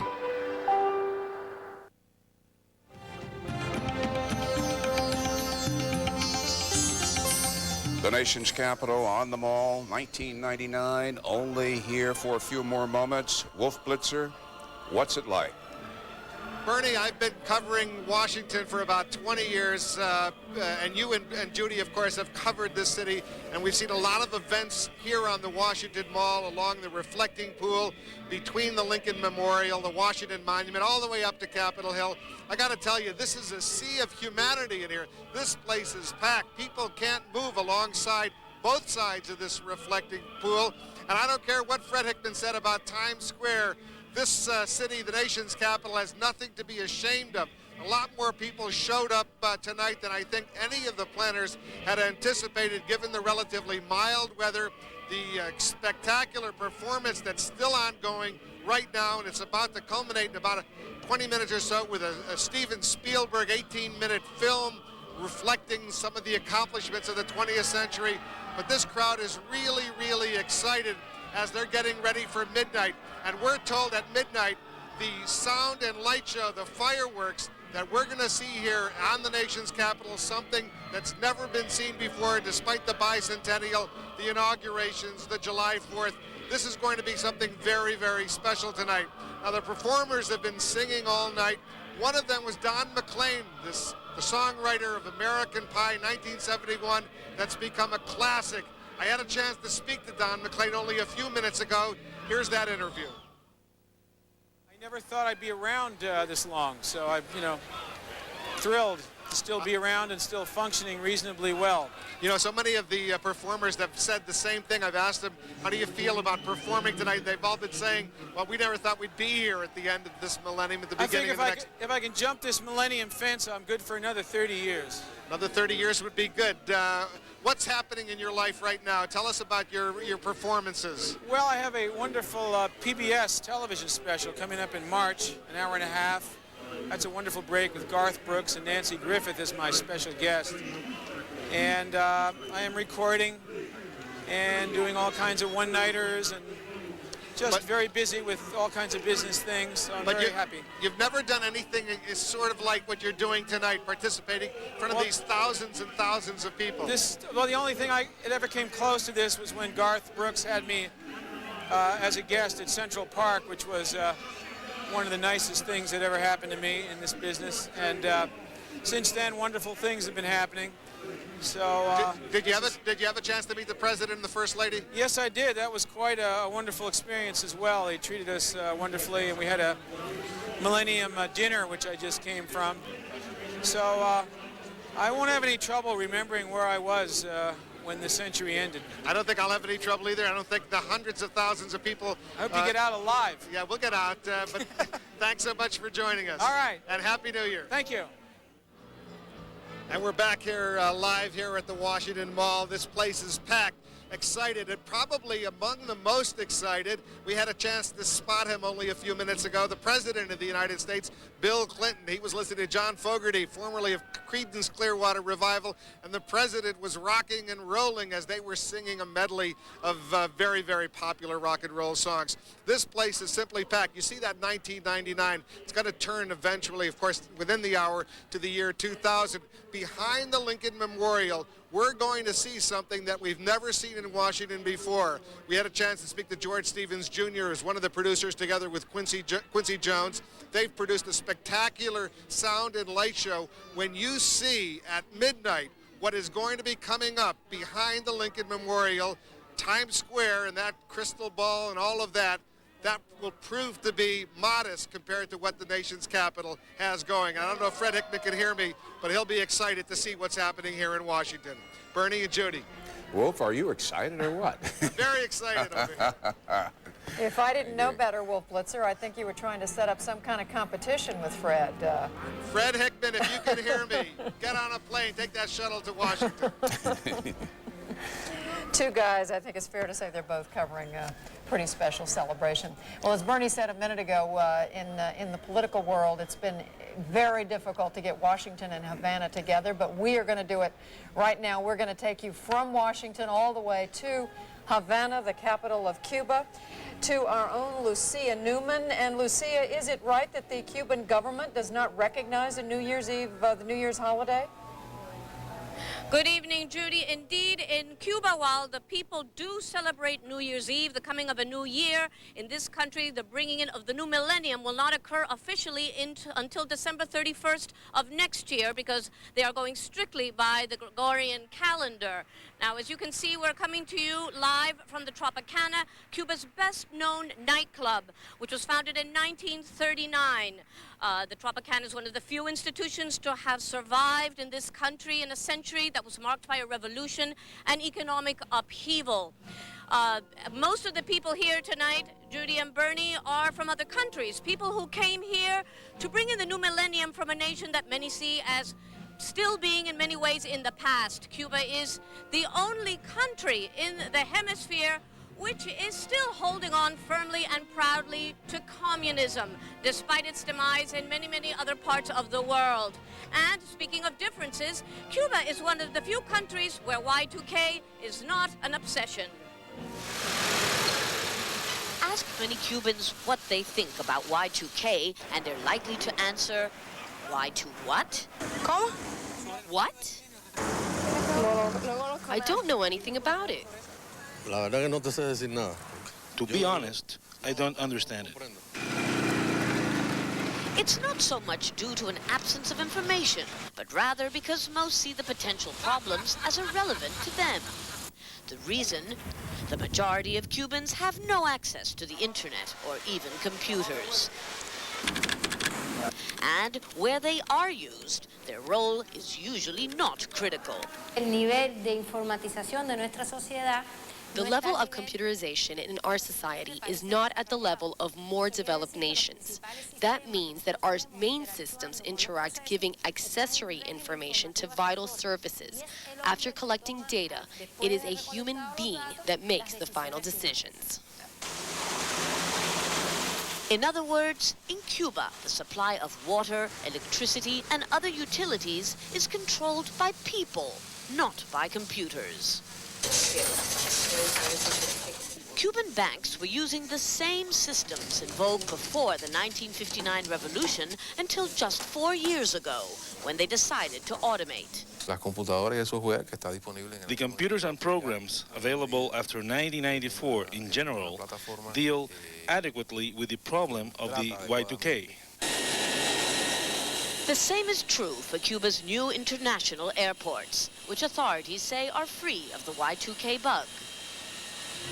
Cuba's Y2K Commission, in fact, has declared the country free of any major complications. Paradoxically, in fact, Cuba's relative tardiness in catching up with the technology of the 21st century has turned out to be, at least as far as Y2K is concerned, a blessing in disguise. Judy and Bernie? Thank you, Lucia, reporting from Havana, where it's 44 minutes and counting. And Bernie, when we come back, we're going to stop in on Las Vegas, a place where you might say the secular is king. But before we do, a quick glimpse of two places where the spiritual reigns supreme: sunrise over Bethlehem, sunrise over Jerusalem.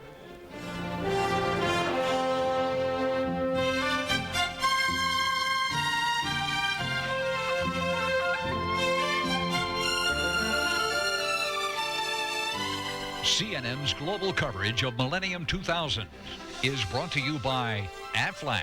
Without it, no insurance is complete. Well, when I got hurt and missed work, thought I had supplemental insurance. Supplemental insurance? What's that? Aflac. Well, even the best insurance doesn't give you cash to cover things like lost pay, other expenses. This does. What does? Aflac. Shouldn't ask about it at work. Really? And what's it called?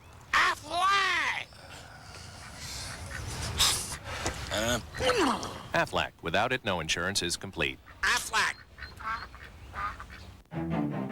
There's a very special ring at Zales this year, with the Millennium set in diamonds inside the band. It's an exquisite half-carat diamond solitaire in 18-karat gold for a special price of only $19.99. Think of it. Just as the Millennium is turning, you'll have the power to make time stand still.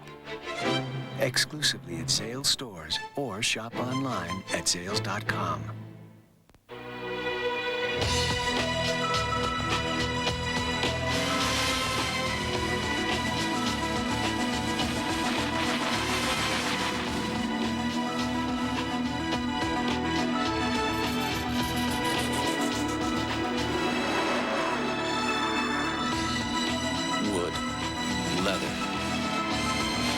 Adrenaline. The new Lincoln LS. Friday night doubleheader. First, Sprewell in New York take on Orlando. Next, Magic at 8. Then, the world champs travel to Phoenix. Spurs Suns Friday, January 7th at 10:30. The NBA on TNT. Get the game. On a Millennium 2000 roundtable discussion, Jeff Greenfield and Walter Isaacson examine hate, violence, and war, and the possibilities of stopping the destruction of humanity. What we can learn to protect our future on the Network of the Millennium, CNN. Fred Hickman in New York. We're the first citizen of that great city. Indeed, and in fact, I am Bernie and Judy. I'm joined now by His Honor Mayor Rudolph Giuliani. And Mayor Giuliani, this is spectacular. Can you give me an estimate on how many people you have here? I know it's a record. Oh, it's got to be pushing 2 million. I mean, they're into Central Park. That means they're stretching out for almost a mile, so, and in several different directions. I've been to New Year's celebrations here for every year that I've been the mayor, and this has to be twice as large as any in the past. Twice as large and twice as safe. It's been relatively incident-free. It's really wonderful, and the people are in a wonderful mood. About half of them come from New York, about half of them come from all over the world, all over the country. You can hear how happy they are. I think it's a very, very contented crowd, and for very good reason. It's been a great century for America, and the idea of America has spread throughout the globe. And I think we're all looking forward to the next millennium to see freedom and democracy spread even further and help more people. A lot of people said Rudy Giuliani's got a lot of hard bark on him going on with a big celebration like this with all the threats of terrorism going on around the world. You have to be happy you made this decision. You're darn right I'm happy about it, and I'm happy for New York. I mean, it gives us a chance to show off the capital of the world, which New York is, the way it should be. I mean, Times Square is the crossroads of the world. It's the most diverse city in the world. People get along here from all different races, all different religions, all different ethnic backgrounds, better than any place else. And we like to show that off as an example of what the very best of things can be. Give me a thumbnail sketch, if you would, Mayor, on what's going to happen at 11:59. Well, starting at 11:59, you're going to hear a countdown unlike you've never heard before. I've done it now 6 times, and this will be the most exciting. And then we'll press down the ball from right behind you. Yes. And then the big ball that's been going down since 1906. The New York Times started this in 1906. Will come down, and then pandemonium will break loose. I mean, it'll be unbelievable. What kind of fireworks are we looking at here? You're going to look at great ones. I mean, absolutely terrific. All over the city. This is, of course, the largest celebration. There are 8 more celebrations in all different parts of the city with 5,000 and 10,000 people. Fireworks in Central Park. There's a run going on in the park. So this is a celebration all over the city. This is obviously the center of it, though. Well, you've done a great job. You can't say enough about NYPD and Archangel and the entire project. The NYPD has done a terrific job. They do day in and day out, and now they get a chance to really demonstrate it. Mayor Giuliani, thank you so much. Happy New Year. Happy New Year to you too, sir. Thank you very much. Mayor Rudolph Giuliani, and they're calling this the Millennium Capital of the World, and I'm going to take this up with Wolf Blitzer perhaps at some later time so we can get this whole thing straightened out. Back to you guys in Atlanta. Just quickly, Fred Hickman, how cold is it in New York City? It's great out. It's about, I would guess, about 40 degrees, a little bit of a wind out here, but you can see the mayor's still got his suit on. No scarf or anything like that for him, so it's terrific. It's been the best weather we've had in a long time up here. Well, we don't want either one of you to catch a death of cold. Thank you both. Thank you. We'll talk to you soon. All right. And Bernie, all the way from New York, we're going to race across the nation to the state of Nevada, to Las Vegas, to CNN's Lauren Sidney in the City of Lights. Lauren. And Judy, I just want to go on record right here, right now, to say that I think Fred and Wolf are going to be very jealous about what Vegas has to offer a little later on in the night. But right now we are overlooking the famous Las Vegas Strip, high above the luxurious Four Seasons Hotel. And as you can see, revelers are out in force in the gambling mecca, ready to party. People are drawn here, of course, by top entertainment, from Streisand to Midler to Siegfried and Roy. Vegas hotel owners are actually in better shape than some concert promoters around the world, because many concerts had to be canceled or scaled back due to lack of ticket sales and concerns about safety. Michael Jackson said beat it to his Y2K gig, and so did David Bowie and Jewel, but there is still plenty of musical celebrations to go around. From New York to Miami, Nashville to Los Angeles, Mark Shear takes us on a cross-country tour. In a New York state of mind, Billy Joel will play Madison Square Garden New Year's Eve.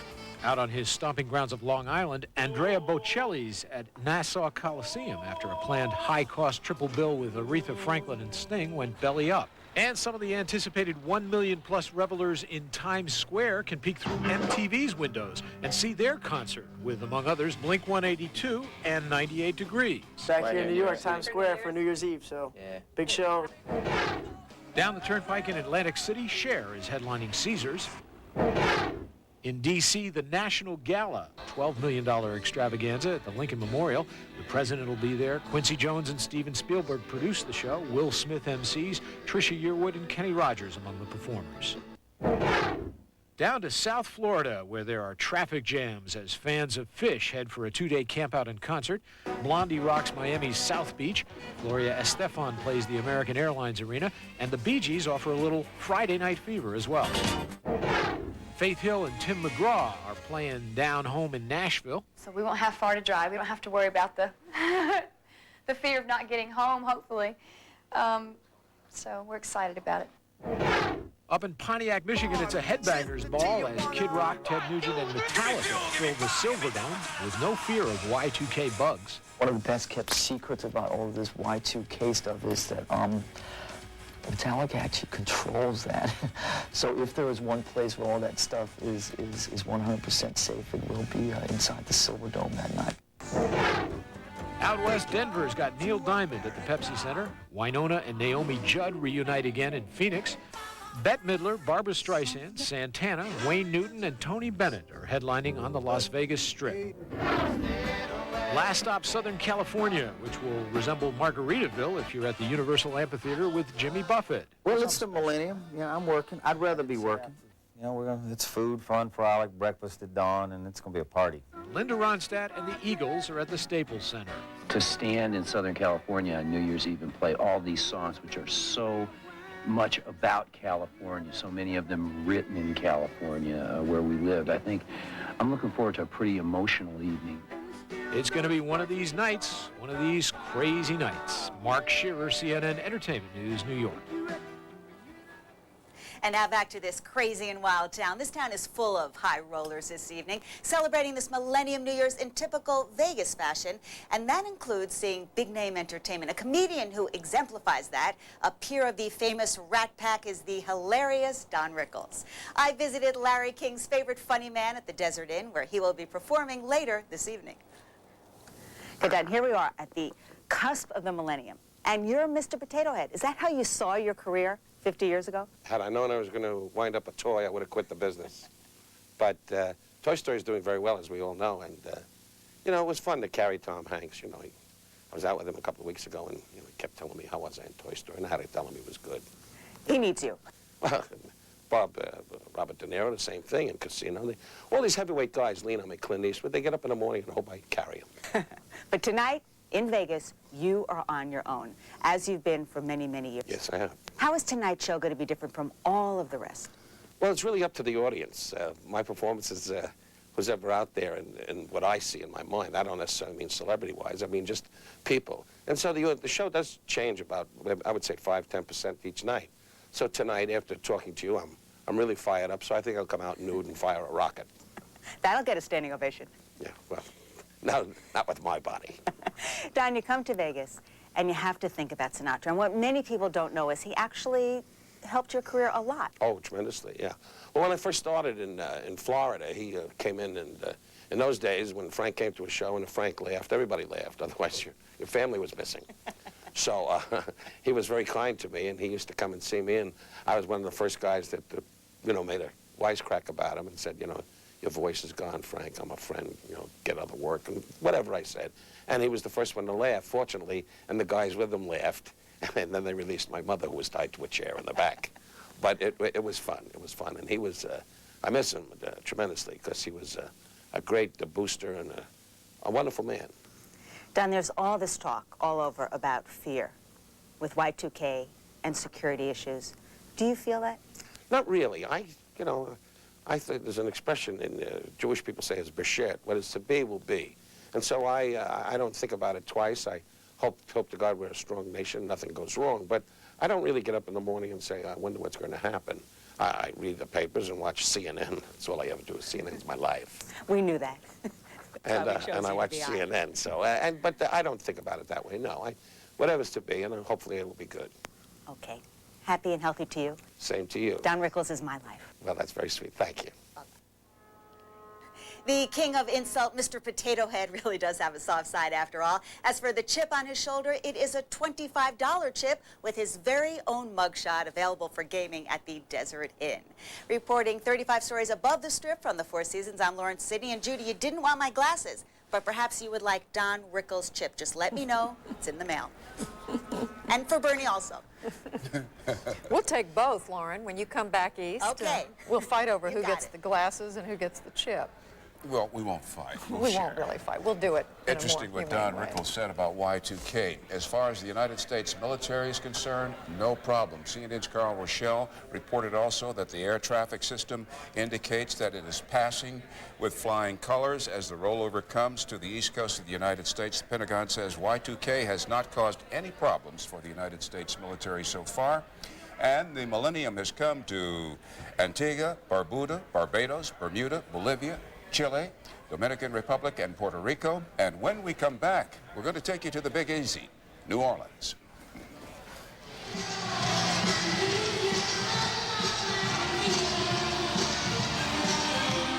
CNN's global coverage of Millennium 2000 is brought to you by Morgan Stanley Dean Witter.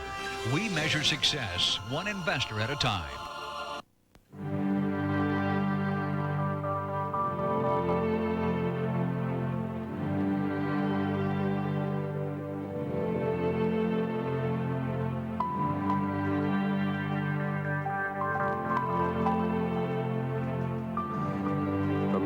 That has always valued the individual above all else, comes the most individual way yet of achieving success. Presenting iChoice from Morgan Stanley Dean Witter. A whole new level of personal service that lets you achieve your success your way. How do you measure success?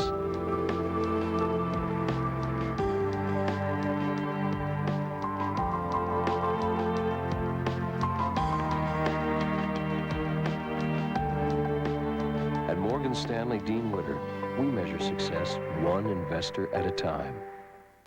On a Millennium 2000 special, join Jeff Flock and special guest Bob Costas as they review the greatest sports records of all time, only on CNN. Americans love food. Always have, always will. It's part of our culture. You can't go anywhere without being reminded, excited, or enticed by a variety of things to eat.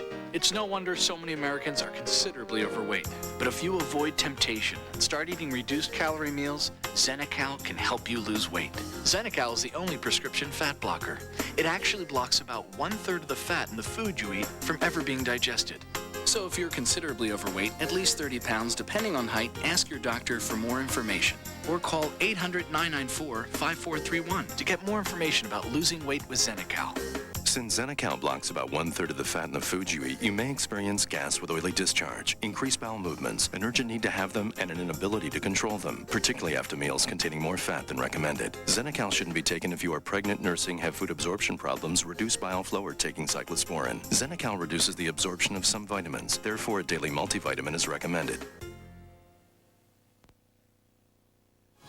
Celebrating the new millennium, this is CNN.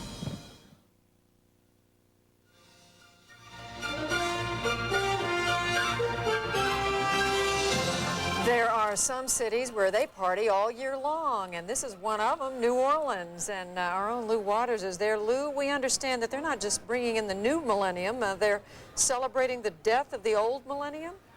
They'll celebrate anything here, Judy. As you know, this is America's premier party city. They bid farewell to the old millennium about noon today, and almost immediately the party got underway. We understand Bourbon Street is packed in tight now, but the folks are starting to show up down here on the Riverwalk. We're along the river's edge waiting for the barges to be dragged out. The noise is picking up. People are pouring in for the fireworks show, which begins in a little over an hour. We talked to the mayor earlier. He said the city is ready. The Big Easy is ready, he said. But from the looks of things, you think the ball had already dropped here because they've been celebrating for days. New Orleans knows how to throw a party. Happy New Year! Ribbons and balloons. You can't have too many balloons. Or beer. But the midnight toast for most will be laced with champagne bubbles. Champagne, 40 cases of it. By the truckload. 12 on the bottom, so about 25. I think I'm gonna have to make 2 trips. The excitement builds along Bourbon Street. The builders build in venerable Jackson Square, where tens of thousands will come to celebrate the beginning of the new century. It won't be long now. And look who I ran into, noodling down at Tipitina's.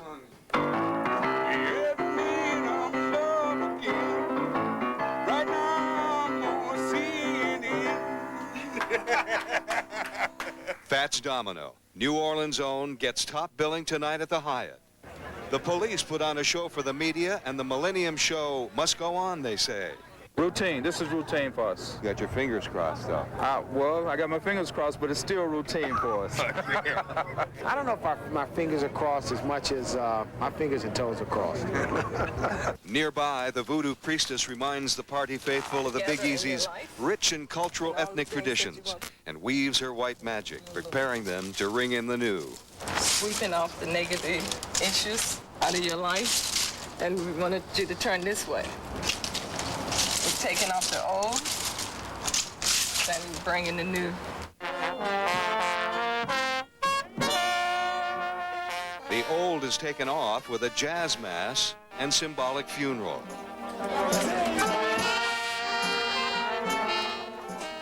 A solemn hymn of farewell at the gravesite, a final act of respect for the passing millennium.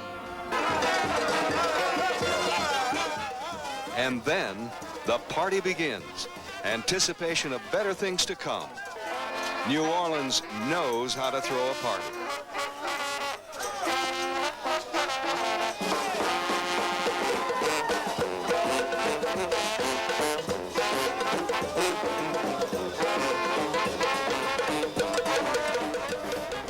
You got to keep moving here in the Big Easy. It's a spectacle. It's a wonderful spectacle, Bernie and Judy. And although the mayor and the police chief say everything's routine here, all hands are on deck. All police officers have no days off, no vacations until next Wednesday, because as you know, the National College football game will be played here at the Superdome on Tuesday. Florida State Seminoles against Virginia Tech Hokies for the national championship. So it's back-to-back parties here, and they're starting off the new year right here in New Orleans. Bernie, Judy, Happy New Year. Happy New Year, Lou. And you know, it's back-to-back, and it's also great music. It's my favorites, Fats Domino, the Neville Brothers, Chubby Checker. How come you get all the best assignments?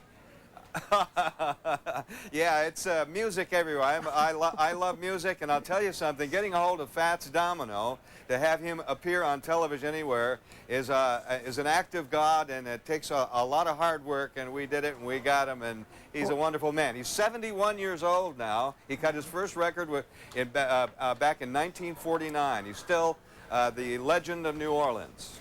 Looking and sounding great. We're glad you're there. Thanks, Lou.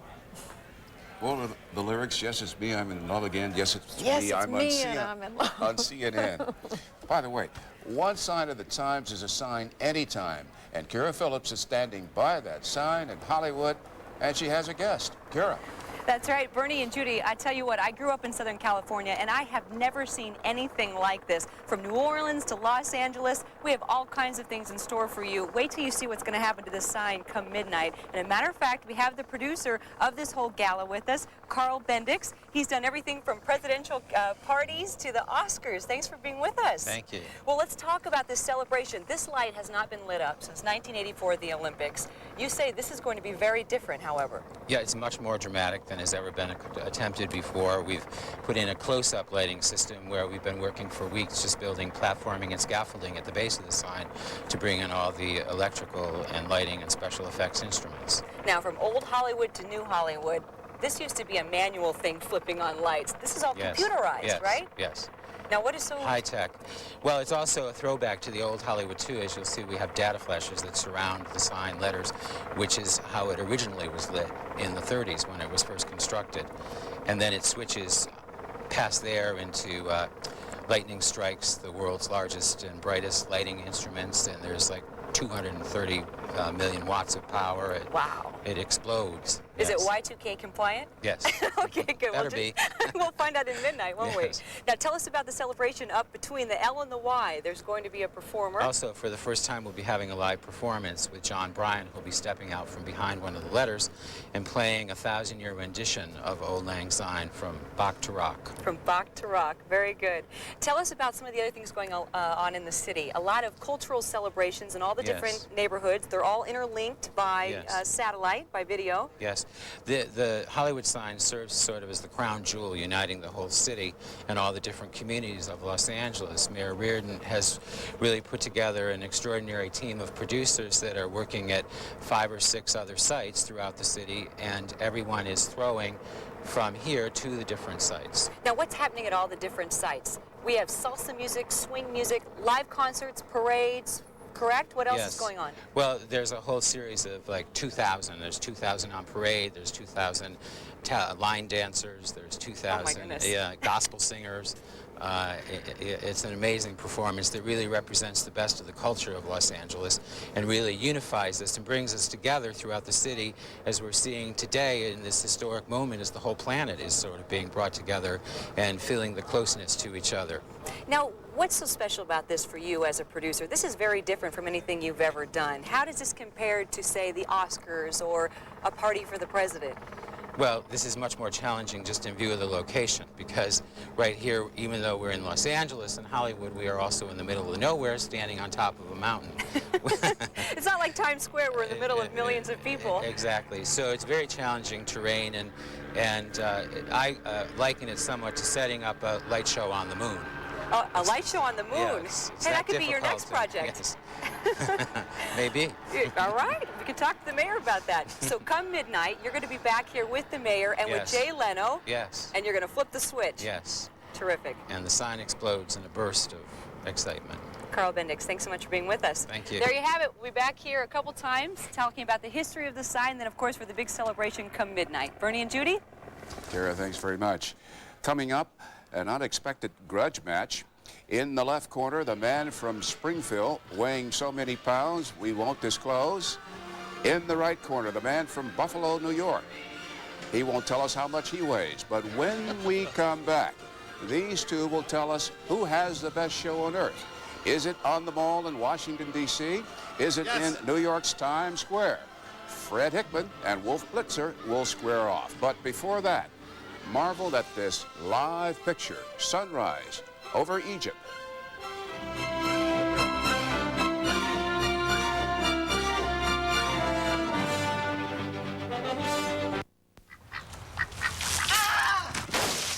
Well, when I got hurt and missed work, glad I had supplemental insurance. Supplemental insurance? What's that? Aflac. Well, even the best insurance doesn't give you cash to cover things like lost pay, other expenses. This does. What does? Aflac. Shouldn't ask about it at work. Really? And what's it called? Aflac! Aflac. Without it, no insurance is complete. Aflac.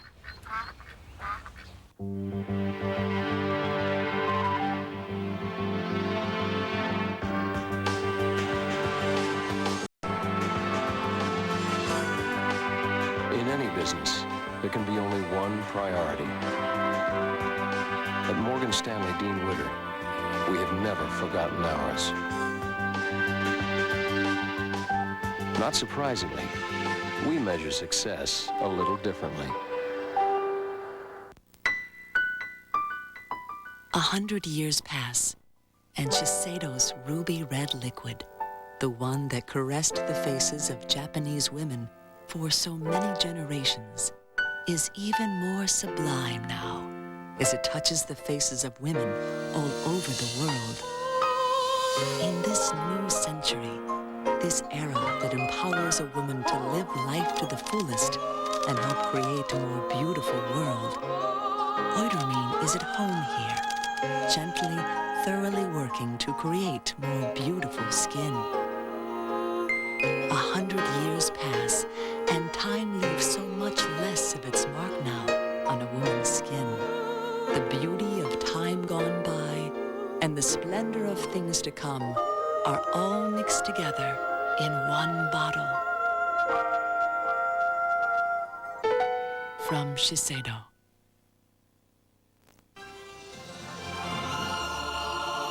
It is coming up on a quarter of an hour before midnight, the dawn of a new millennium in Washington, D.C., in New York City, up and down the east coast of the United States and points north in Canada, south in South America, all up and down the Western Hemisphere.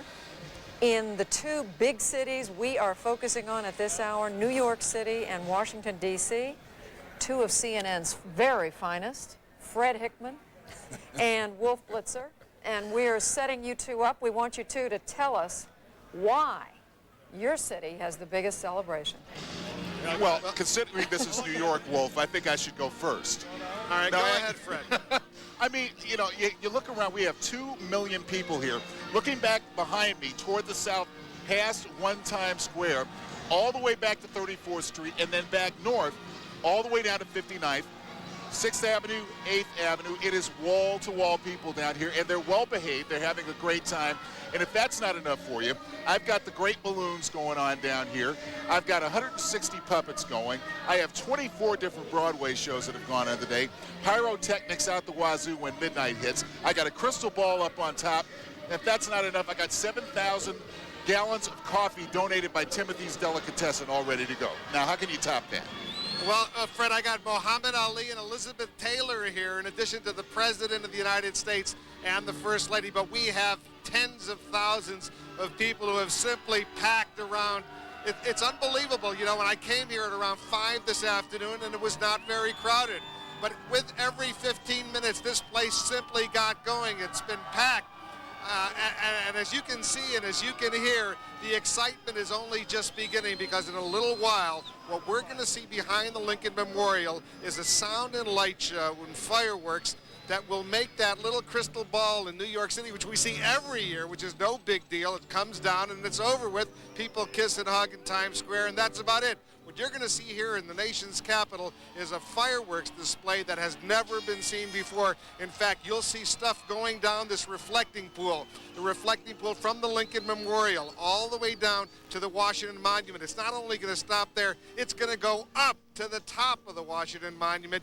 You'll see something that the nation's capital has never seen. Certainly New York City has never seen anything like this before. Fred, what do you got to top that? Well, let me go back to my little crystal ball thing. I'm a little hurt by that. You know, this crystal ball has never been seen before. Waterford crystal, it is hand-carved. It will only be seen this one particular time. It weighs 1,070 pounds. It has 504 individually cut crystals, and it's a beautiful thing. But, you know, if I'm not convincing you, let me go down to my colleague, Gary Tuckman, who's down in the crowd down here. He's down with my 2 million friends, and he's going to tell you what's going on as we close in on midnight in New York. Gary? Fred, I got to tell you, it helps to be 6'1" in this situation so you can see me, but I wish I was 6'5". It would be easier. A lot of very happy people right now. I am standing in the midst of what may be 2 million people, the largest gathering ever in Times Square New Year's history. They've been doing this since 1904, and the turnout's incredible. Amazingly, a very small percentage of these people are New Yorkers. These people are from all over the world. Like this guy, he's from Ecuador. You having a good time? Yeah, sure. It's the best place to be. Have you ever been to Times Square before New Year's Eve? I came here 4 years ago, and it's a really good time. What do you think of this turnout? Oh, it's great. It's the best. This woman in front of him is from North Carolina. Where are you from in North Carolina? Chapel Hill. Chapel Hill, home of the University of North Carolina. How are you enjoying Times Square? It's amazing, absolutely amazing. Are you surprised that, there was a lot of talk about Y2K problems, possible terrorism? Did that scare you at all? Yeah, a little bit. Are you scared anymore? I'm here. You're having a good time, right? Oh, yeah. These folks, California, Washington, what other state? Florida, Oklahoma, unbelievable turnout. You having a good time? Oh, I'm loving it. I am loving it. What state are you from? Washington. Those are quite attractive glasses. I don't know if you can see them, but a lot of people are wearing these 2,000 glasses. Cost about $5. You having a good time? Yes, sir. Thanks for joining us. You can tell it's a pretty wild night in Times Square. New Year's ball comes down in about 12 minutes. Fred Hickman, back to you. Okay, Gary, thank you very much. Wolf, any comments on that? Fred, it's very, very impressive. New York City's a lovely place. The nation's capital, remember, it's a city that's a lot smaller. These people right now, they're just pumped. They're ready to go. They've been seeing a Steven Spielberg film on the past 100 years. It's a little bit somber. It's a little bit serious. And so as a result, they're not as excited as they probably should be. At around 1 minute to midnight, though, the President of the United States is going to be speaking. And, of course, exactly at midnight, this place is going to go crazy. They're going to get very excited. And Bernie and Judy, as you know, both of you live in Washington, D.C. When it comes to a celebration between Times Square and the Washington Mall, let's leave it in your hands. Who do you think is going to have a better party? Now, see, you're trying to get us to take sides, and we won't do that. Do you think we should throw water on them now or later? We just want both of you to hang around because there's much more coming up in the next 12, 11 minutes ahead, and we don't want to miss a single second of it when it begins. It's going to get better.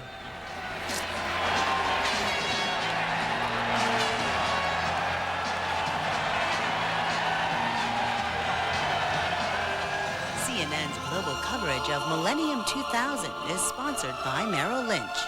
Be bullish.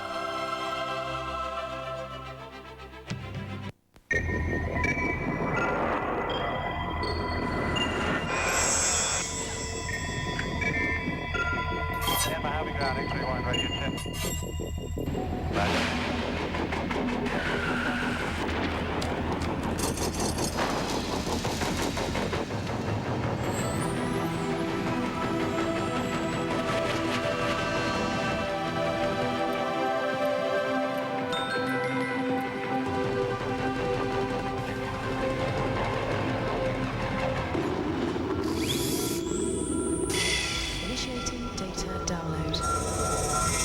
At Merrill Lynch, we're still bullish. Analyzing data. From Wall Street to the world,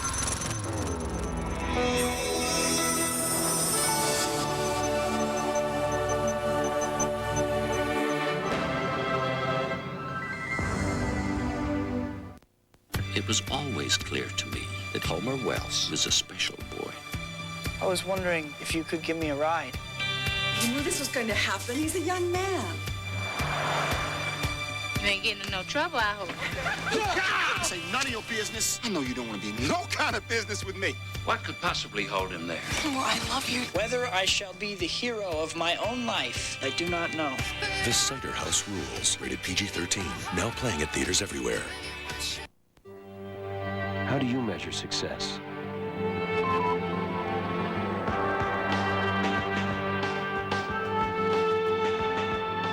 Presenting iChoice from Morgan Stanley Dean Witter, a dynamic new financial program that lets you achieve your success your way. How do you measure success? At Morgan Stanley Dean Witter, we measure success one investor at a time. You have 17 voicemail messages. Congratulations.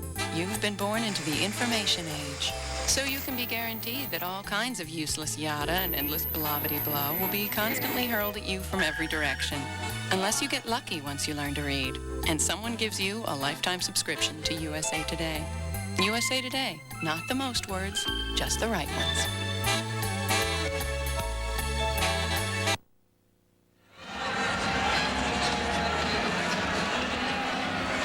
There was a CNN Time poll done just not long ago. People were asked, where will you be at midnight on New Year's Eve? 75% of them said, at home. But Bernie, it looks like there are an awful lot of folks who are in New York or Washington or one of these other places celebrating. An awful lot indeed, Judy. We're waiting for the president to speak on the mall. Wolf and Fred, this is your last chance, or one of your last chances, to say something in 1999. Well, I just want to say Happy New Year. See, there they go.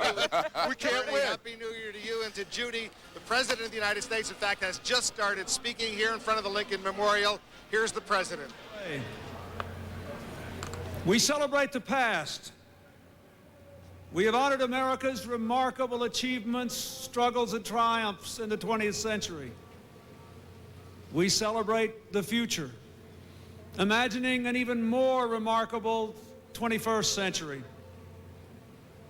As we marvel at the changes of the last 100 years, we dream of what changes the next 100 and the next 1,000 will bring. And as powerful as our memories are, our dreams must be even stronger. For when our memories outweigh our dreams, we become old. And it is the eternal destiny of America to remain forever young, always reaching beyond, always becoming, as our founders pledged, a more perfect union.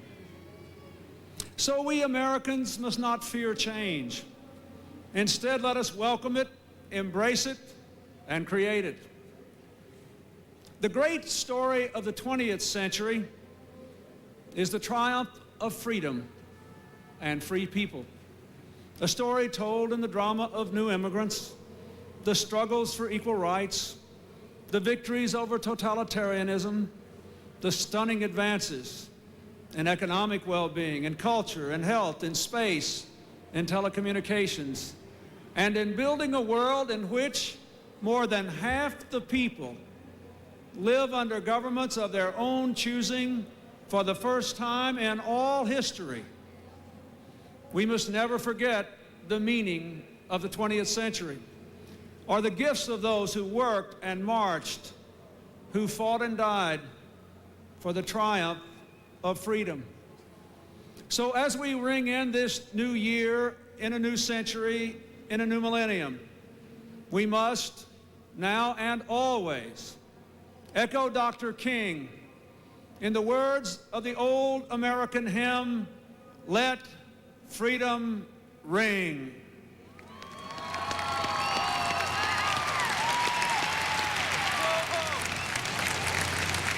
If the story of the 20th century is the triumph of freedom, what will the story of the 21st century be?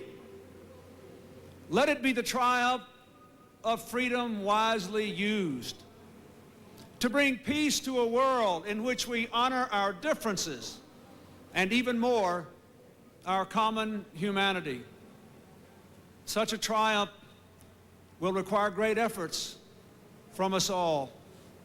It will require us to stand against the forces of hatred and bigotry, terror and destruction. It will require us to continue to prosper, to alleviate poverty, to better balance the demands of work and family, and to serve each of us in our communities. It will require us to take better care of our environment. It will require us to make further breakthroughs in science and technology, to cure dread diseases, heal broken bodies, lengthen life, and unlock secrets from global warming to the black holes in the universe. And, perhaps most important, it will require us to share with our fellow Americans and increasingly with our fellow citizens of the world the economic benefits of globalization, the political benefits of democracy and human rights, the educational and health benefits of all things modern, from the internet to the genetic encyclopedia to the mysteries beyond our solar system.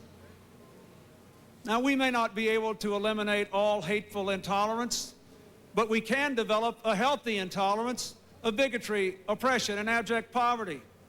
We may not be able to eliminate all the harsh consequences of globalization, but we can communicate more and travel more and trade more in a way that lifts the lives of ordinary working families everywhere and the quality of our global environment. We may not be able to eliminate all the failures of government and international institutions, but we can certainly strengthen democracy so all children are prepared for the 21st century world and protected from its harshest side effects. And we can do so much more to work together, to cooperate among ourselves, to seize the problems and the opportunities of this ever-small planet we all call home. In short, if we want the story of the 21st century to be the triumph of peace and harmony, we must embrace our common humanity and our shared destiny. Now, we're just moments from that new millennium. 2 centuries ago, as the framers were crafting our Constitution, Benjamin Franklin was often seen in Independence Hall, looking at a painting of the sun low on the horizon. When at long last the Constitution finally was signed, Mr. Franklin said, "I have often wondered whether that sun was rising or setting. Today I have the happiness to know it is a rising sun." Well, 2 centuries later, we know the sun will always rise on America as long as each new generation lights the fire of freedom. Our children are ready. So again, the torch is passed to a new century of young Americans.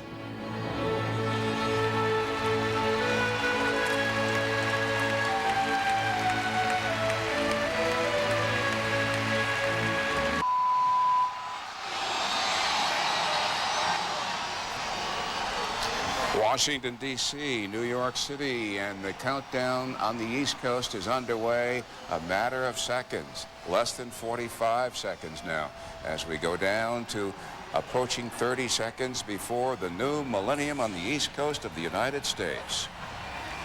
The fabled ball, now a Waterford Crystal creation, is about to drop in Times Square. We will be there.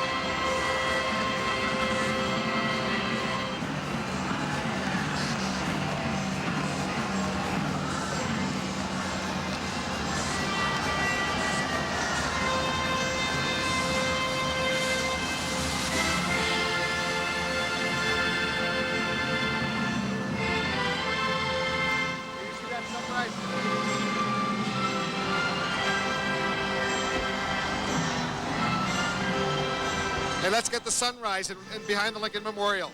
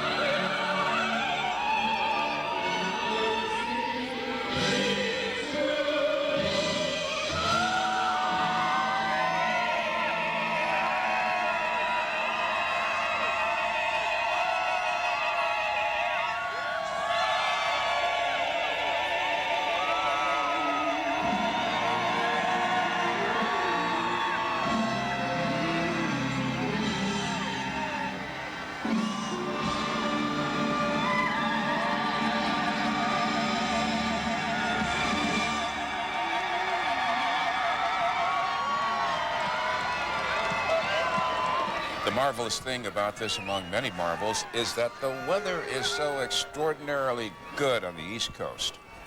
And you know, Bernie, I guess we're going to say it and say it again, but after all the worry, and we don't want to discount the possibility of anything going in the wrong direction, but to say that we are now, what, 9 minutes past midnight, and so far the pictures are all positive. It's celebration, it's lights, it's dancing, and a lot of happy faces. The Tropicana, Havana, Cuba. Our bureau chief there, Lucia Newman, told us a short while ago that people do not necessarily celebrate this millennium this year. Next year, but not this year. That's right, next year, and whatever the government says goes in Cuba. Did we say Happy New Year to each other? We didn't. Happy New Year, Bernie. Thank you. And a Happy New Year to all the women and men of CNN around this globe who have been working so tirelessly for the past few months to bring you this story as we've been bringing it to you since yesterday morning, and we shall continue for days to come. You know, Bernie, there was a poll, I mentioned a poll a minute ago, there was a poll that CNN and Time did not long ago, and what will you be doing at midnight on New Year's Eve? 62% said kissing someone. So I guess we just saw some of the 62%. Well, Wolf Blitzer's not kissing anyone at the mall, are you, Wolf? And Fred Hickman? I doubt that you're doing that in New York's Times Square. Gentlemen? I'm not kissing anyone, but I want to wish Fred Hickman a Happy New Year. You got a nice party going on over there, Fred. Well, you're not doing too bad yourself in Washington, Wolf. Happy New Year to you, too. It's wonderful. You can't lose on a night like this. What a wonderful occasion this is. I'll tell you, this is one of the most exciting moments here at the Washington Mall. You know, they're behind the Lincoln Memorial. You're seeing pictures of the Lincoln Memorial right now. There was a sun that was coming up. We really couldn't do justice on television. You had a lot more cameras over there at Times Square getting all of those great pictures, and I'm not trying to belittle what you were seeing over there, but here it was in the midst of what we saw here in Washington. Actual fire that was going on down this reflecting pool that's seen so much history over the years. It was just a thrilling moment. Goosebumps all over my body as I was trying to experience it. I was just grateful that we could all get through this moment, given all the buildup of Y2K, the computer bug. At least for now, so far, so good. Fred? Well, isn't it a wonderful thing? You know, we have 2 million people compressed to this small area here in Midtown Manhattan, no incidents, and you know, it's been just a loving experience for everybody involved here. Spirits are so high, and my hope, I guess, for the new year for all of us is that we can continue on with that good feeling and carry it over into other areas of our lives and perhaps, you know, enjoy ourselves a lot more than we have the last 1,000 years. We should do this again in 3,000. What do you think? We should do it again. In fact, you know, the amazing thing, and I can see hundreds of people. I don't know if you can see the faces around this reflecting pool, but everyone is really packed. You can't even move. It's packed. But everyone is being really nice. They're being very friendly. There's no negative vibes I'm getting at all. I'm just getting positive vibrations from everyone around me. It's been a real thrilling experience. Yeah, the same for me. And I have to admit this to you. I've been to Super Bowls. I've covered many of them in my days in sport. I've covered World Series. I've covered any kind of sporting event you can think of. Heavyweight championship fights right here in New York City, as a matter of fact. But I have never, ever seen anything this thrilling, this exciting, and this historic that I've had a chance to be a part of. And it's just been a real pleasure, and it's been a real pleasure jousting with you, my good friend Wolf. Hey, you know, we had a lot of fun. I didn't mean a word of it. Yeah, we had a lot of fun. You had one advantage. You had the mayor of New York, Mayor Giuliani. Too bad we couldn't get the First Lady, Mrs. Clinton, over here. We could have had the two of them arguing a little bit over who was doing a better job. Well, I'll tell you what. I'll see you here next year this time, and we'll do it again. I'll give you another shot. Hey, Happy New Year to all my friends in New York. You know, I'm from Buffalo. I know that, and a Bills guy. I don't want to be talking out of school. Happy New Year to my family too, back in Springfield, Illinois, and of course you, Bernie and Judy. You guys and Judy. You guys Happy New Year to you guys. Happy New Year to both of you. You guys are getting a little mushy here. We liked it when there was an edge to the conversation. Yeah, Bernie, I just want to say modeling. No, I know. But you know, we keep showing these pictures of New York and Washington, but we should say, Bernie, there are 20 states and Washington, plus parts of two other states that are now in the year 2000. I don't know if we have time to name them all. Maine, New Hampshire, Vermont, New Jersey, Pennsylvania, Ohio, West Virginia, Virginia, North Carolina, South Carolina, Michigan, Georgia, Indiana, Connecticut, Maryland, Massachusetts, Rhode Island, Delaware, Florida, New York, and parts of Kentucky and Tennessee. Those states are in 2 time zones. And in this hemisphere, the Bahamas, Canada, we saw the live, beautiful area pictures from Toronto, the Cayman Islands, Colombia, Ecuador, Haiti, Jamaica, Peru, and in Panama. Panama now has official control of the Panama Canal Zone, having taken it from the United States. They lowered the American flag yesterday, a day before, and now it's official. The canal belongs to Panama and the Panamanians.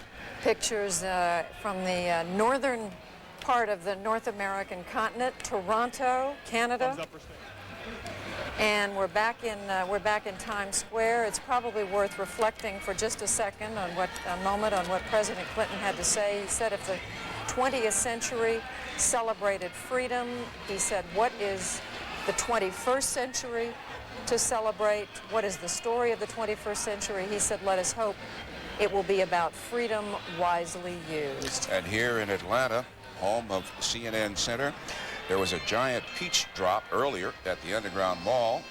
Nothing as dramatic as this, but the people in Atlanta are partying.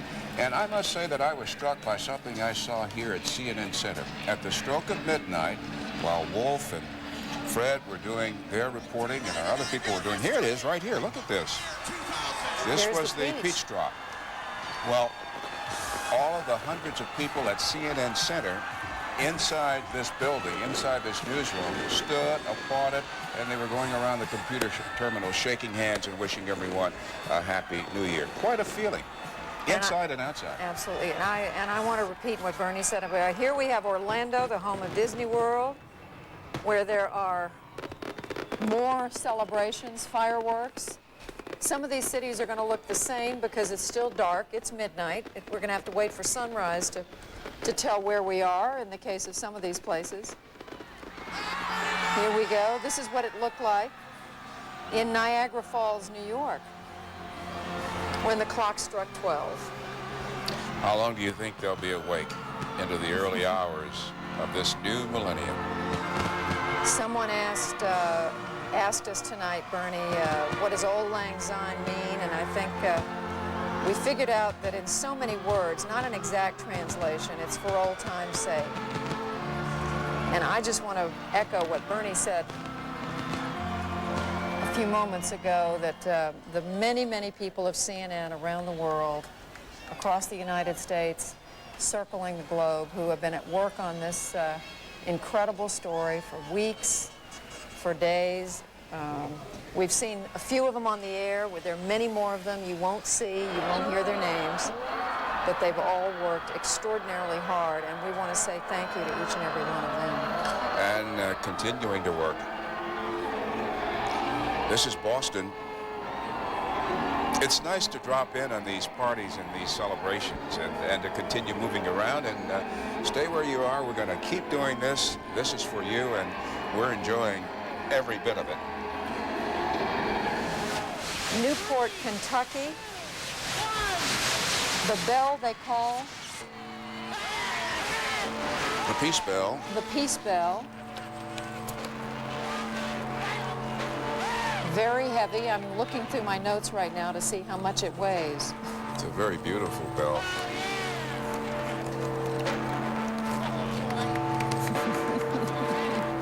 And you can tell it does not have a crack. 33 tons, our esteemed boss, CNN President Rick Kaplan tells us, 33 tons. It weighs, it's ringing. In the state of Kentucky, clearly, Bernie, this is the part of Kentucky that is in the eastern time zone. There's another part of that state that's still 42 minutes from the year 2000. Uh-oh, they're starting to get into the waiting pool, the reflecting pool in Washington, and that usually happens in the summertime when there are demonstrations and rallies, but this is an indication of just how moderate the temperature is in the nation's capital. People in the either that or they're wearing long underwear and rubber boots or something. The Motor City celebrations in Detroit, Michigan.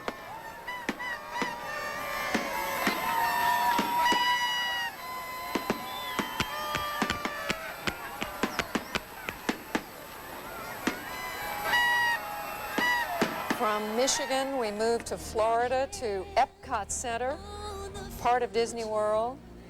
Some pretty magical looking lights and music.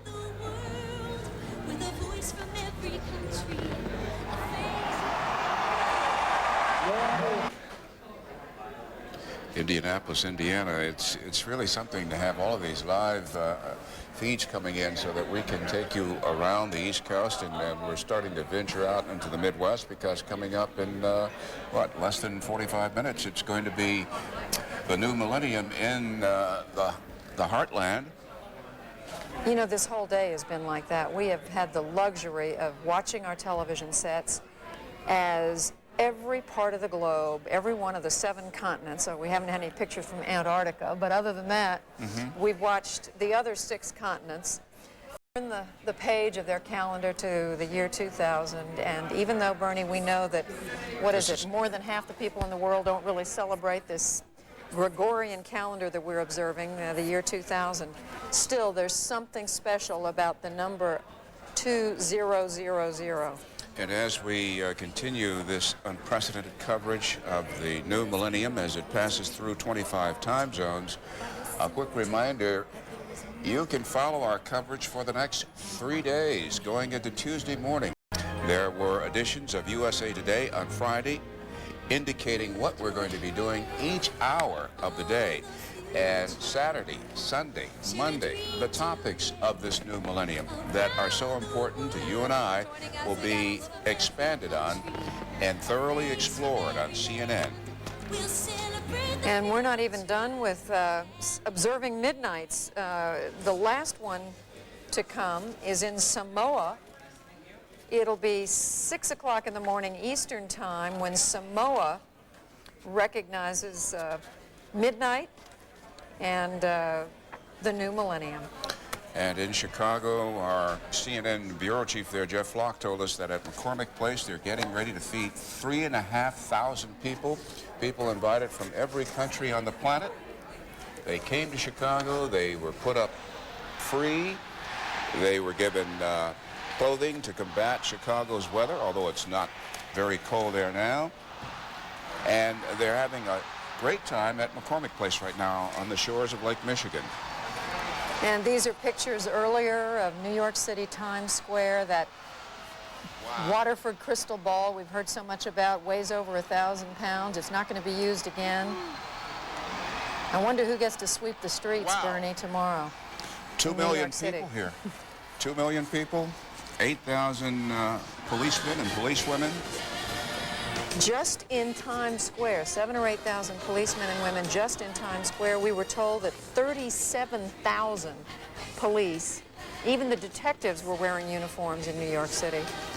And as regards the Y2K rollover, at least as far as the United States military is concerned, when Greenwich Mean Time struck midnight, the rollover produced no problems.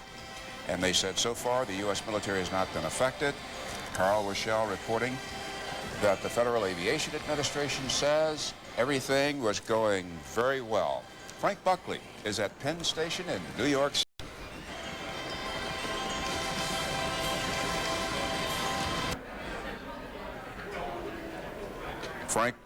Frank is getting ready to report from Penn Station. And we're back out in Times Square now. The crowd seems subdued, but everyone is just sort of catching their second wind now because they had been out there for hours, having got the best position they could get, and now they're just walking around and talking. This is how it looks outside. Inside Penn Station, let's go back to Frank Buckley. Bernie, we are at Penn Station right now. This is some of the crowd that is heading back from Times Square. Some of the people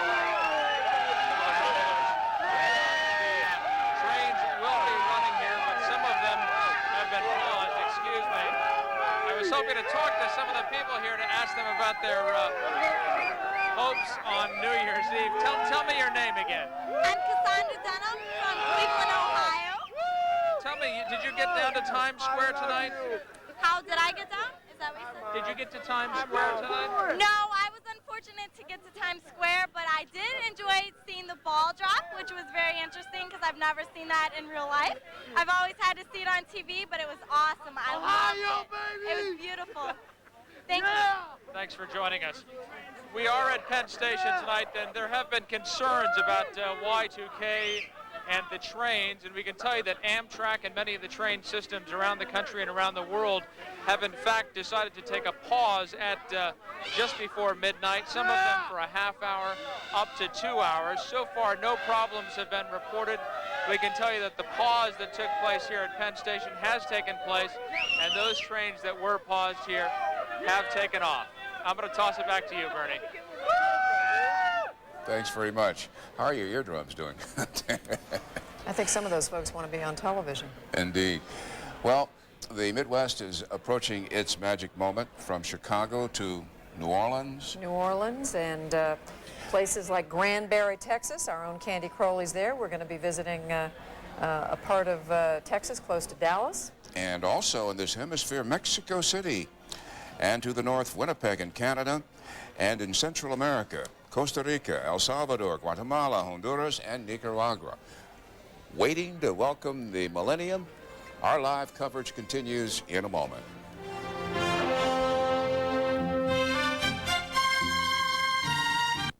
On a Millennium 2000 special, Garrick Utley takes a look at the possibilities for the future with guests Faith Popcorn and Watts Wacker, only on CNN.